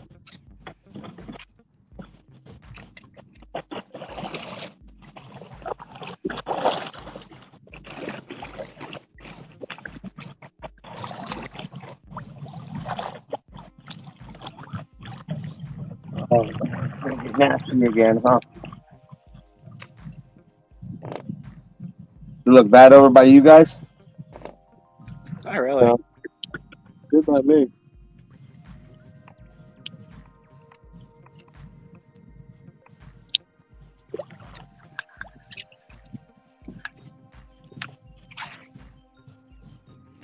Who's all on it? Sean on there? No. That's the thing about it. I can't see the screen good enough to tell who's who. Well, I keep hearing Sean talk, but I think he's muted on here. I don't know. Can't tell.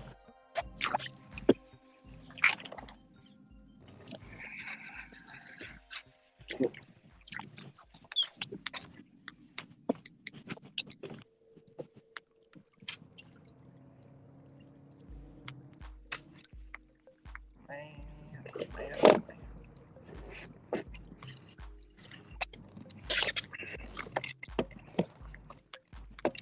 What y'all got for water temps down there?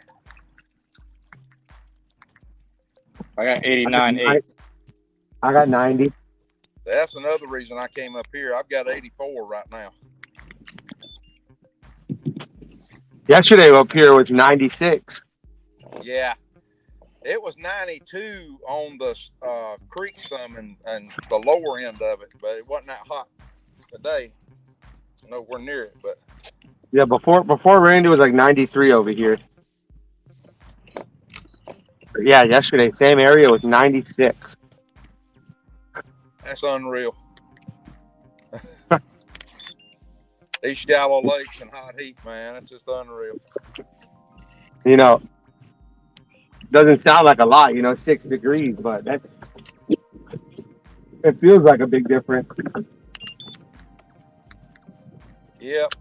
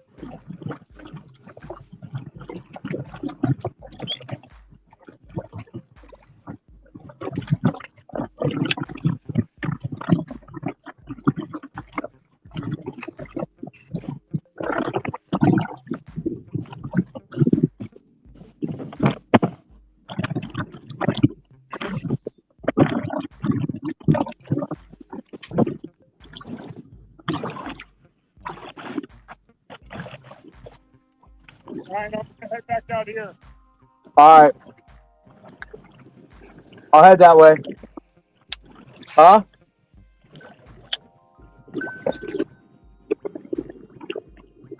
All right, I'll head that way.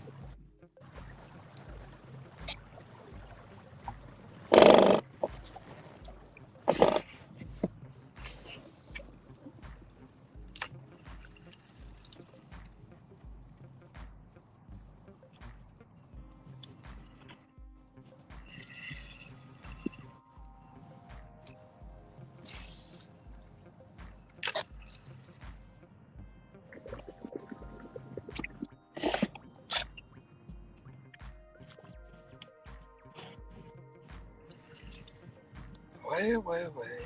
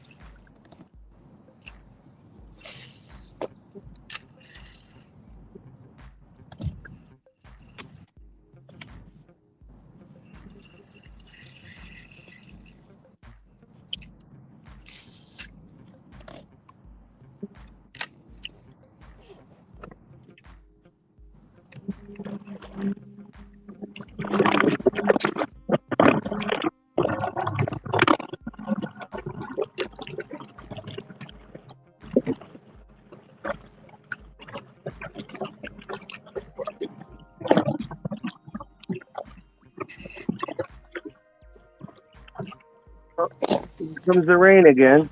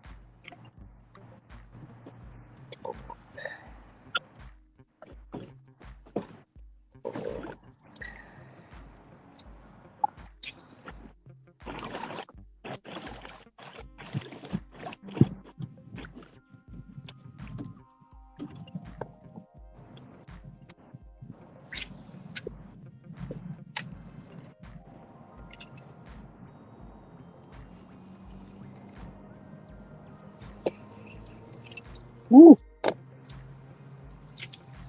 Big old strike of lightning.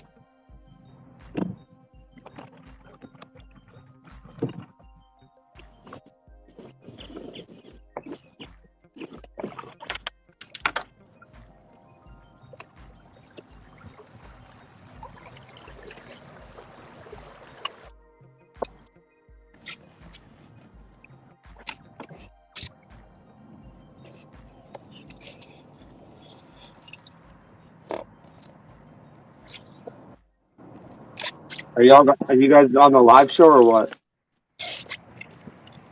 Do what? He just sent us a link. Did you get it? Yeah, I I got the can't hear link. you. I'm getting close to the highway. He sent a link to come on the other show. I hadn't Are we all looked. supposed to go on?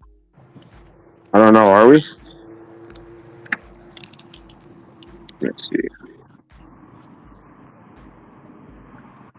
Yeah, I got one.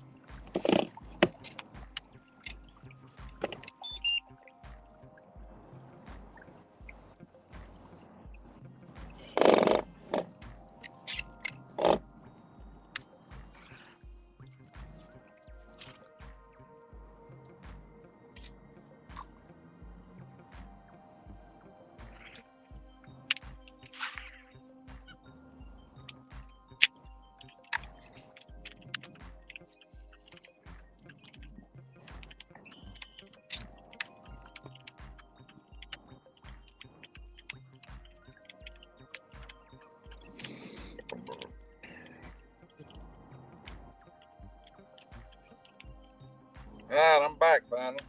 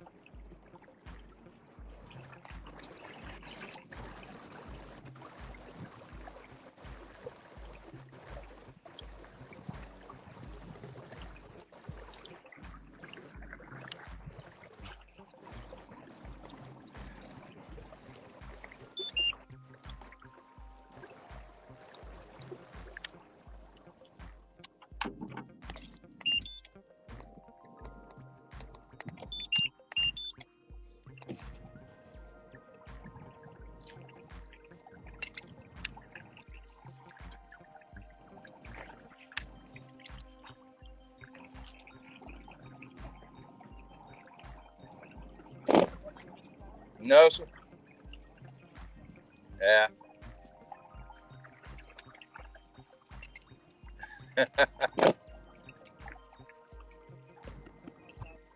Barry, you hear me? What's that? Okay, good. You can hear me. Hey, was talking to me too. I'm on live thing here while we're doing this. So you caught about a 10 the other day. A couple of docks back, I caught a 5 Thursday. But they haven't been as good to me today.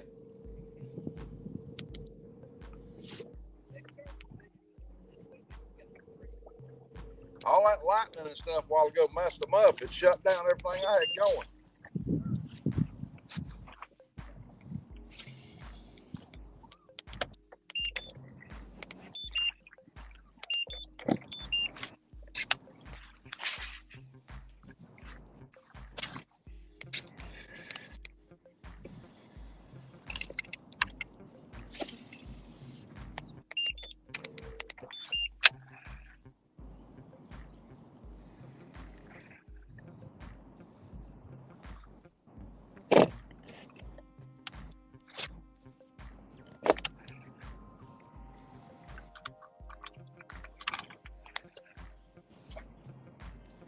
Well, I did go on the national side and caught one for them, but it was only 11 blooming inches.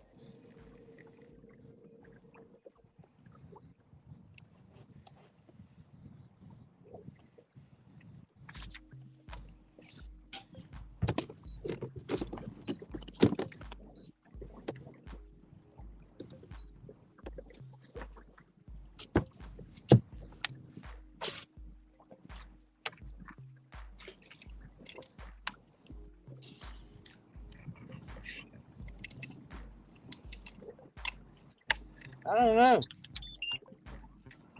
I've had 3 big blow ups. They were all deep.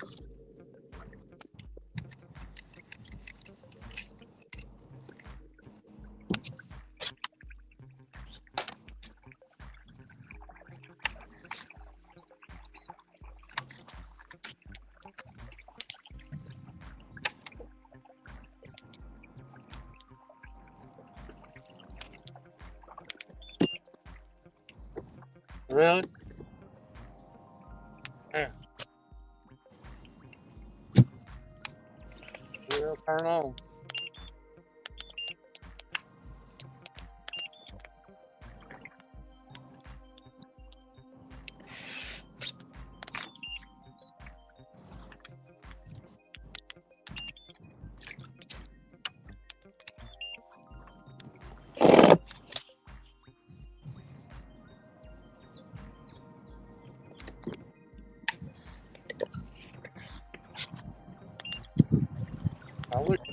farther out. It'd be a whole lot easier to catch them.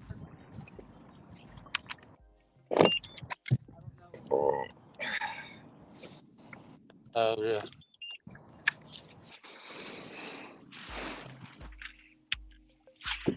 Yeah.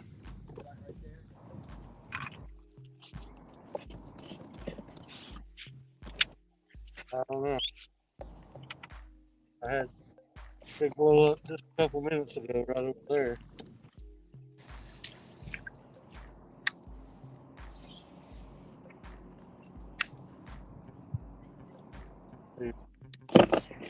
All by you. Right away. Turn. I used up all my battery running way over there to go to a dock. I got 50 foot from it to run the drain. Had to pull my way out of there. Oh, right here, there was 4 foot waves. I had to go around the end of the island. Yeah, wind about blew me over. This flat line wind. Man, I hope that don't come back. Worries me too. Yeah, you was up the creek, wasn't you? Oh, I thought about going, but I would have been going across. I don't think I'd have made it.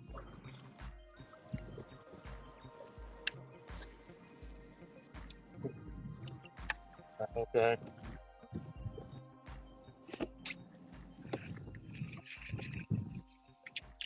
Yeah. Gotta get on something here. Starting to get pissed off. This lake's about like watery.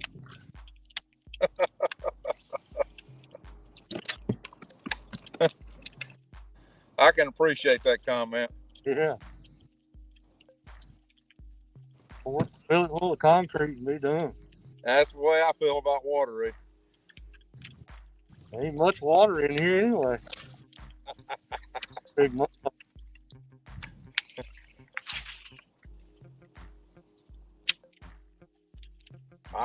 I've actually had the bites. I just hadn't capitalized on them. Well, I've had 3 or 4 big bites and missed them. I've had 2 break-offs. I couldn't miss them yesterday, and I couldn't get a hook up for nothing today. Yeah. Yesterday I was hooking them by mistake.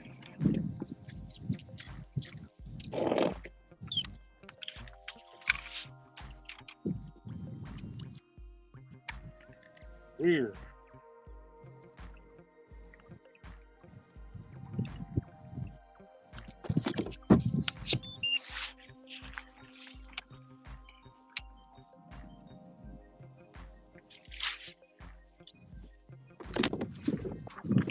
I got good deep water here. I can't get a bite. All right, welcome everybody. I am back. Good to see y'all. Hey. Hey. Hello. Wow, you guys were quiet there for a while. For a while there, you guys were all screaming and yelling, and now you guys got quiet again. You're in deep thoughts. So what's the weather doing right now? What's it like right there? I got light rain. Yeah, a little bit of rain, a little bit of lightning. A little bit of I rain, just got a little bit of bit lightning. wind. Okay. A little bit of wind. All right. Well, that went very well. Thank you guys for coming on to the show. Really appreciate it. Chris and Barry, thank you for coming on the show. It's always good to have you guys on the national show as well. Appreciate Yes, it. All right, now that I can focus. Hey Ryan, how you doing, bud? Hey, buddy. You like this view? Side view. The side view. It's slimming, Profile I think. view. It's slimming, I think. It's my profile view. Like it.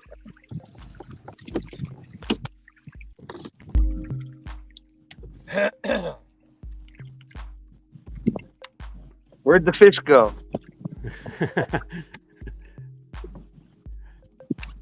It's We're getting always that way. We're getting a little bit of rain now.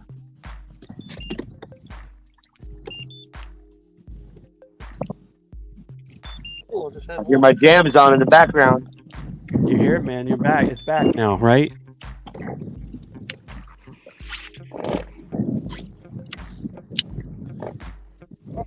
All right, let's see what we got over here. We've got Tyler Hayes Outdoors says, howdy, everybody. Howdy. They must All right, have been listening to us South Carolinians talk. I'm going to say that. All right, so everybody wants to know Central Florida bass, and what's everybody throwing right now? Ryan, what you throwing right now? I am throwing right now a spinnerbait, Of course, a spinnerbait. but I've been throwing a paddle tail all day. There you go. Mr. Mitchell, what are you throwing right now? The worm? You know it. Hey, old trusty. Old trusty speed worm. There you go. Barry, what are you doing right now? You still throwing the wacky rig? No, I'm throwing a Texas rig, big curly tail right now. There you go. Nice. Mr. Spears, what are you doing? Sean is getting his ear. Put in there. You're blowing the wrong way.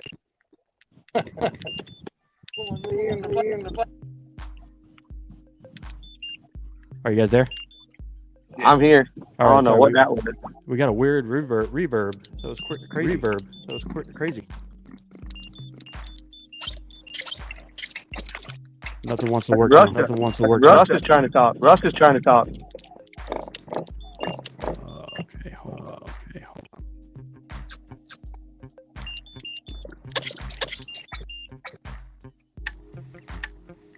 All right, let's see what we got.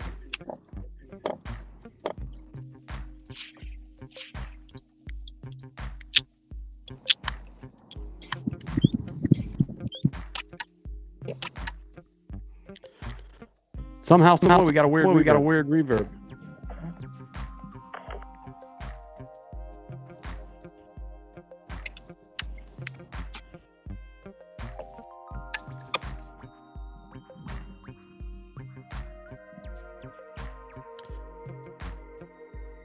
All right, Ryan, can you hear me? I can. All right, it was actually Sean Spears' setup went into a crazy reverb. Come on, Sean. I can't hear him now. He's talking. I can hear him in the background though. Yeah, he's got a weird reverb for some reason. It's not working. Let me see if I can bring him back in. Sean, you there? Yeah, can you hear me without the headset? Yeah. Okay, Much better. They're acting wonky, so. Wonky headphones. All right, so we were asking what everybody's throwing. Sean, what are you throwing? Swim jig and a crankbait. All right. I just tied on the crankbait, so. The little. Mr. Lee, what are you throwing there, sir? Top plastic. Nice. Terry, what do you got out there, sir?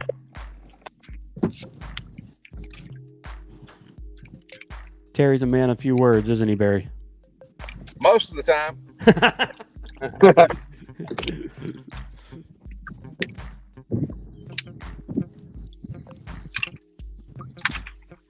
You guys are in deep thought. That's a good Terry doesn't want to tell us what he's throwing.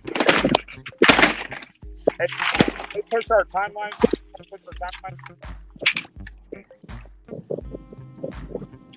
What was that question? What's our timeline? Yeah. Well, I think we're still till 7, correct?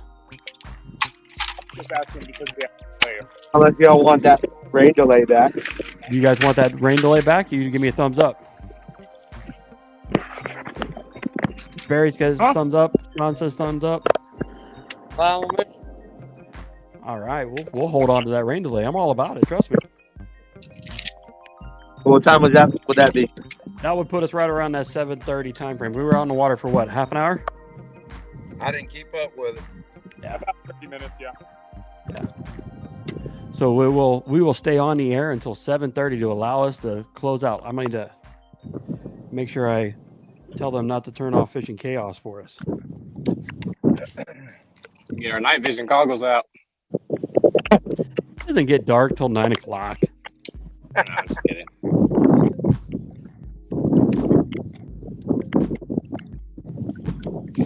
Just kidding.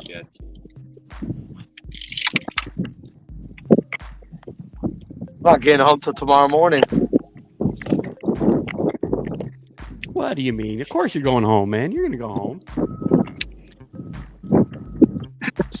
So today, has anybody seen any monster gators out on the water? No. No. They've been hiding. I seen one, but it wasn't a monster.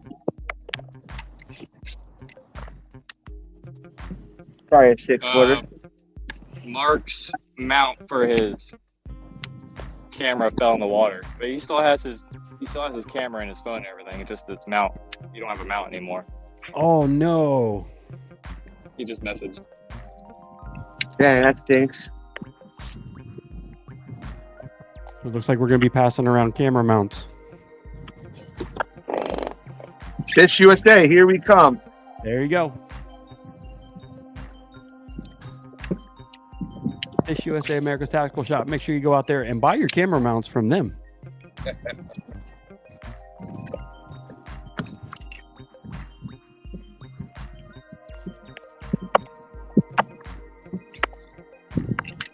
According to the decal on my truck, the A is tapped and silent.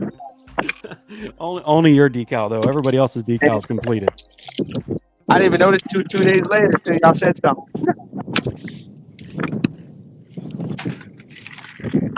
So how can we replace an A? I'm gonna find it. I got another decal somewhere. Find another go to fishusa.com and get these ones. There you go. There you go.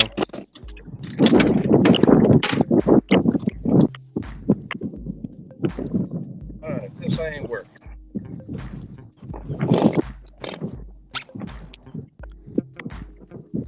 So Barry, what do you tell us a little bit about your setup, sir? Because your motor makes a different noise than everybody else's. Tell us what you got going on there. I got Torquedo 1103, and mine is set a little shallow.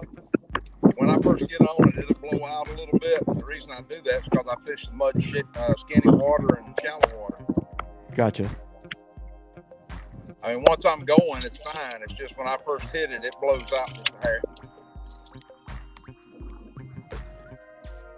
Well, Plus, that makes when them modified's made, it tends to throw more weight than a lot of boats do. No way, dude. right. What's that? Ryan almost had a hit right next to the boat. Right at the boat, dude.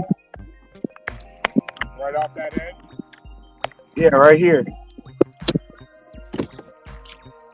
Got my spinnerbait. He followed it all the way to the boat out of this grass. Oh, that's weird. Got me in that position, you know, you couldn't like do anything. It's weird.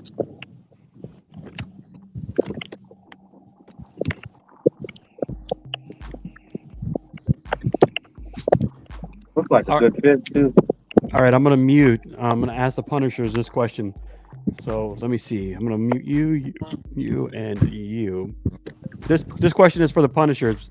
What is the biggest difference in this lake compared to the common South Carolina lakes, and biggest similarity?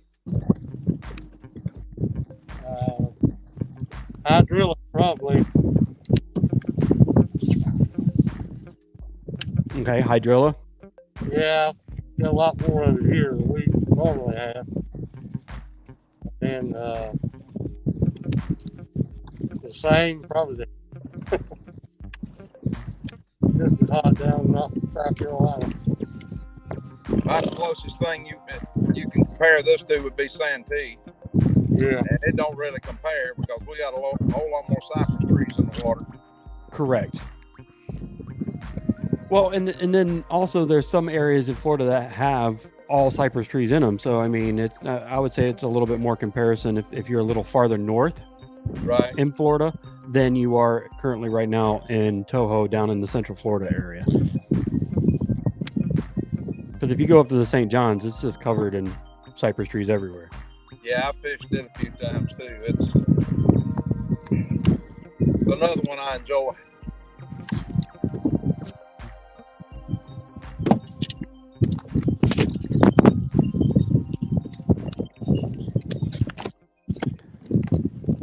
That was a great question there, Mr. Central Florida Bassin. Great question.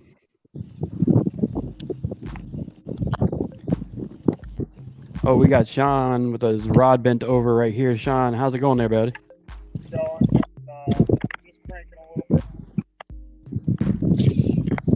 There you go. Crank away, man.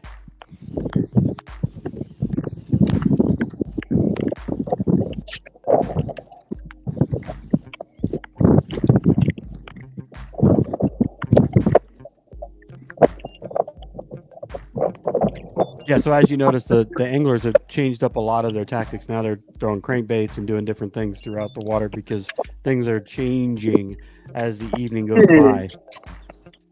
Someone to say hi. What you got there? Fish stick.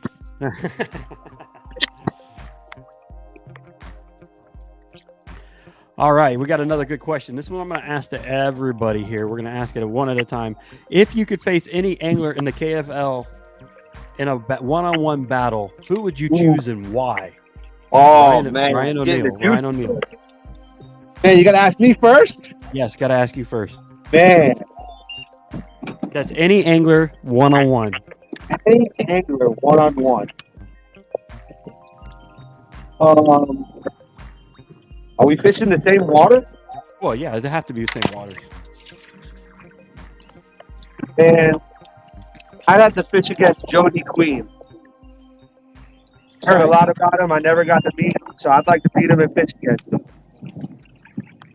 All right, that's good. Now, why would you want to do that, and where would you want to do that?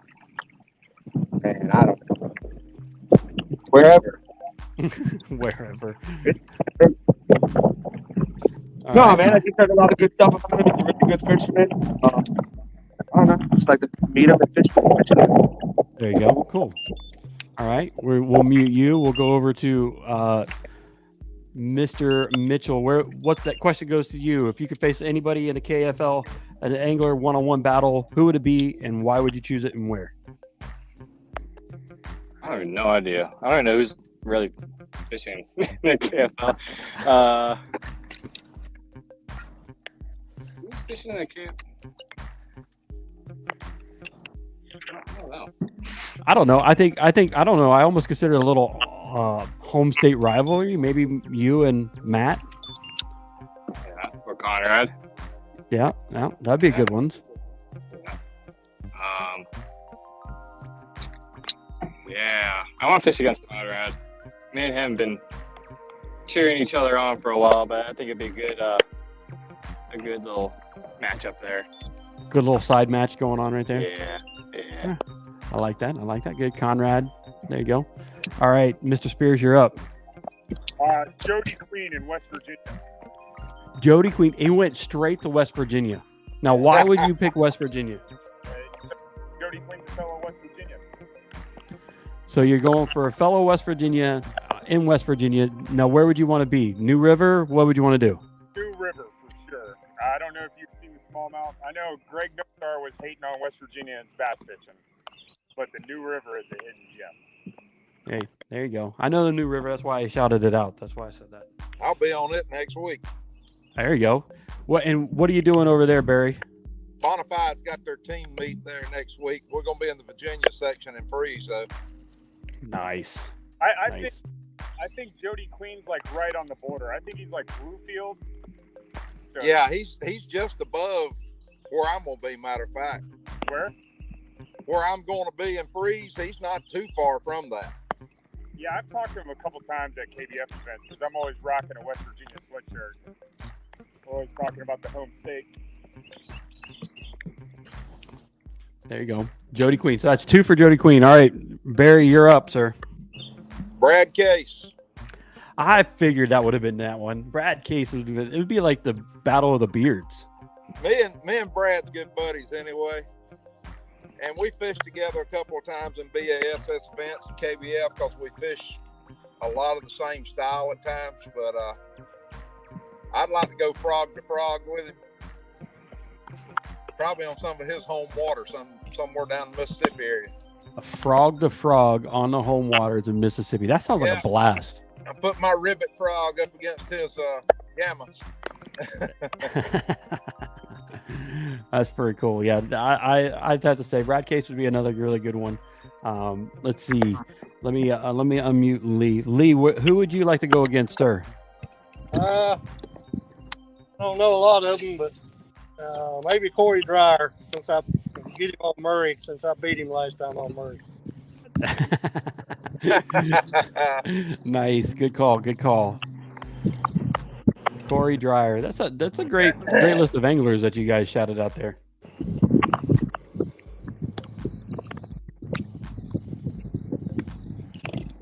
All right. We're about 5 hours and 30 minutes into this. At the 30-minute mark, we are going to take a commercial break, and then we will bring everybody back in here for rounding out all the way until 7:30. Don't forget, 7:30 tonight is when lines out. So 7:30. So let's take a quick break, and then we will bring everybody right back in here. Thank you to Power Pole. Make sure you go out to Power Pole. You use your Power Pole. Keep yourself anchored and stationary when you're out in the water, because when you have those winds that pop up out of nowhere, Power Pole is the one that's going to keep you secure.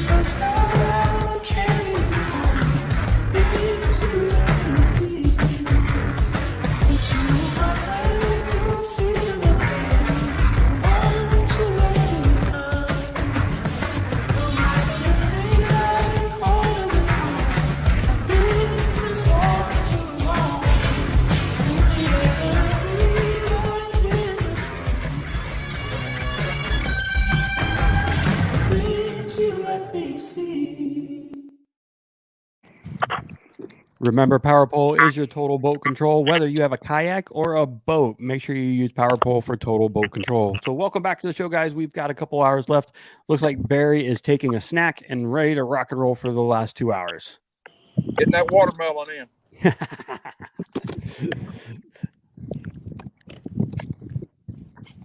All right, so now we're getting ready to roll into what we call like the Florida evening at dusk bite. All right. What is your most confidence dusk/nighttime bait, Barry? Normally top water.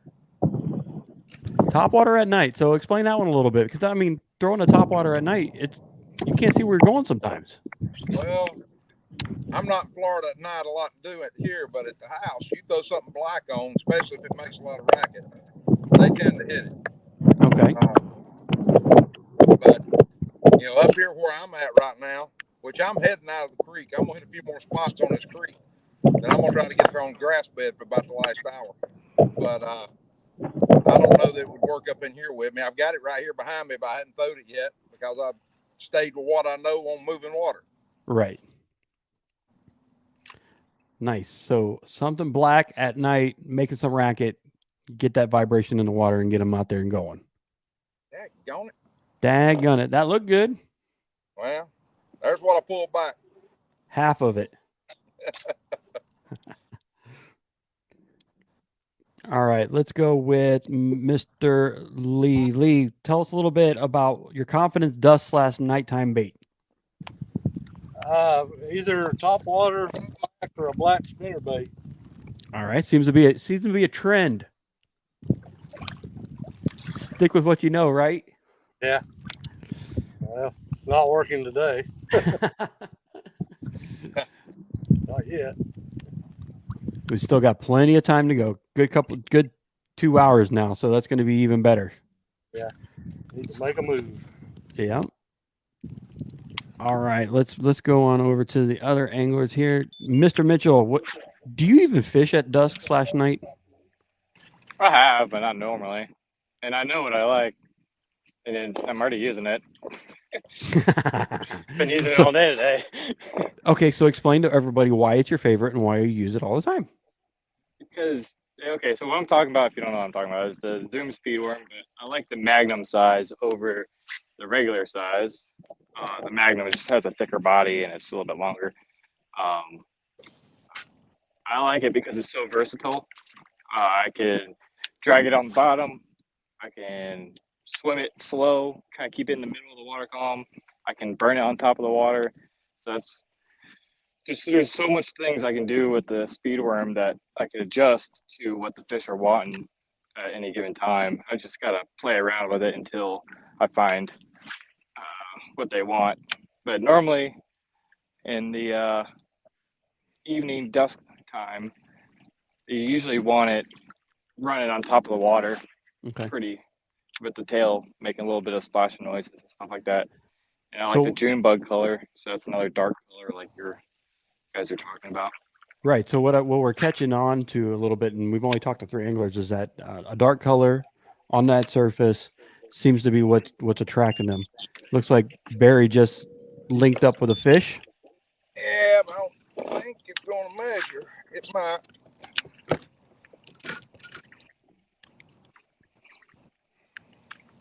I think it's going to be short. Gonna be out of the boat, Frank. Careful. Heck on you. They're fighters down here. They screwed up back, don't you? Let's see here. 13 1/4. There you go. Oh well. Wow. That happens, right? I've had several of them today. All right. So yeah, you're confident. So it's dark on the surface. So we've talked to 3 anglers already. Let's go ahead and let's kick it down to Mr. O'Neill. You there, brother? What's up? All right. So give us do you even fish at night? Are you there? We lost him. Let's go over here to Mr. Spears. Spears, do you fish at night, sir? I do.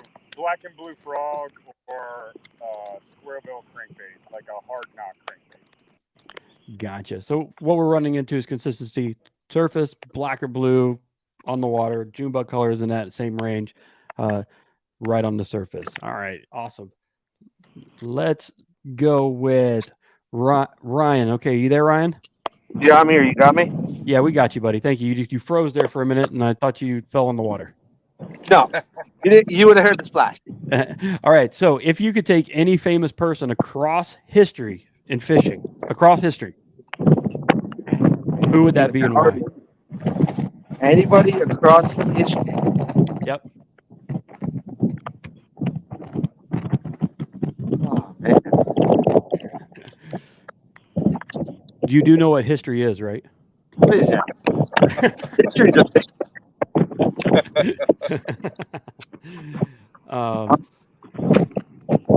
come on, you got to give us somebody. Come back. Let me think. All right, we'll give you a second to think about that. I'm going to give you my example of who it would be, so that way you understand. Would be Ernest Hemingway. All right, that would be a tremendous person to go out on the water with, even though he's a raging alcoholic and all that stuff. When he fished, he was awesome. So he's a big fly fisherman, wasn't he? Yeah, amazing fly fisherman. Also out in the water, wrote The Old Man in the Sea, talking about sail fishing and all that. Tremendous. So that is a one that I would want to go out with, is Ernest Hemingway. All right, let's go with Lee. Was giving me his suggestion. Lee, tell me who you got. Twain. I don't care if she can fish. I love it. Shania Twain, right? Yeah. I just want to sing me a song and I'll look at it. That's phenomenal. That's awesome. Sean, who you got there? Any person in history? Any. Oh, it'd have to be like it's almost probably like Denzel Washington, who I'd want to hang out with. Yeah, but I mean, Known for fishing, but across fishing history, Denzel Washington, I thought you said, are you talking about fishing history or just history period? fishing history. Lee broke the mold, and he said Shania Twain. That's all right. Probably like Bill Dance, Roland Martin, one of them guys. There you go. Bill Dance, Roland Martin. All right, that's good. Barry. Hank Parker. Hank Parker. That would be, you two on the water would be an awesome show to watch. We were supposed to fish together one time before on the Broad River in South Carolina, and it didn't work out. And I never have got to go back out to try with him. So I would have to say, when that show goes out, I've got to watch it because that would be very interesting.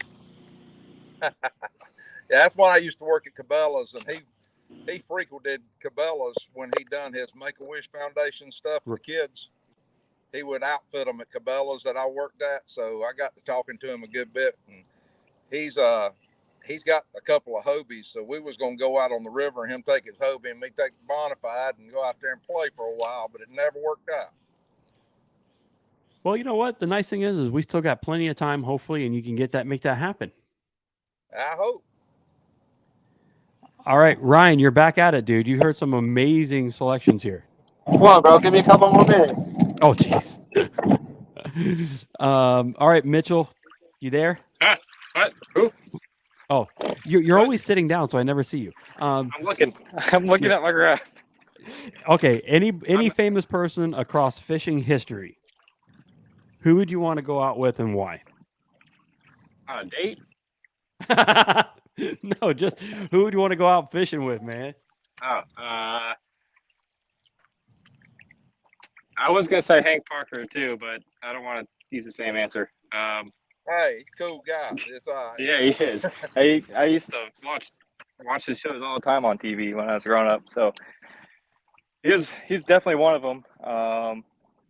And Kevin Van Dam, he's another one that I looked up to when I was growing up watching Bassmasters on ESPN. So there you go.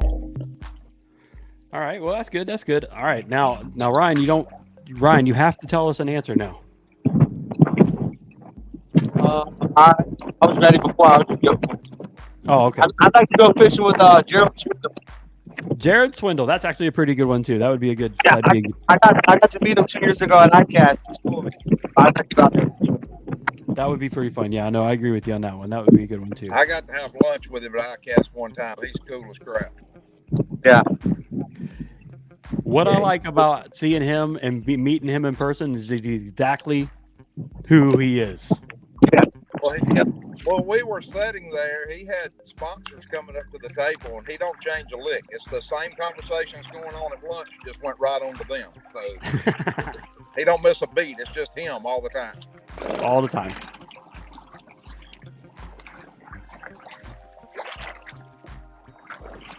Who's making all that noise? Is that Mitchell? Is it me? I don't know. It stopped when you stopped doing whatever you're doing.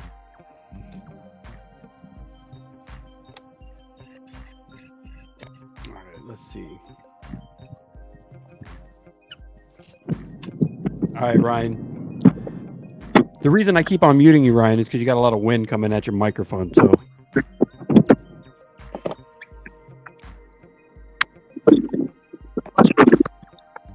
Yeah, Ryan and Sean are in the same wind location. That's because I lost my headphones. I hear the ice cream truck. What? An ice cream truck? I hear the ice cream truck. Yeah. I will. If you got out and ran to the ice cream truck, I wouldn't hold it against you, man. Ice cream.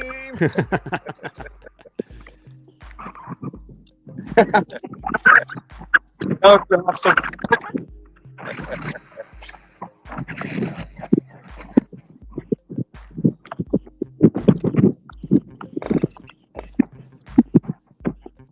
Really.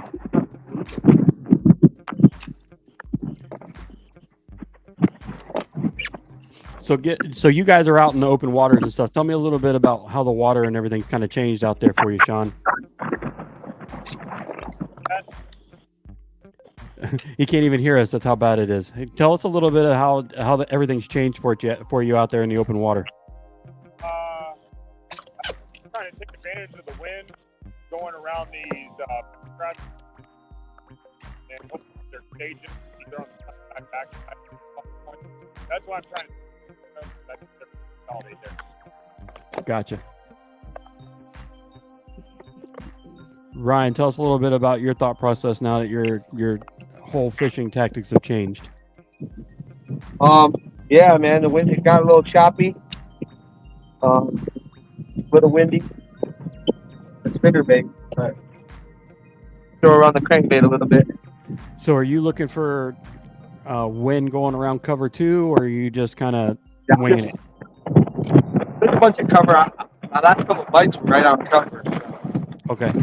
Right having that wind a little bit. Gotcha.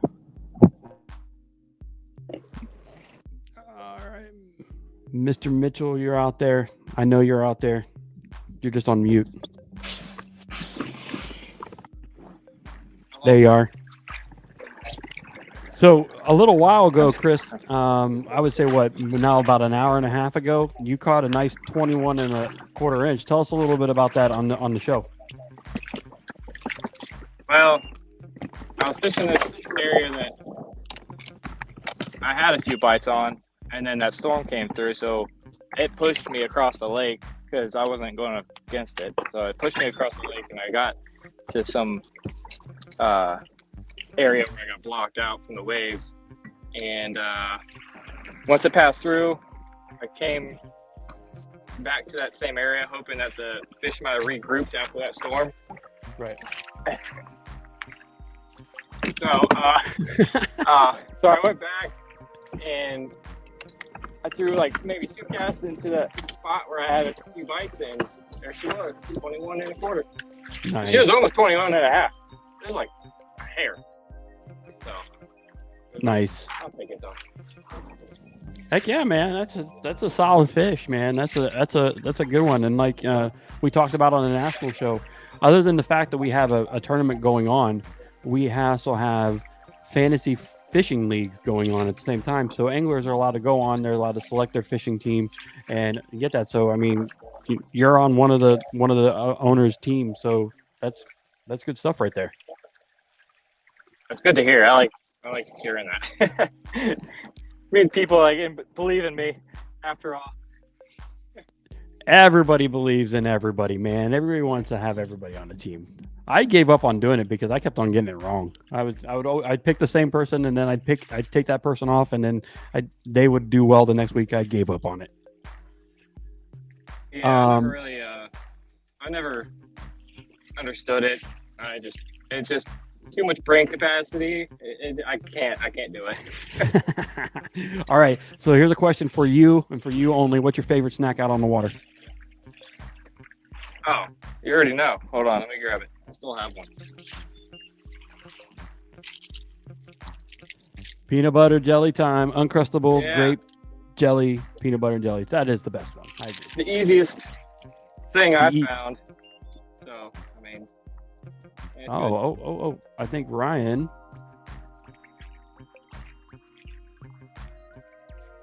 had caught weeds. All right, let's go. Well, yeah, no, congratulations on that big fish, brother. Good job, man. Thank you.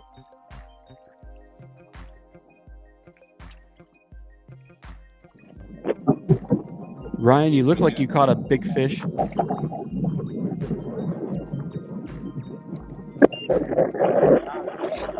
No. Woo!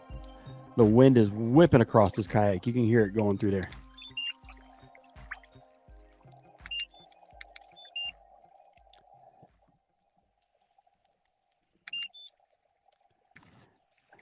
All right, Barry, you left us. Did you go get your ice cream? No, I didn't get the ice cream. I got out of the boat for a second. I had to check on something. I mean, you left after we said ice cream, and I was like, he went and did it. He got his ice cream. No, there's a sandbar coming down through here, and I already planned on anchoring down for a second because Gotcha. yesterday I had a leak in my boat, and I think I got it fixed. Well, that's what I was checking to make sure I didn't have any water in my boat before I went out on the big water. There you go. There you go. So you knew exactly the location you needed to be to do that. Oh yeah, I already had that planned out. And there was no water in it, so I think I got it fixed. There you go. Good job. Good job. What is your favorite snack when you're out on the water, Barry? Normally it's beef jerky or the sausage stick type deal. But because of the way I felt today, you see me eat watermelon and stuff like that just because I'm almost scared to eat anything like that. Yep. But I got a sausage stick there with me now. It's just Yeah, it's ready in case you want it. it's ready. If I get hungry enough, I'll hit it. But so far the watermelon's been all right. There you go. So have you ever been a guy to take out the uncrustable peanut butter and jelly? No, I have been the guy that will take the wraps, like you would make a taco wrap or something. Yep. And I do peanut butter and jelly on them a lot of times and just wrap them up in a piece of foil. That's actually a pretty good idea. We have to remember I that, do Chris. that at home a lot.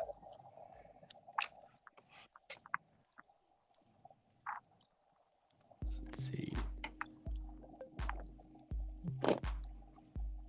This torpedo don't go anywhere when you knock the key loose on. Uh, Hit my motor like, why am I not moving?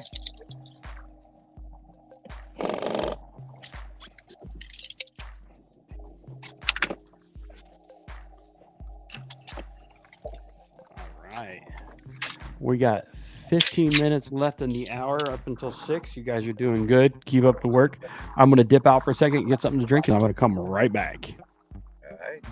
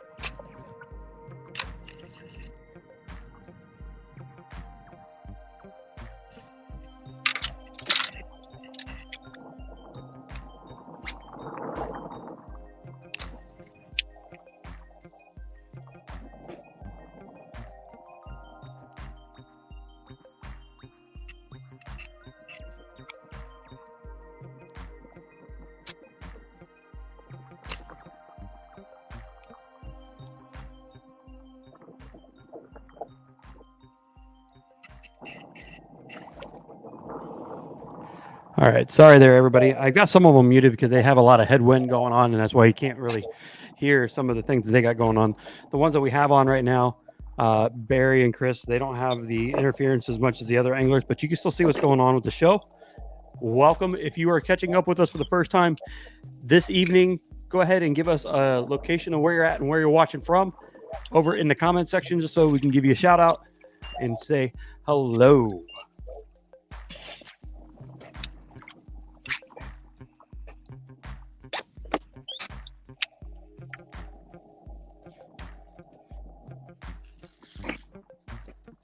I don't know what I've got on here.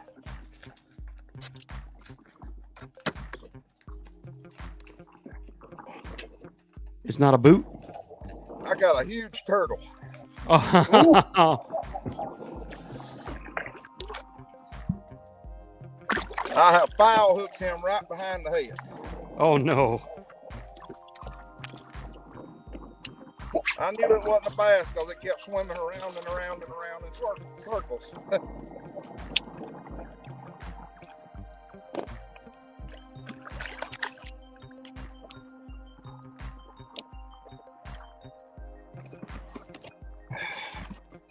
Let's see here. You see that? No, sir, we can't. But no, there we can see partial of the body. Yes, sir. Wow.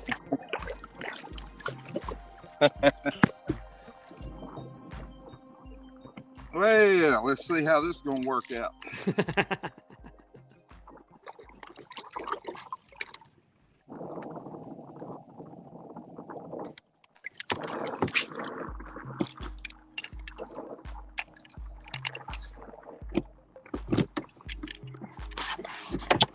Quit trying to bite my boat.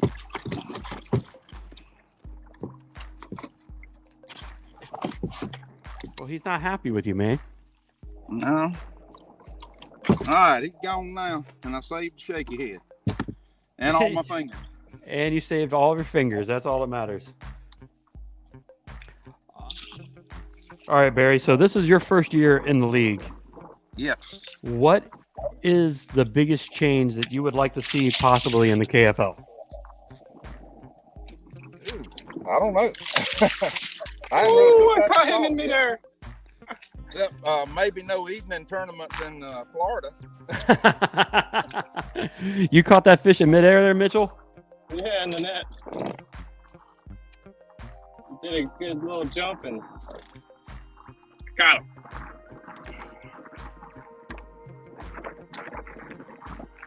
I think I'll measure. There you go, man. Good job. Good job.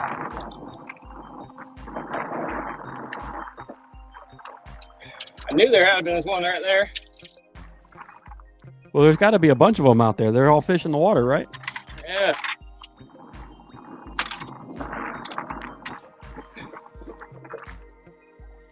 Good job. A little confidence booster going into the last 2 hours. That's good, man.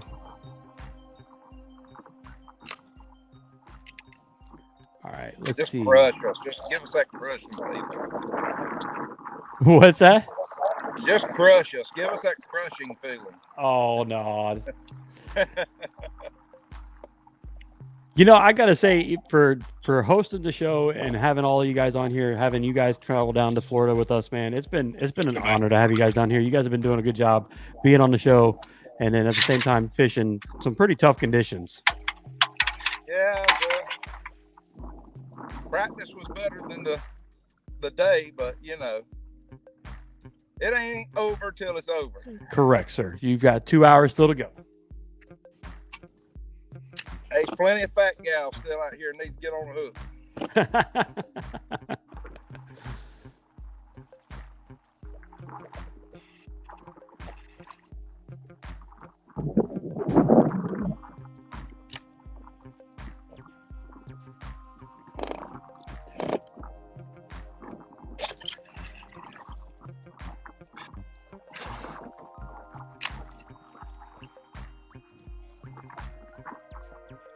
Everywhere's been holding fish for me the last 2 days. There's not a bite coming out of it.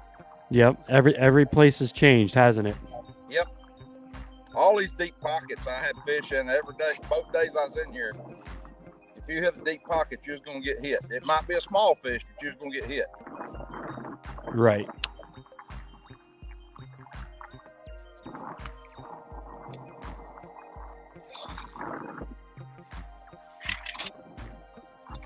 That fish had made me pull out my reserves of worms.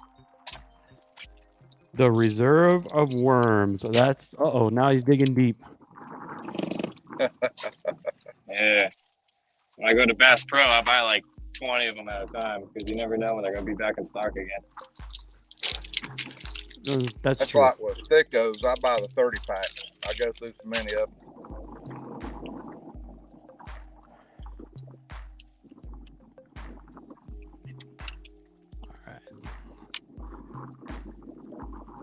All right, I'm just going to give a brief update of the scores. Update to the unofficial update to the Kraken versus Punishers matchup.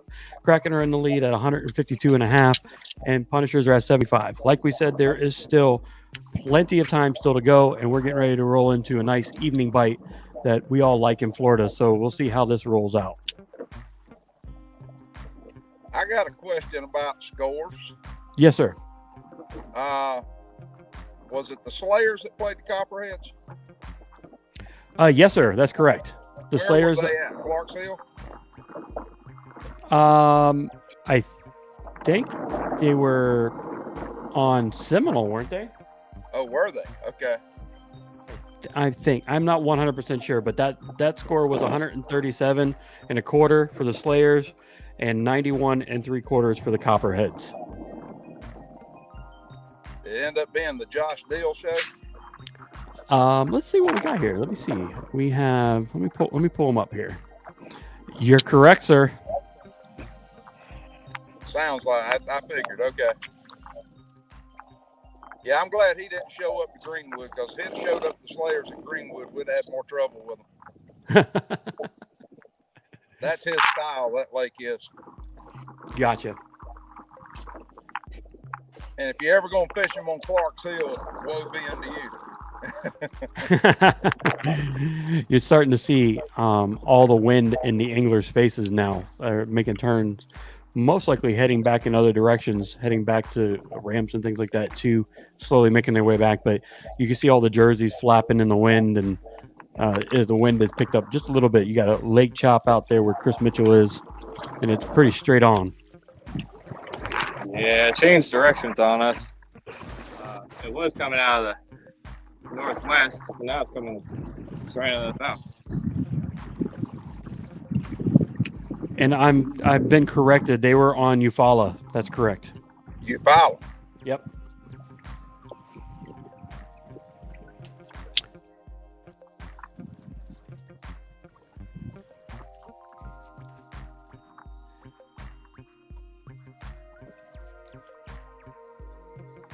It's another lake I like. Yeah, I like that place too.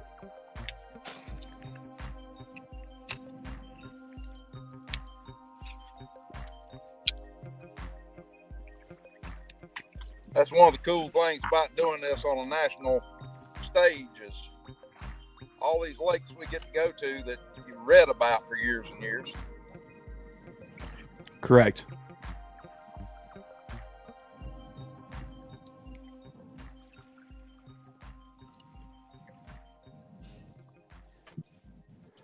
Hey, Mark, we haven't seen you for a while, bud. How's it going?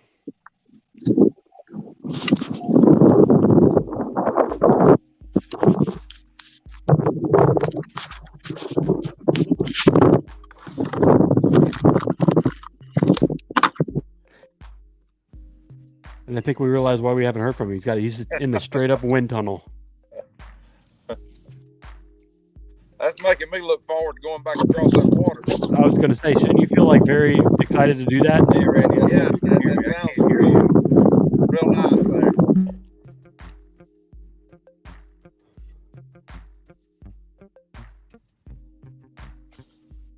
Yeah, it's not making you want to go out there in that open water at all, is it? No, and I'm probably not even a half mile from it right now.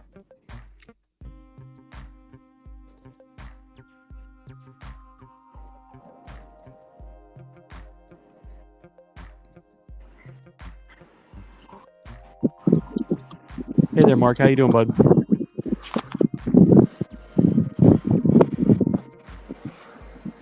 Looks like Mark's having technical issues too now.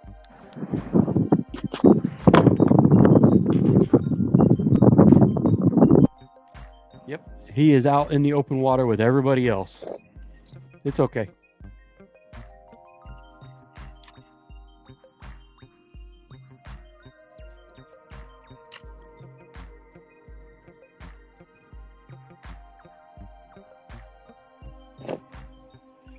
There you are, sir. You had a signal drop. Yeah, that was weird. And everyone started trying to sound like robots. So I knew something was up.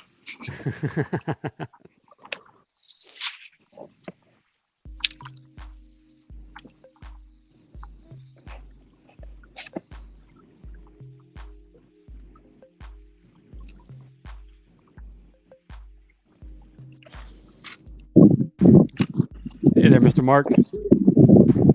Hey, now I can hear you. Well, welcome back to the show. It's a little windy where you're at, but it's okay, man. Quite the last 2 hours. I snapped my mount that holds my camera, and then I proceeded to drop it in the water. No. After I had super glued it back together to make it work. But then I actually found a couple fish, and I don't even want to say the fish that I lost, how big it was. It was the biggest fish I've ever hooked, easily. Dang. It basically to the boat. Basically got it to the boat and it came off. That would be depressing. We've had that happen before, haven't we, Barry? Oh, yeah.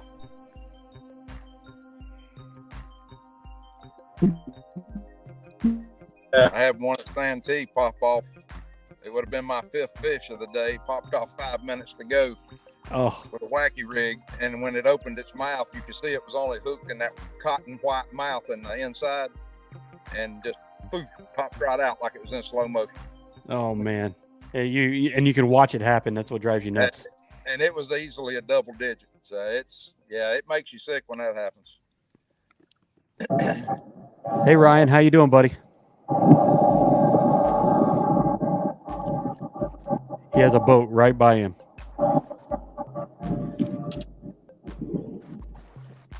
Hey Ryan, how you doing, man? Hey, what's up, man? Sorry, the airboat's going crazy. It's all good. It's all good. This is the first time we've been able to talk to you in a while. You had that headwind on for a while. Yeah. Wind changed. Pretty crazy for a few minutes. Yeah, it's changed on everybody. We're seeing everybody kind of getting some different wind conditions. And so tell us a little bit about what's been changing down there by you.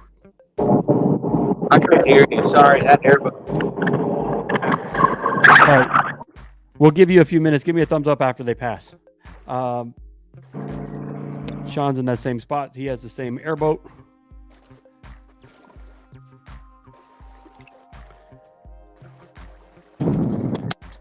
Wow. Hey Terry, how you doing, sir?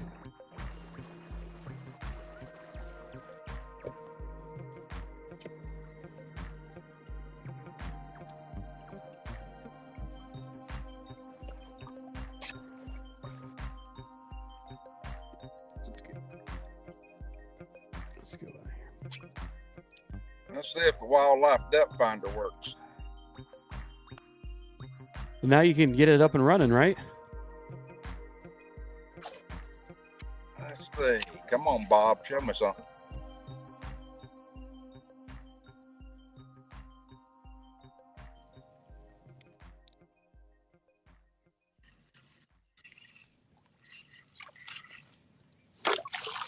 Nope, nothing in there. He got him a bait fish, but he didn't help me.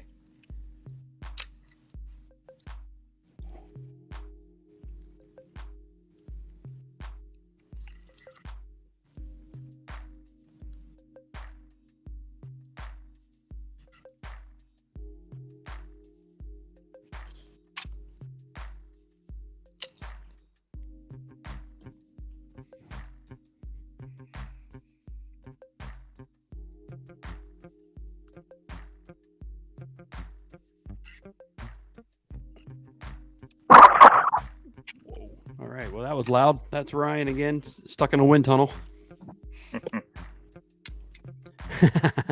He's shaking his head no, like, oh.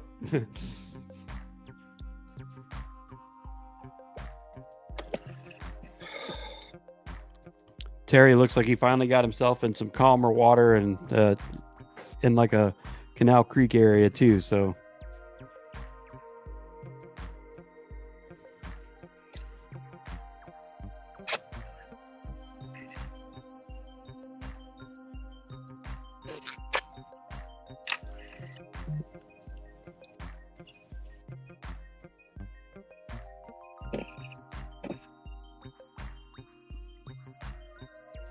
we are going to give the anglers a break for a minute. We're going to go on a loop and take a quick break. We'll be back in just 2 short minutes.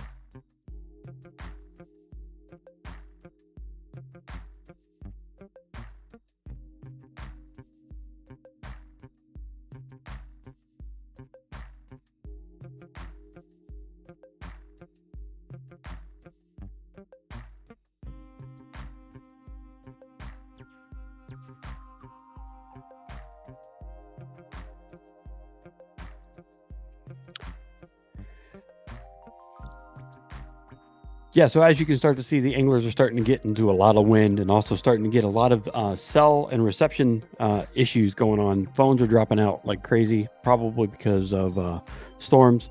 We're going to bring in some of the other ones here. I've got everybody on mute because you're starting to run into a lot of sound issues with the wind. But when they come up on a fish, we will definitely bring them on board. Bring in Barry again. It looks like Barry and I are having a lot of conversations today. Yeah. But they are definitely out there ripping in some wind right now. It's really pushing a lot, really crazy. Excuse me.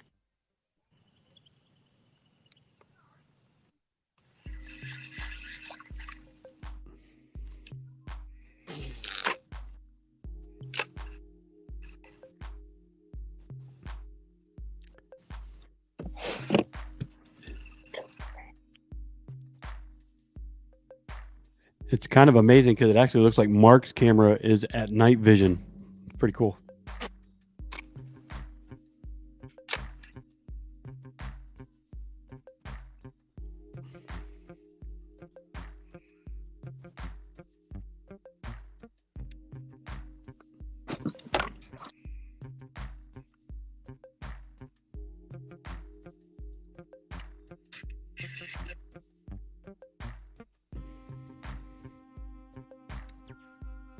I've lost so many fish today. It's been pathetic. Well, Terry just pulled up on me. So I'm chatting with Terry now. I can see him. He just pulled in. I saw it. I thought that canal looked familiar, and you guys are in the same one. Yeah. Do what, Terry? Might have better luck than me doing something different than me. I don't know. I'm catching smalls is all I've caught for the last mile. Yeah. I was going to head out here and hit grass.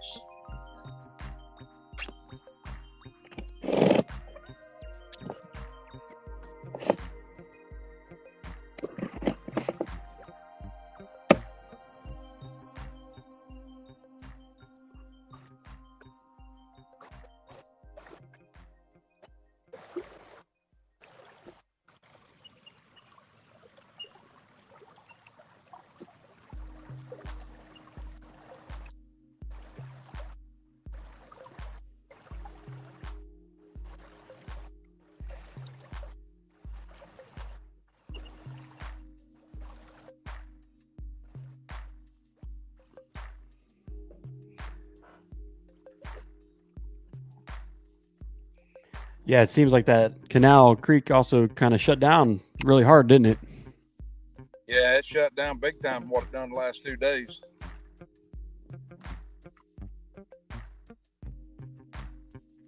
I figured it'd be no problem putting a limit up. It may not be the biggest fish, but you at least have a limit to work off of. Yes, sir.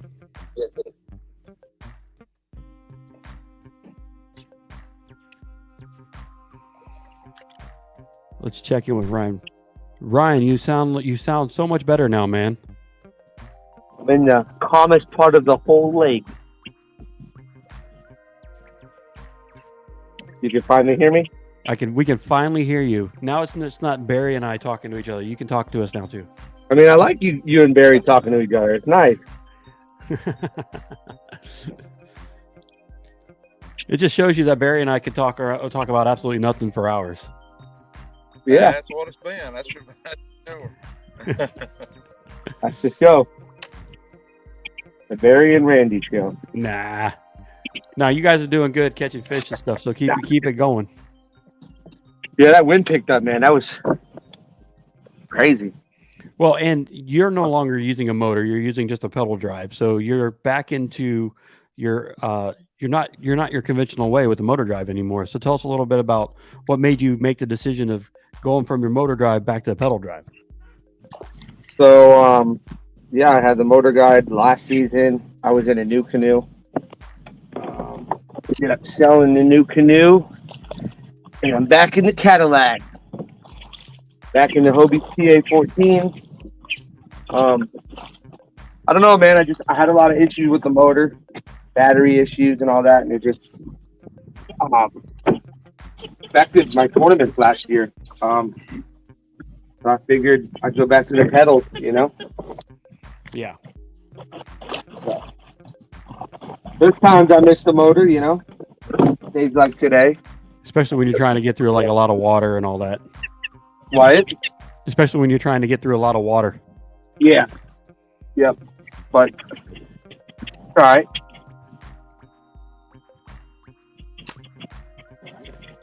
But yeah. Missed the Hobie, man. I had a PA12 and this time I went and got the 14. All right, so there was a question that was asked earlier, and I'm going to ask you, okay? What's the biggest change you'd like to see made in the KFL? Oh, man. Well, obviously I just got into it, so I don't know everything about it. The biggest change? Oh, man. Always ask you the hard questions. I'd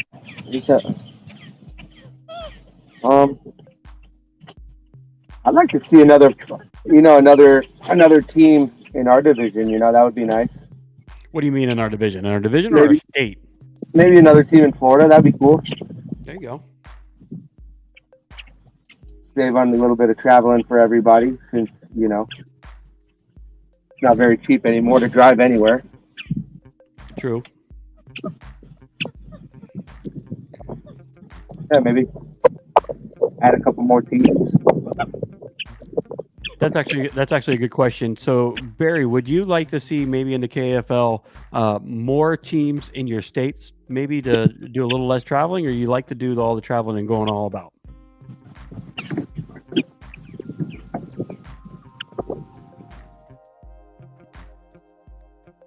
You can't hear me, but that's okay. Looks like it's you and me, Ryan. Yeah, Barry doesn't want to talk to you anymore. No, I think his phone went on some weird setting, and sometimes you can't fight that, you know. Barry had enough talking today.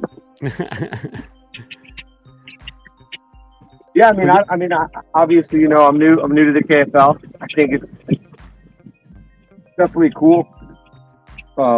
Totally different from regular, you know, personal tournament fishing, you know, by yourself. Right. Oh. Come on, man. Usually when you call me on the phone, you always end up catching a fish. So you should be catching a fish right now. I know. What's going on today? Every time I call you, I always catch a fish. Maybe we should just call each other, and then you can just still catch a fish. Yeah. Can you hang up and just call me?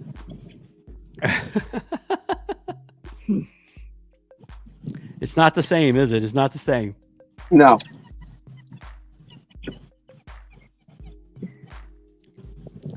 Someone's calling me. All right, Sean, how you doing over there, bud? Pretty good. How about yourself? Hey, can you mute me? Yep. Yeah, so tell us a little bit about what you're I've seen you change fishing rods and baits a little bit. Yeah, right now I'm in some pretty heavy pepper grass. So just trying to find a bait to get a reaction to that. Right. Kind of what I'm looking for right now. Right now I'm tied on a chatterbait. Because the bass went right by. But just trying to get a reaction. Because I think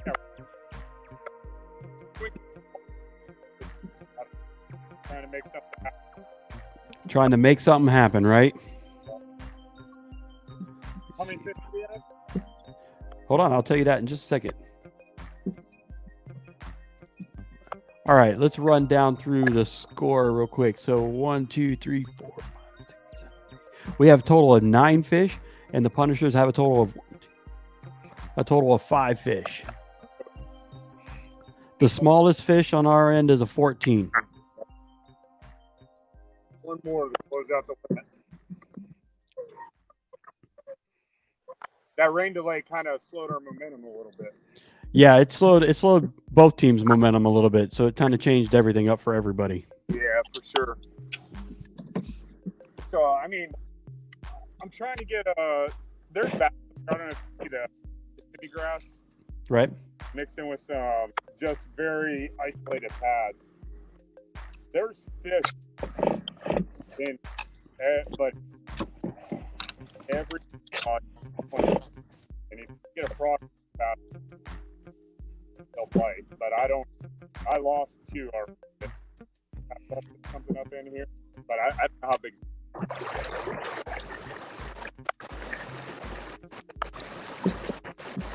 Oh, there it is.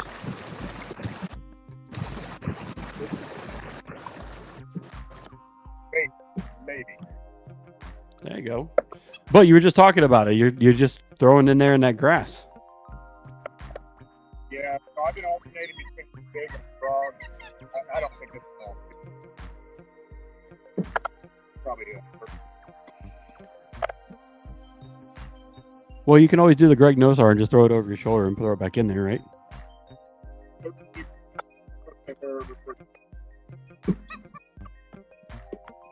Dang, that is one dark fish, though.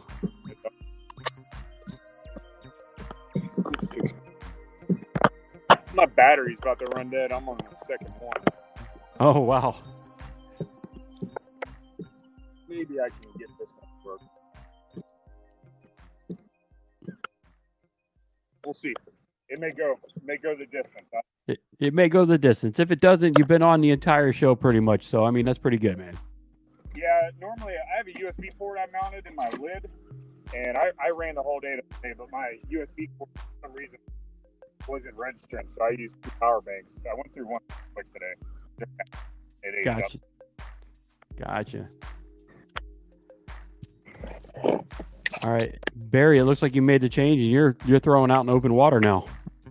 Yeah, I'm at the mouth of the creek, about to hit the end of it here. So I'm probably going to be in the wind myself, so I changed up lures. Come on. Build a limit. All right, Ryan, you look like you're in the calmest spot in the entire lake.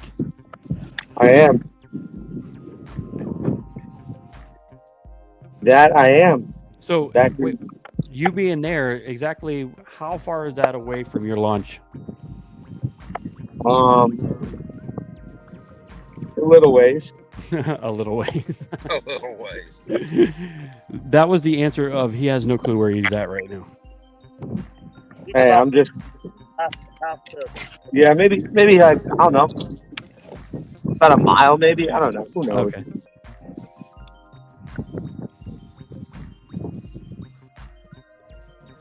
real shallow water, so I don't know if there's anything going to be back here, but. Oh, I'm tasting it. Little guy. Well, that was something. It was better than nothing. Yeah. Probably another brim. You did catch a nice big old plate-sized brim. Yeah. They're in the skinny waters. Don't let them fool you. And to do it on national television, that was even better. Yeah. My new nickname, Brim Man. The turtle beat you, though. The turtle. Oh, yeah, you guys got me with the turtle. That should be a KFL show. The weirdest catches of the weekend. That's true. I don't know. The other Chris on our team, he caught an umbrella a couple weeks ago. Yeah. In Tenorock. In Tenorock. And we're not talking about any regular umbrella. It was one of those big Tommy Bahama umbrellas. One of those fancy umbrellas. Those fancy ones. I'm in 2 foot of water.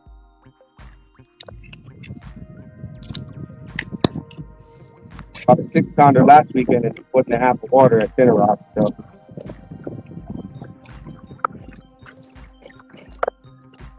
We'll see.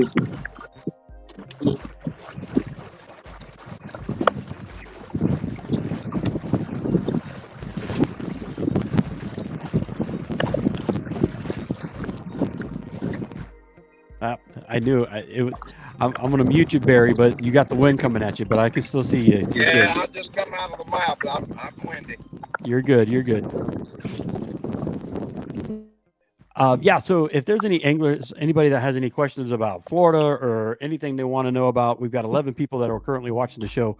Kick out some questions. Put them over there in the comment section. If you want some of the anglers to answer them, we'll get them out there. If you have a question about anything in kayak fishing, put them out there. I'll ask the anglers. They're not afraid to answer any questions. So now is the time to do it. We've got we're getting ready to come up on the 6:20 mark. So at 6:30. That would be the last hour of fishing. So let's ask away, ask some questions, get them going. We got an hour and 10 minutes left in our event.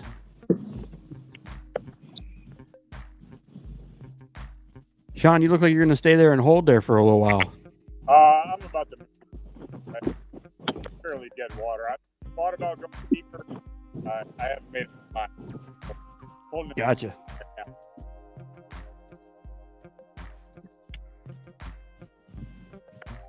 Juicy looking spot. Good edge.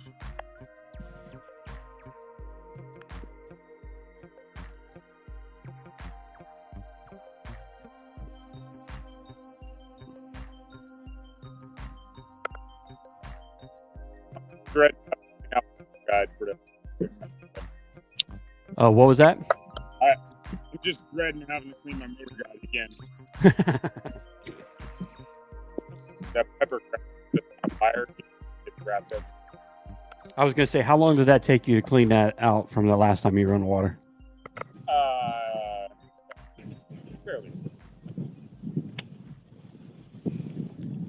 Fairly easy, but at the same time, taking it all apart to get to it, that's not the fun part. Yeah. Are you talking about when I fixed it the other day? Yeah. That was probably like 45 minutes of work. I'm surprised it still works because my brushes haven't came in yet and they're borderline questionable. But I cleaned it out, put it back together. Somehow it works, and I'm no expert. It was like a YouTube video, 5 minutes apart. When in doubt, if you don't know anything in kayak fishing, just go to YouTube and you can find something. There's actually not much for XI3. They'll talk about like XI5s or but it's XI3.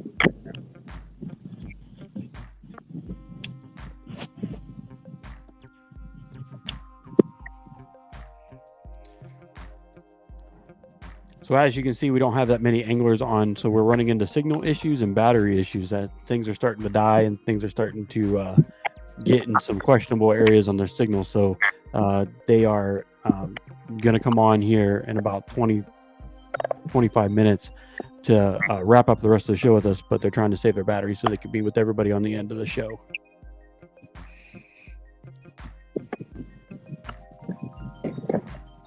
Ryan, you look like you could take a nap in that area, brother.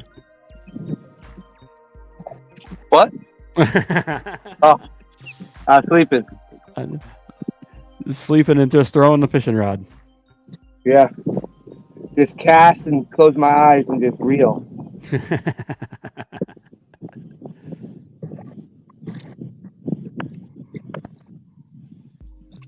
I don't know if anything's back here. Yeah, there's something back there. Lily pad. You. Oh, I'm back here, yep. I hear a gator back there for sure. Yeah, they're probably going to get a little active in that shallow water just to try to find some dinner and get ready for the evening. Trying to find a mate, and it ain't me. No? No, not today. Not today. Tomorrow maybe, but not today, right? Yeah, maybe tomorrow.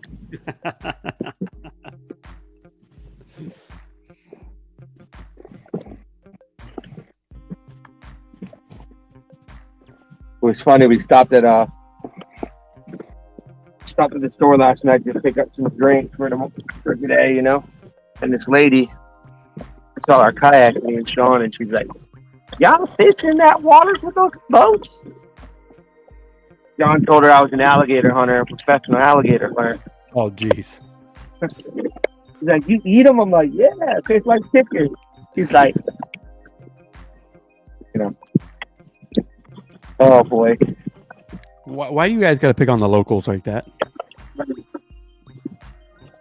don't even know what city that was we were in. It was at a local Family Dollar. Let's just leave it at that. Oh boy. It was kind of funny. Oh, I guess you could say it. We tried to buy some Rip It Energies, you know. Right. They are one of the KFL sponsors. But when we got to the register, they were recalled. No way. Yeah, man. We tried to buy a couple, and she said she couldn't sell it to us. I said, "Well, can you just give it to me then?" Didn't work. It didn't work. I have a real bad stomach ache today if I would have drank those anyways. There you go. She was saving you. That's what that was. She was your saving grace. Recalled. I'm like, why did it go bad? What's wrong with it? Huh. Yeah, so. All right, Ryan, tell me a little bit about your 13 fishing setup that you got there. Well, I'm not throwing the 13 right now, but well, you I just do had have it it right in your here. What? No, you just had it. That was my crankbait rod. So I have I'll get it right here. It's the Fate, Fate Black Series. This is the 7.3 crankbait rod. Mm-hmm. I have a Shimano Chronar on it. 7.3 That was my first 13 fishing rod and reel, or a rod. And I really like it. So I'm gonna be ordering a couple soon. I ordered. I have a spinning setup. Nice. Yeah. Well, with that segue, we're going to do a 13 fishing commercial, and we're going to come right back with everybody. Ooh, there you go.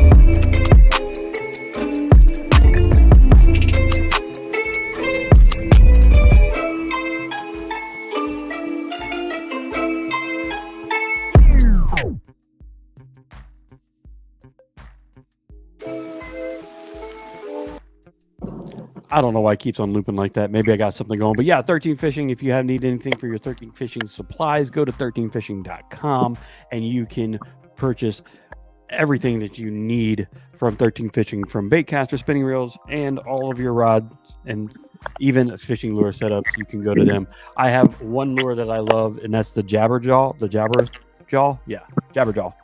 That is like a crankbait with a chatterbait lip on it, and that thing makes tons of noise, and I love that bait. Is that a not shaky head as an agreement, or Chuck Norris approved. oh dang, Lee had one right there by the boat. Hold on, let's get it up by me. Lee, you had that right by the boat, didn't you? Yep. Yeah, I saw it way down.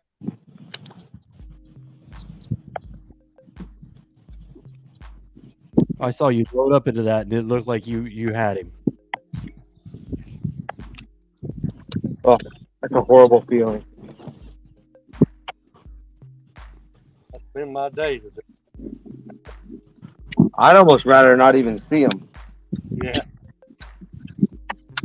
That's what messed me up. I thought.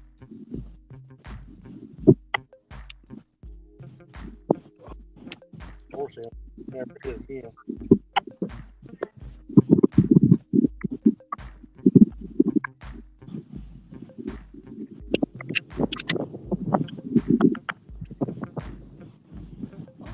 Ryan, one of the things that drives me nuts in being able to watch all of you guys go out there and fish and not be able to do anything about it. Yeah. Yeah, that was me the first week. I was like, tough to watch. Be home, sitting at home. Especially when you got your team and then you got some of the anglers that you know very well. You're just sitting there like, oh, I want to be out fishing with them. Yeah. For sure. But it's a cool setup, man. It's this KFL team stuff. It's pretty cool, So tell me, we're getting ready to go into a 3-week. We asked Barry this question on the national show, so I'm going to ask you. We're getting ready to go into a 3-week period where we're not going to do any fishing. What do you think is going to be the deciding factor in keeping your momentum and keeping everything going moving forward for the last half of the season? Well, a lot. Obviously, it's going to be hot. So, I think. Studying lakes that we're going to be going to. I think we got a lot of in-state Florida matches coming up. So, hitting our home waters, I think, is going to benefit us. Obviously, we know how to fish our home waters, but give it a little bit of different. Weather might be different, stuff like that. So talk about, we're getting ready to go on the 19th. We're getting ready to go to South Carolina, and that's our farthest distance, and we're going to the northern tip of South Carolina. So yeah, tell us about the mindset of getting the team kind of geared up and ready for that. We got a few guys on our team that has fished at that look at Clark's Hill, so we got a lot of intel, I guess you would say, or knowledge from the other couple guys that have been there. Mm-hmm. Couple of us that are going haven't been there, so we're just gonna do some, lake studies and all that kind of stuff from the guys that have been there. Right. Obviously, travel is a big thing, cost-wise. Right. But so yeah, tell me your thought process. You got several teams in the league that are undefeated, and as they go into a break in this season, what do you think that does for your psyche going forward? Do you think that it's got to keep up? How do you keep being a hot stick when you got to take 3 to 4 weeks off? Man, to be honest, I don't even know because we haven't gone through it, Yeah.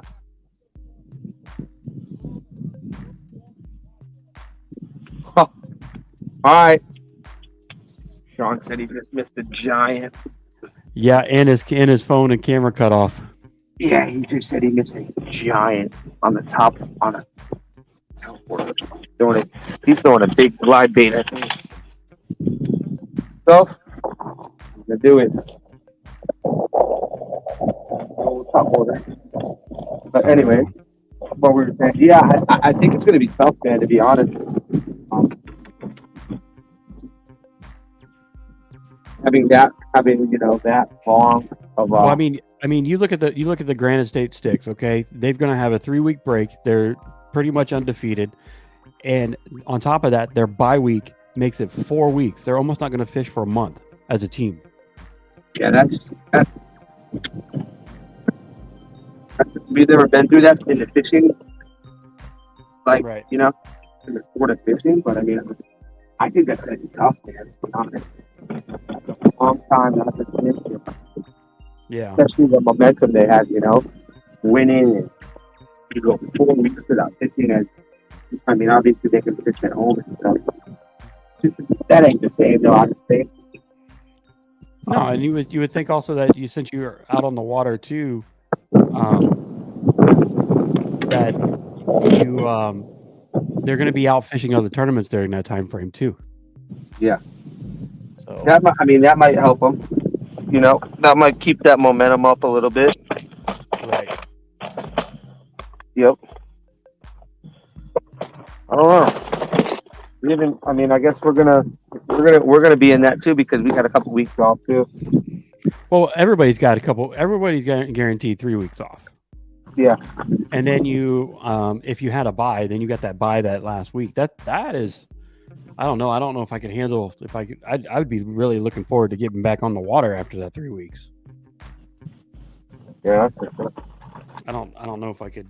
I don't know if I can have that mindset to get ready to rock that out with another bye week. Ooh, that just seems rough. Yeah, that's a long time. Hey, they'll work it out, as a team, and they should be fine. Well, just to let everybody know, it's not official yet, but the Kraken had finally got all 10 fish on the board. They are at 171.25, and then the Punishers are at 75. Still grinding it out. We've got an hour left in our series today, in our matchup, and everybody is still on the water and working hard. So Mark keeps on catching all these small fish, and he's getting upset with them. He wants some bigger fish. He's shaking his head. Yes, he agrees with me. You're getting it, man. You're catching fish. It doesn't happen to be the size you want. Yeah, I just got 2 that I put on the board, that 16 and an 18, almost 19. I just keep thinking about that fish I lost. I mean, it'll haunt me forever. Yep, we just got 10. Mark just got a 19. Sorry, Ryan's screaming at Sean because Sean doesn't have the capabilities to hear us anymore. No, that's good, man. An 18, and another 16. Yes. Nice. And I just caught that small one there. The spot's been pretty slow today. But The spot or the lake? Well, this area of the lake. So exactly how far away are you from your launch point? 200 yards. Oh, well, that's nice. That's not that far. Yeah, it's a couple. Not far at all right now. 2 main areas I've been focused on here. This one happens to be right here. Nice. If you guys don't know, the reason why Mark's got his phone down in the kayak is because he actually broke his mount and dropped his mount in the water. So now he has to go to fishusa.com and buy another one. That's right. Yeah, I was trying to save the phone, and I dropped that in the water. Hey, you saved the phone. That was important. Yeah, could have been worse.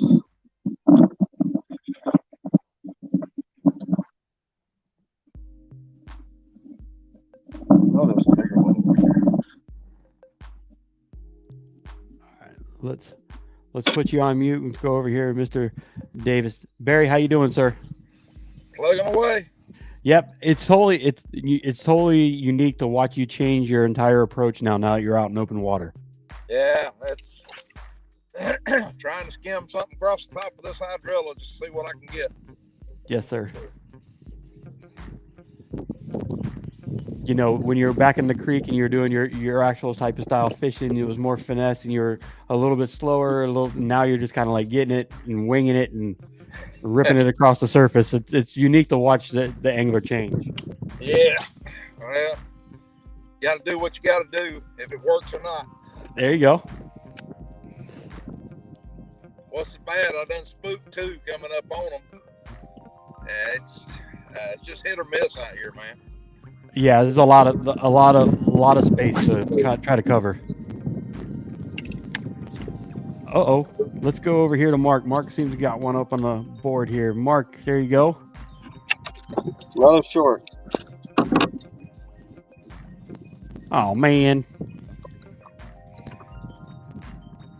Oh, well. We're catching them. There you go. They're here.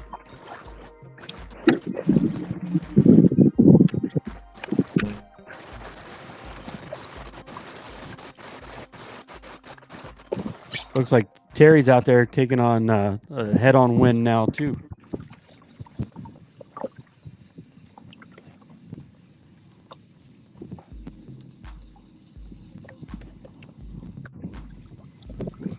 Lee, how's everything going for you over there, sir? I just missed a big one. I know.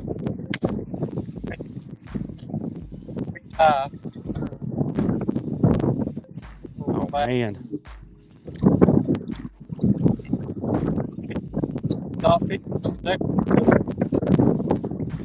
He missed a big one so bad he's regrouping. He's recollecting his thoughts and what he needs to do next.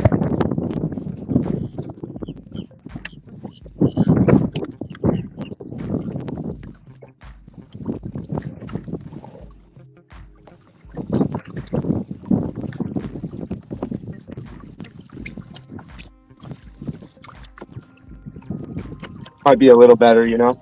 All right, Ryan, how's everything going over there in that area? It looks like it's a little bit more calmer in that area. Yeah, it's a little bit more calm. Sean just missed a big one, another big one. She had it. She fair. I was using 30-pound lino and she manhandled me down. Right. She manhandled you. Yeah, getting manhandled by big girls out here, you know.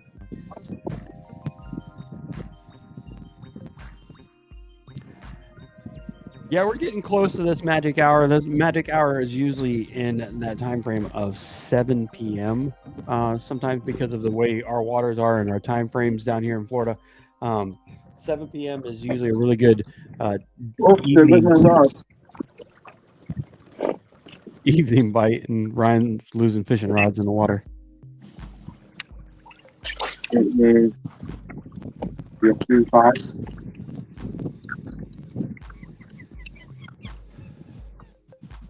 Dude, the water temp dropped like 8 degrees. Really? Wow, that's good. It was 90, I think 97, did I say today? Yeah. 89 right now. Oh, wow.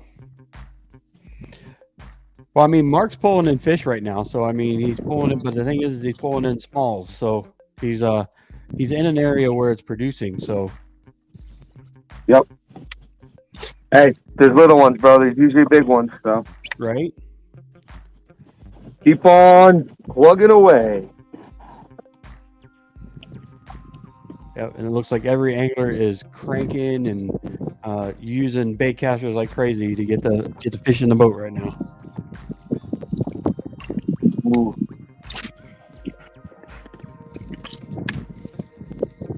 Need a big girl to smack this top water bait.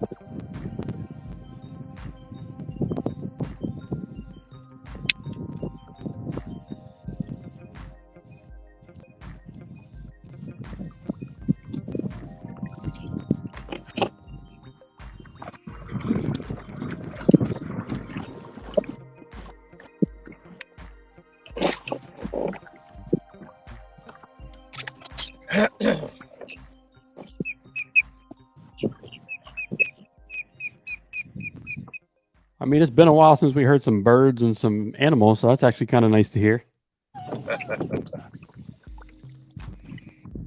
Come on. I mean, other than the dog that was barking at Barry. Yeah. Big Oh, nice. Sean's got a big one on right now. Can you see it? Get over there and let us see it on camera. All right, hold on. Get him in the boat. Get her in the boat. Oh, he's going to boat flip it. Oh, she's barely hooked. Yes. Can you see it? Yep, he just got it in the boat. Let's keep on moving up there a little bit. Let's see if we can. Oh, we're gonna bump boats.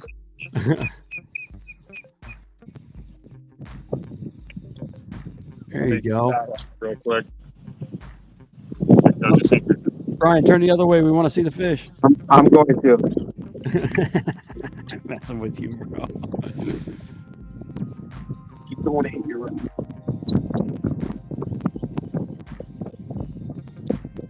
Turn it towards us so we can see. That's what I'm gonna do for the KFL fans. Here we go.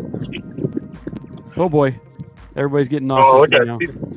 covered. Oh, there you go. Nice looking fish, man. Look at that bloody fish.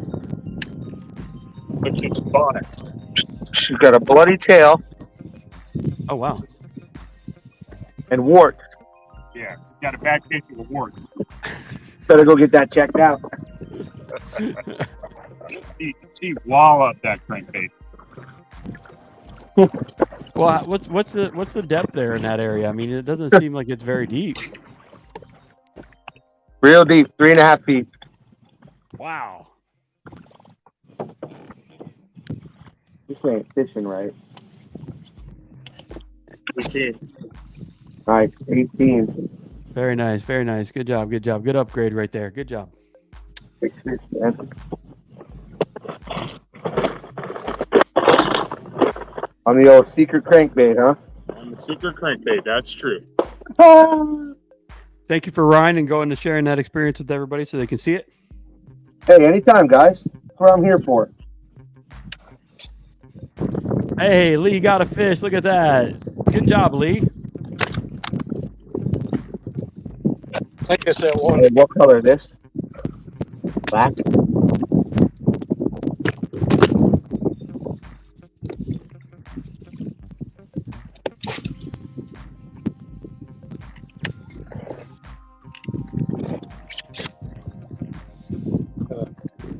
Go ahead, sir. Take your time. Do what you need to do. Yeah, I gotta use my camera. It's okay. Oh.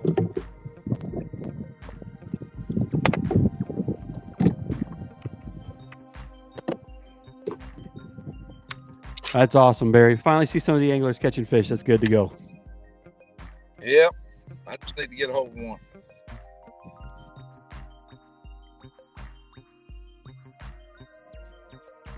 There we go.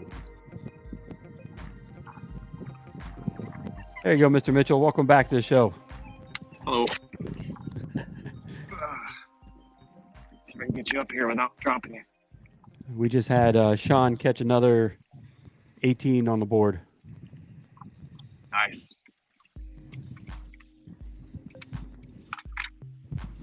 I tried to do some flipping, but that didn't pan out. No, it's okay. It's all right.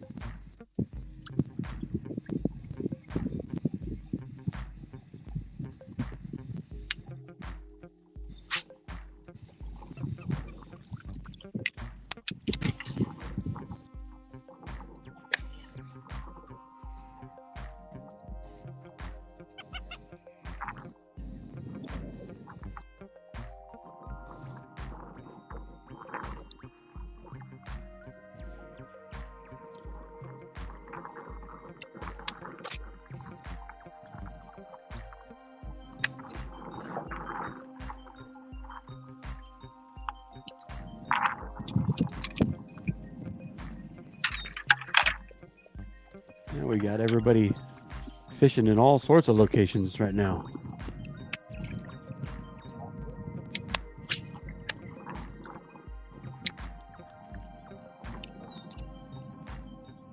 Lee's still working to get his fish on the board, get it measured.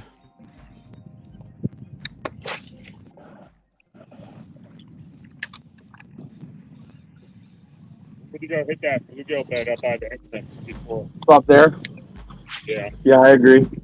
Or a line. We have 35 minutes getting ready to go down. 35 minutes 35 left. minutes.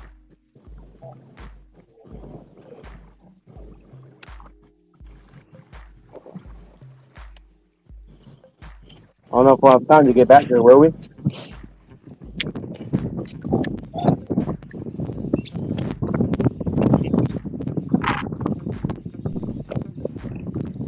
Hey Randy, I was off for a bit. I don't think I heard What's that? What's the official end time today? The official end time? Yes, sir. 7:30. 7:30. Okay. Yes, sir. We gave a half-hour rain delay. All right.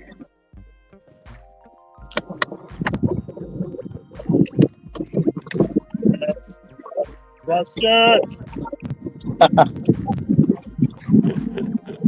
Eat the bait! Going behind me, cheering my bait on. Eat the bait.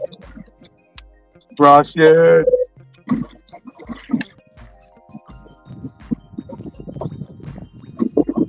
Well, I took the advice of the other team. You know, I threw on a black top water bait.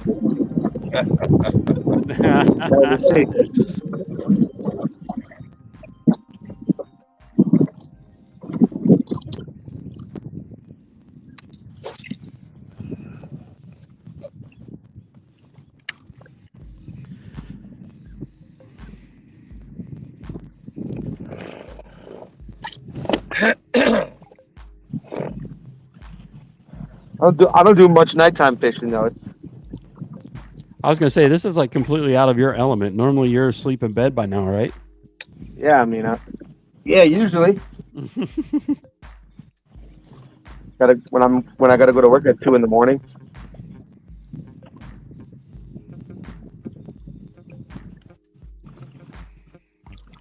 Well, I think it's kind of tough to fish in Florida at night. You know, I think a lot of places close the ramps and. Well, you're right. I mean, we have a lot of and gators. You know, yeah. I think a lot of places close because of gators, and you know. Yeah, we have a lot of public ramps that get closed down by the Parks and Rec and different things like that. So yeah, you're right, but it does make for some things that difficult to fish. I mean, you can still do it. I mean, down by us, you can go to the Everglades. Yeah, but good luck with that.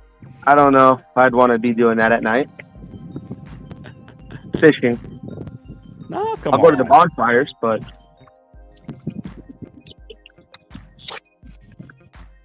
yeah. All right, let's find out from Mr. Lee. Mr. Lee, how was that fish, sir? It was a 14.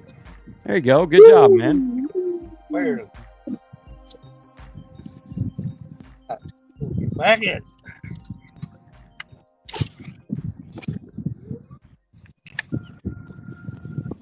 Process. Nicely done, sir. Good job.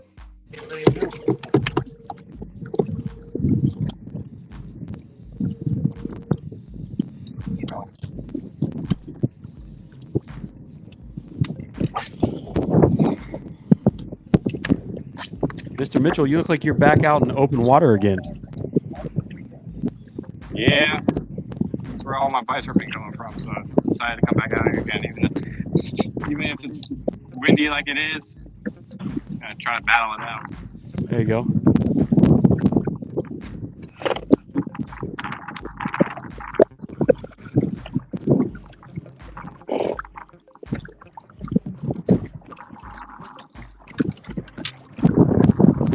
Hey Randy, what's our smallest fish?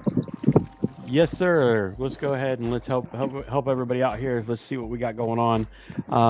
Smallest fish for the Deep South Kraken is a 15.5. The smallest fish for the Palmetto Punishers is a 14. 15.5.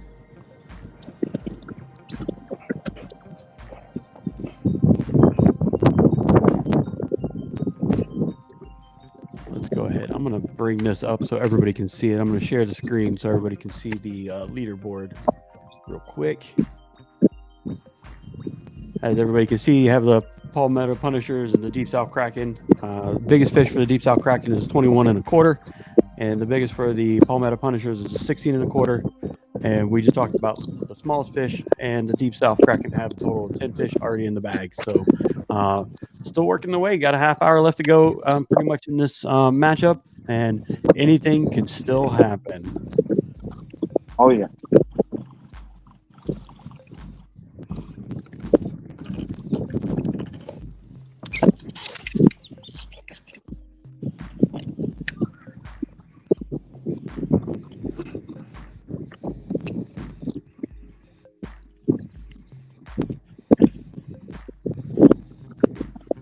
Florida, you're only one cast away from a double.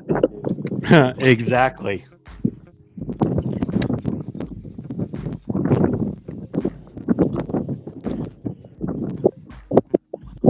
Or a clump of hydrilla. What's that? Or a clump of hydrilla. A clump of hydrilla. Cast away from a double digit or a heat stroke.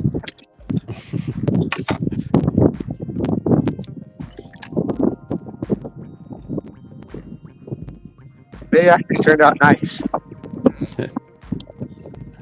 After, yeah, it doesn't look like it's so blistering hot anymore. Yesterday was brutal.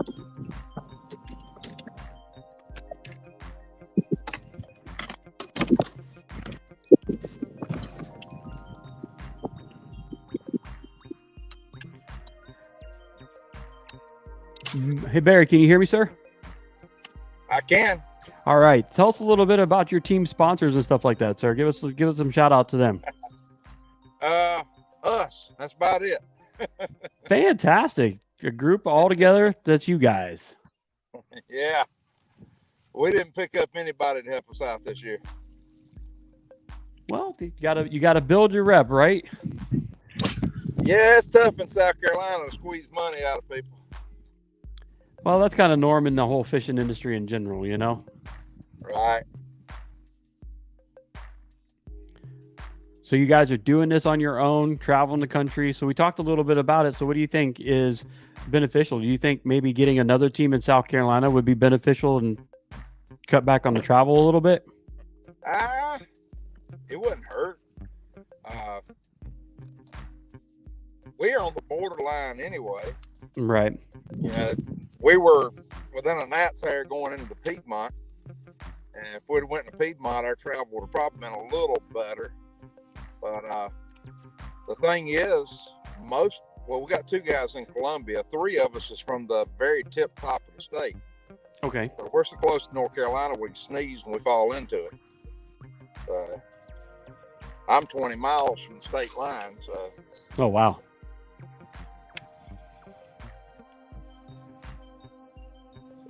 Yeah, Lee's even closer than I am. So. He's even closer to the line? Yeah. Oh, sorry, he was saying something. Yes, sir, Lee. How close are you from the line there? 1 mile. Oh, my goodness. They can almost call you a North Carolinian, right? Yeah, I grew up there, so easily do that. Where at in North Carolina did you grow up, sir? Hendersonville. Hendersonville? Okay.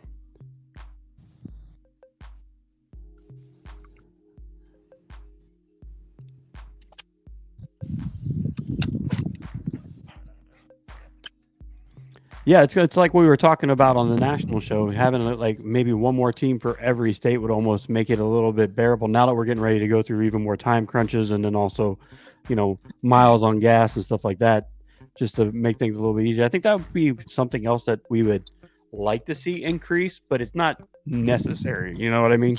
Right. Well, the biggest thing I hear when I ask guys about, let's get this year through and next year we'll see how things go. Most of them go, I hope gas prices better next year or we're not going to be able to do this. I agree with that, sir. I definitely agree with that.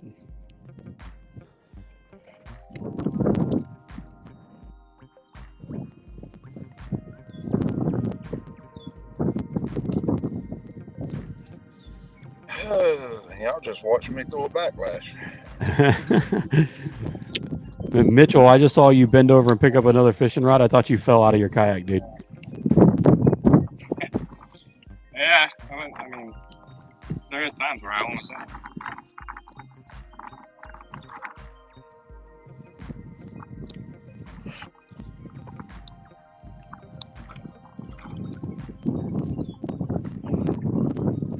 Did you hear me? No, yeah, you are. Go ahead. I saw you turn to me. Go. I said Sean got a 23. Are you kidding me? Yeah, he just got a giant. Nice. That's nice, man. Wow. I went the opposite way of him. Should have went that way. That's all those brim beds that are over there. I mean, they're like on the graph. It just looks like honeycomb everywhere. Wow.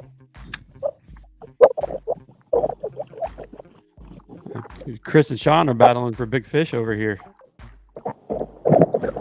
Yeah, he's got me beat. You can still do it, man. You can still do it.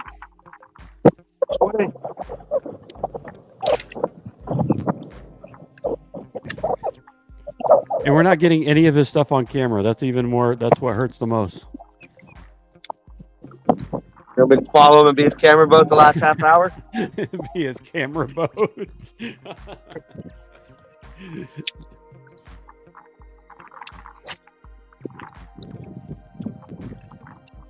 I don't know. Is that an option? I'm joking. Wow.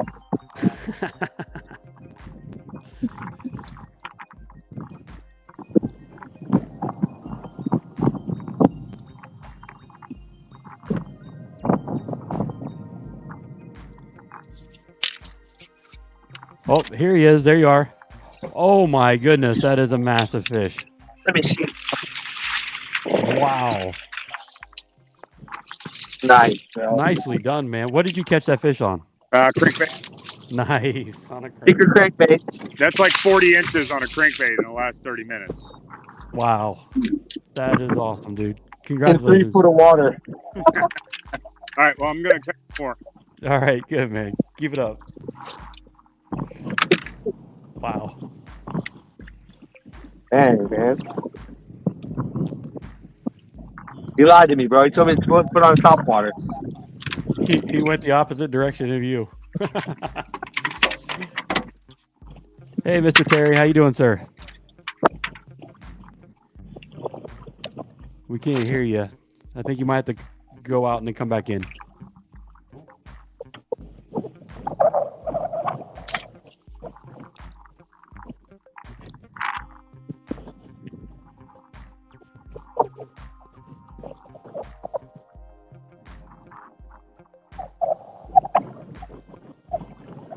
I don't think they want the top water today. I mean, I think Sean just told everybody what you needed to catch them on, right? That's 17 3/4. Look at that, man. Nicely done. Wow, that's a big 17 3/4, bro. Right. He didn't even know he was hooked until he got to the kayak, and he just took off like a rocket.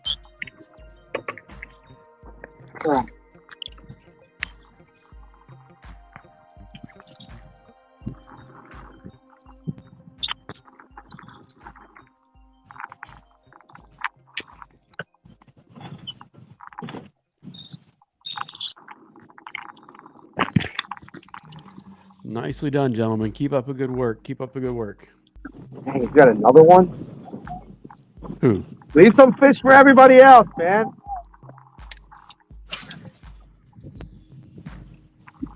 All for me, not myself.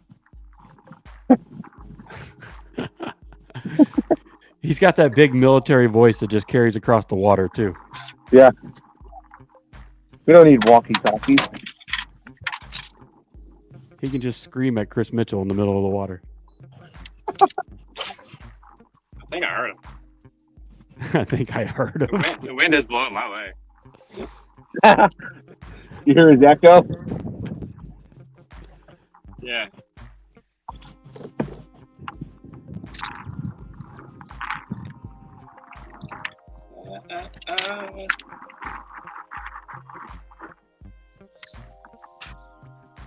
As long as I beat Conrad in overall standings, I'll be happy with it. Oh, dang. Oh, man. I think I got it just now. Another one? Too small. He said it came off. Came off.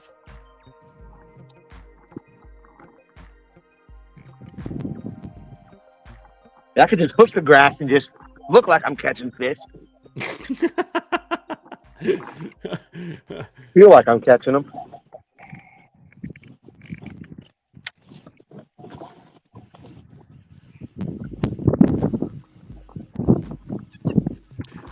So Barry, what's your guys' plan? Are you guys gonna head out in the morning, or are you guys heading out tonight? What's your guys' plans? We're staying tonight. Head out in the morning. Okay, all right. All right. You guys gonna try to meet up and maybe catch one more dinner before everybody has to go away, or are you guys gonna part ways after you guys are done tonight? We're staying at the cabin together, so whatever's fine with us. There you go.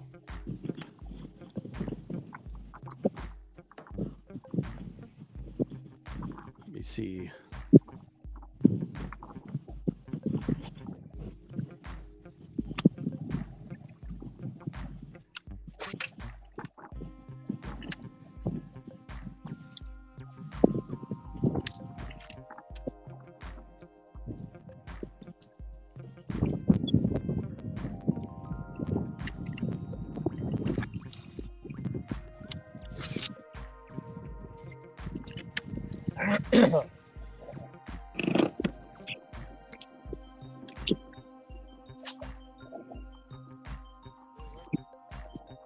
Yeah. I tried it over there when I first come out of the creek. I couldn't do it.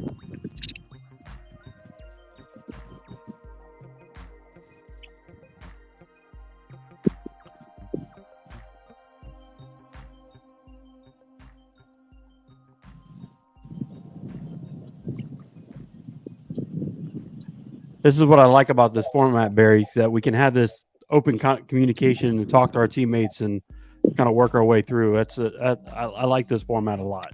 Yeah, that's which even KBF, there's some people been doing that for years.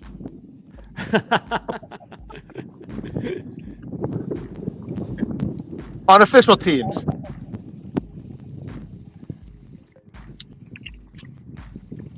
Mark just caught a fish. He's scoring it right now on the board. He's on mute. Can't hear him. That was one of the things I liked about BASS with their rules about there was no phone contact with anybody. Yeah. Right. Hey, Randy, what's our smallest? Yes, sir. The smallest is 16. Okay, well, that one's 15 and a half. Hey, man, you're on fish though. That's good. Hey, score it because it goes against your personal. Yeah, your personal rankings. All right.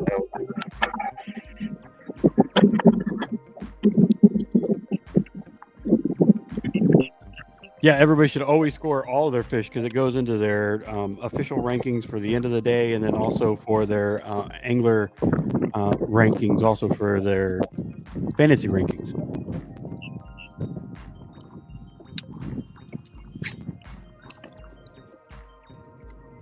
I just saw a huge gator right here. Oh, there she is. Pop back up. Did you just throw your lure at it? Nah. Crazy. I'm not that crazy. I don't want to lose my spinnerbait. Nah, she went under and went that way.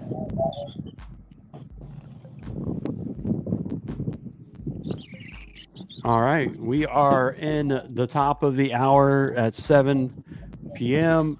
We're at 7:08. Excuse me. We're going to give one more last commercial break, and then we're going to give these guys a break to regroup and get ready to knock out the last 25 or so minutes of this show and also of the match.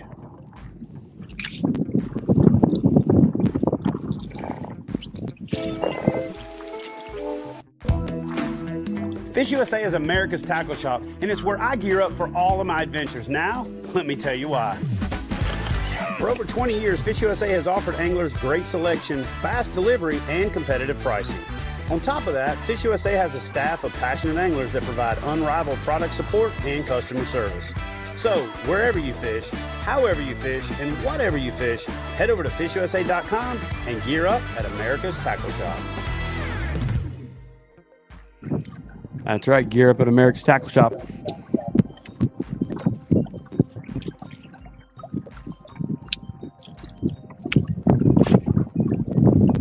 Which one is... Let me see. I found the culprit to the wind blowing. That was Mr. Mitchell. It's okay.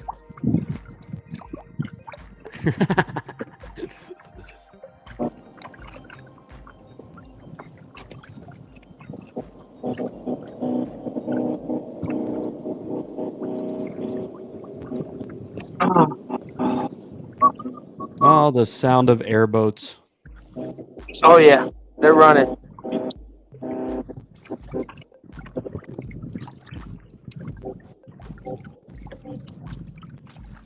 Come right out of this grass right here. Probably run me over.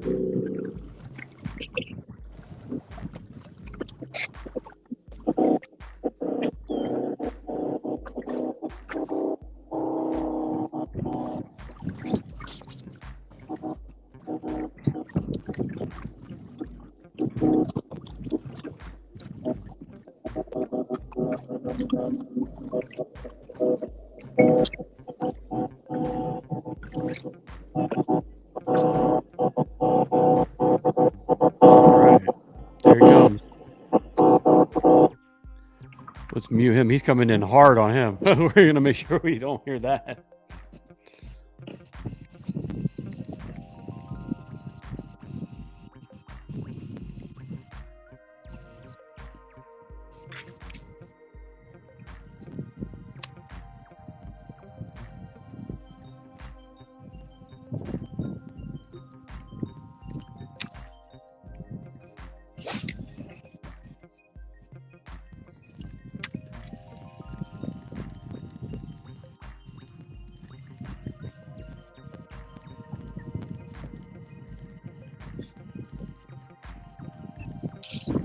All right, Mr. Mitchell, we saw that one right there. What you got in there?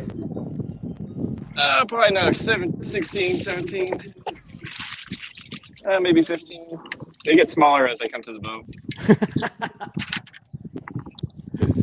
At least you got them coming to the boat. There you go. Right? You absolutely choke this thing.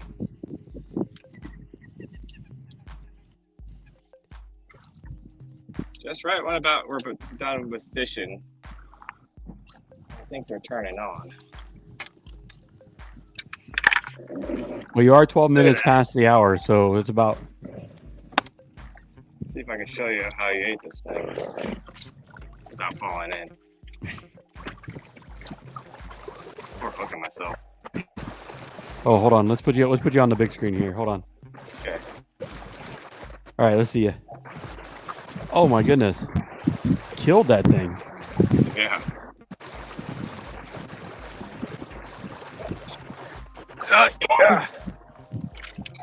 Now to turn back around and not fall in the water. Yeah, I know. When they say you start feeling getting old when you turn 30, that's starting to come true. Oh, don't let me. Whatever.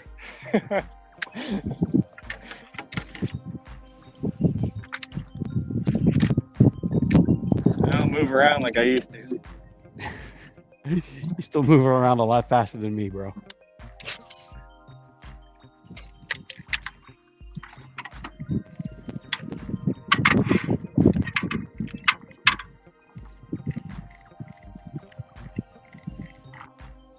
Hey Ryan, we don't hear Sean that much anymore. He's quiet over there. Yeah.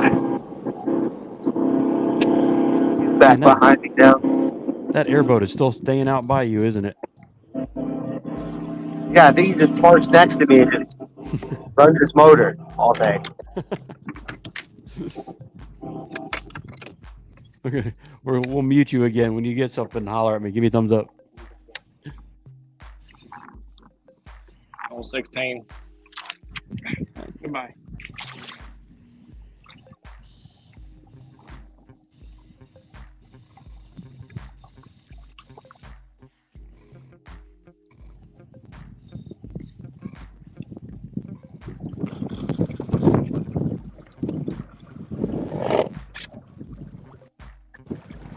Now, you did score that for your own personal record, correct? Yes. There you go.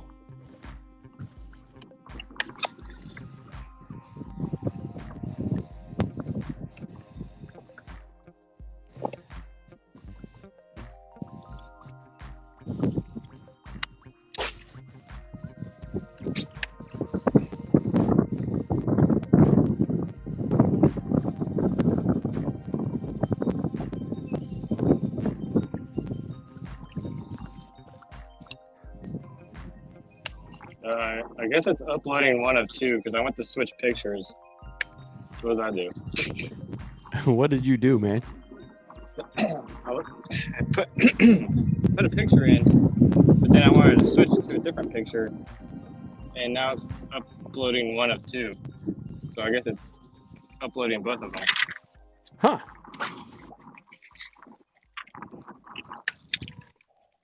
Well, they'll deduct it and make sure it gets done properly.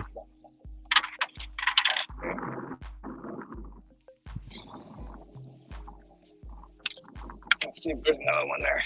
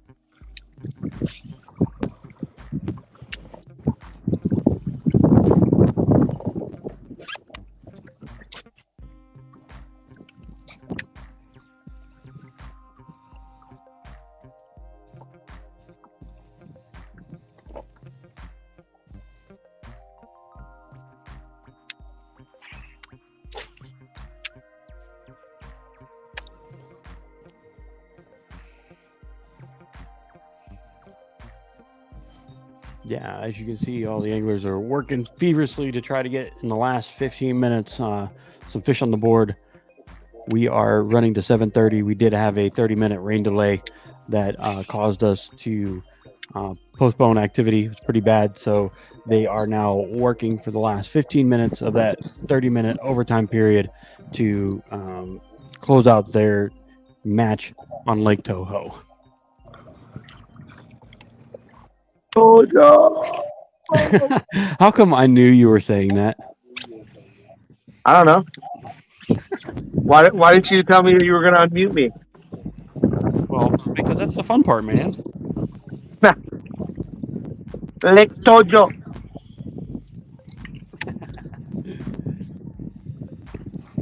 Now, can you say the actual full name of Lake Toho?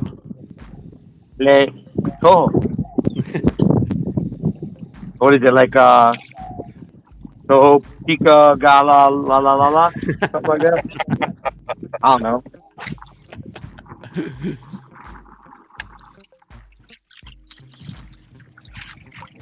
Like Kopiala, I don't know. Can you say it? Oh, I can't say it. You know I can't hardly say everybody's name, let alone try to say this. The question is, can we spell it? No. Oh, Terry's got a fish on the board. Look at Terry right here. Let's see if he's got his volume on. Terry, are you there, sir? Read it. We have dummy.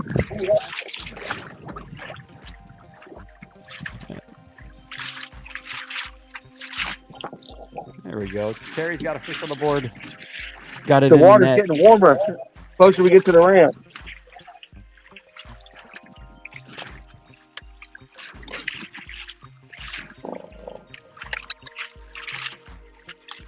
He is working feverishly to get it on the board and get it measured out there, Barry. Every little bit helps. Yep. I should have stayed up the river. And done what I know, and not this, or up the creek. You know, we always do that to ourselves. We second guess ourselves and we go out and try to do something else that everybody else is doing, and we should just stick to what we're good at, right? Yeah. Well, the river is kind of shut down, but who knows? It may have turned back on. Or the creek. I'm still going to call it river the whole time I'm here.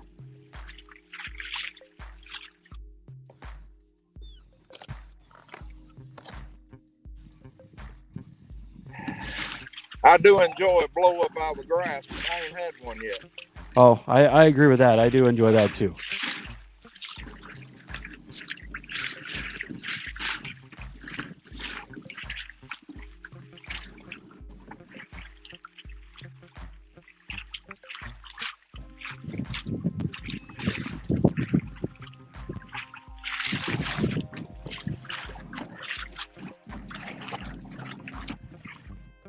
We're going to mute Chris because it seems like the boat's just slapping in the water over there. All right, Ryan, how you doing? Just watching Sean fish.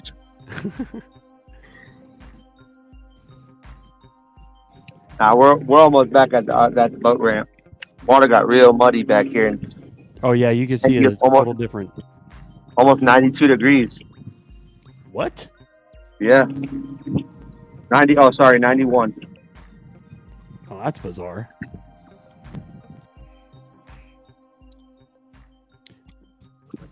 Terry had jumped off. He's obviously measuring his, doing his submission right now on Fishing Chaos. So he's jumped off out of the signal issue. So we're waiting to see what he has posted up on the board. Like a perfect half. I do a lot of those. I'm like, come on, man, that's got to get bit.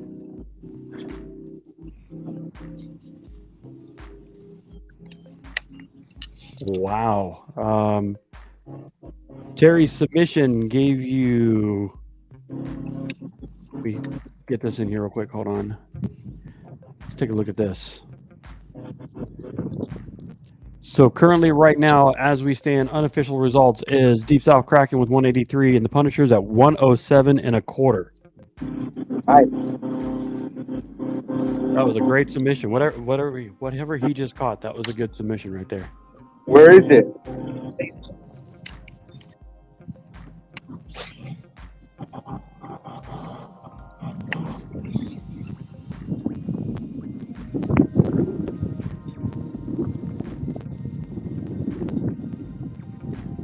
All right, just so everybody knows, we have 9 minutes left in the match. 9 minutes left in the match.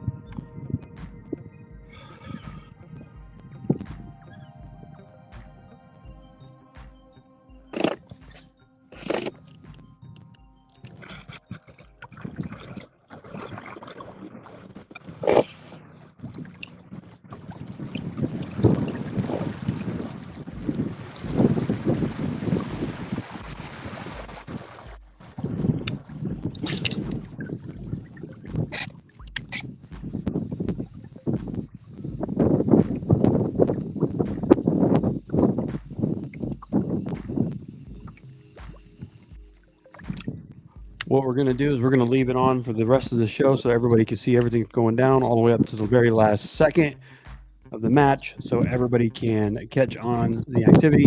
They start getting on a little bit of a fury. but you are already seeing anglers reeling in as fast as possible to cover as much water as they can.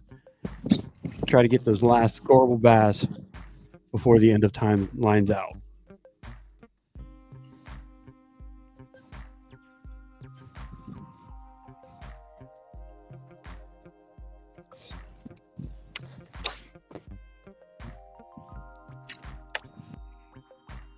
I'm going to give a shout out to several anglers that's been hanging out with us pretty much for the bulk of the show. Scott, Sean McQuinn, Central Florida Bass has been hanging out with us. Chris Parker's been hanging out with us today. Tim Casales, Mr. Harrison Keller. They're keeping up with us throughout the entire show. Mr. Terry has been hanging out. He's back here from submitting his fish. Nice fish today, Terry. Thank you. What was the final submission on that one? What was the final size? 18 1/4. Nicely done. Nicely done. 18 1/4.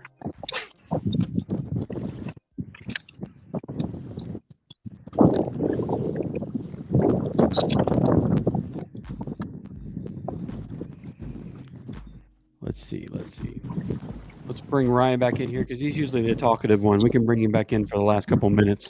Hey, I was talking, man. How'd you know? It's when you turn your head and you look at me. That's when I know you're talking. My man, you listening? Yeah. No, I said, for the guys that have been watching the show all day, let's do a giveaway. We're going to give them a catch board. Hey, you know what? We're going to do one better. You know what? We got...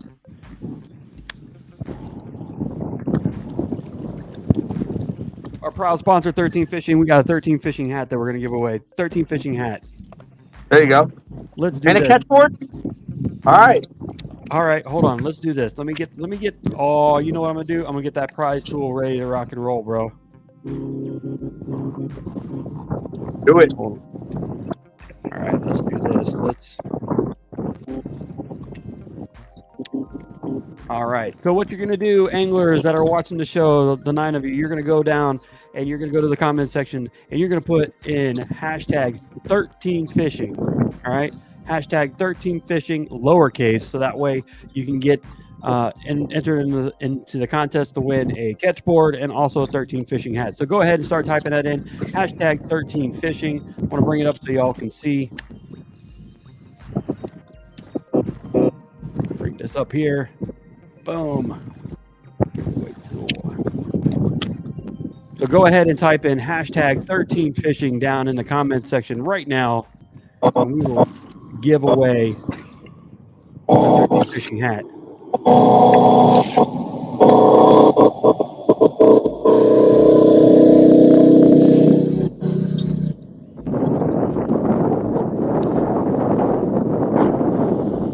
There we go. Now we're rocking and rolling. Hashtag 13 Fishing. Inside of that, you're also going to get away. We're going to give away a catch board to you. That's the brand new yellow carbonite board, and also the 13 Fishing hat that you see right here, which is actually pretty cool. This is actually the same hat our team wears. So type it in there, hashtag 13 Fishing. We're going to see if there's going to be any more entries. You got 10 anglers that are watching this now online. Let's see who else pops in there. Keep it going there. We got 4 minutes left in the episode. All right, let's go ahead. Ryan, you ready? You just tell me hit that draw button. Hit the draw button. Here we go. 13 Fishing right here in the catch board. Mr. Scott, thank you for being on the show. Congratulations. If you wouldn't mind, look up Randy Newton in the messenger or send me a message inside of Facebook and we can get you. You definitely want to make sure you send that to me. Send it to me in the messenger, or you can contact us through the comment section on YouTube, but definitely you can get the prize there. So you're going to get a 13 Fishing hat and a carbonite kit board. Congratulations. And thank you to our proud sponsors for doing that. Scott, congratulations, sir. Is that Scott Gibbons? No, sir. Oh, okay. I'm saying Scott S because, again, I don't want to butcher his last name. All right, Scott S. Awesome. See, all you gotta do is watch our lives and you win a prize. Look at that. Look at that. Look at that.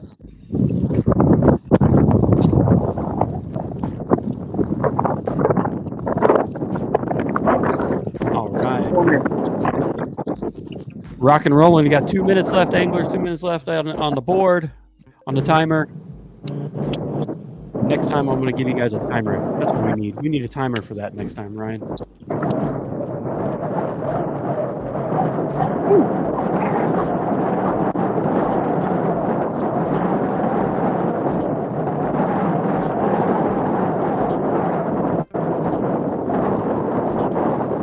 Wow. Come on. Woo! There we go. Yeah. He was stuck in the wind tunnel over there. Terry was like in the wind tunnel. That's the strike king one? Yeah. You like that better than the other one? Yeah. All right. You guys got 1 minute left. 1 minute left. Un minuto. That's for the folks down south. That's for the folks down south. Oh, I'm just here for the commentary, you know?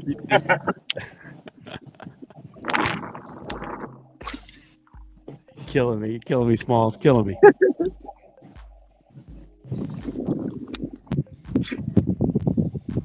Well, I'll give a shout out, I guess. Shout out to the Palmetto Punishers, man. They came down here. You know, they drove. We met them for dinner. Great group of guys, the guys that we did get to meet. So, thanks for coming down here, guys. Appreciate it, man. All right, let's go ahead. Let's wrap it up. Lines out, lines out. 7:30. No more lines in the water. You all did an amazing job. Punishers, you definitely came back in there. Terry caught that last one in the hour and got you guys over 100 inches, so that is awesome. Kraken, congratulations. Its unofficial score is 183, and the Punisher is at 107.25. Excellent job today, everybody, and congratulations to Scott for winning the prizes. Good job, good job. Good game, gents. Good game. GG. Good game, guys. Now what you guys need to do is you need to go back to the dock, go get everything unloaded, loaded back up, and then go out to dinner and enjoy some time together after being on the water. You guys did awesome. Congratulations again, guys. Congratulations to the Kraken. And thank you to the Punishers for coming on down. Barry, thank you for bringing the guys down here. Yeah, man. Y'all Appreciate it, gents. Use the same messenger we used last night and let me know what you want to do. Sounds good. All right. We'll Yeah, get we'll do everything that. lined up. Thank you very much. Again, that was a very long, difficult day out on Toho.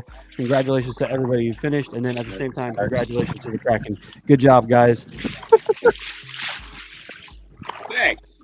All right. Well, thank you to everybody who joined us on the show. Enjoy the rest of your day. Join us in a couple of weeks where we're going to be battling again on the KFL. But at this time, thank you for watching and enjoy the rest of your weekend. See you guys later. Have a wonderful time. Later.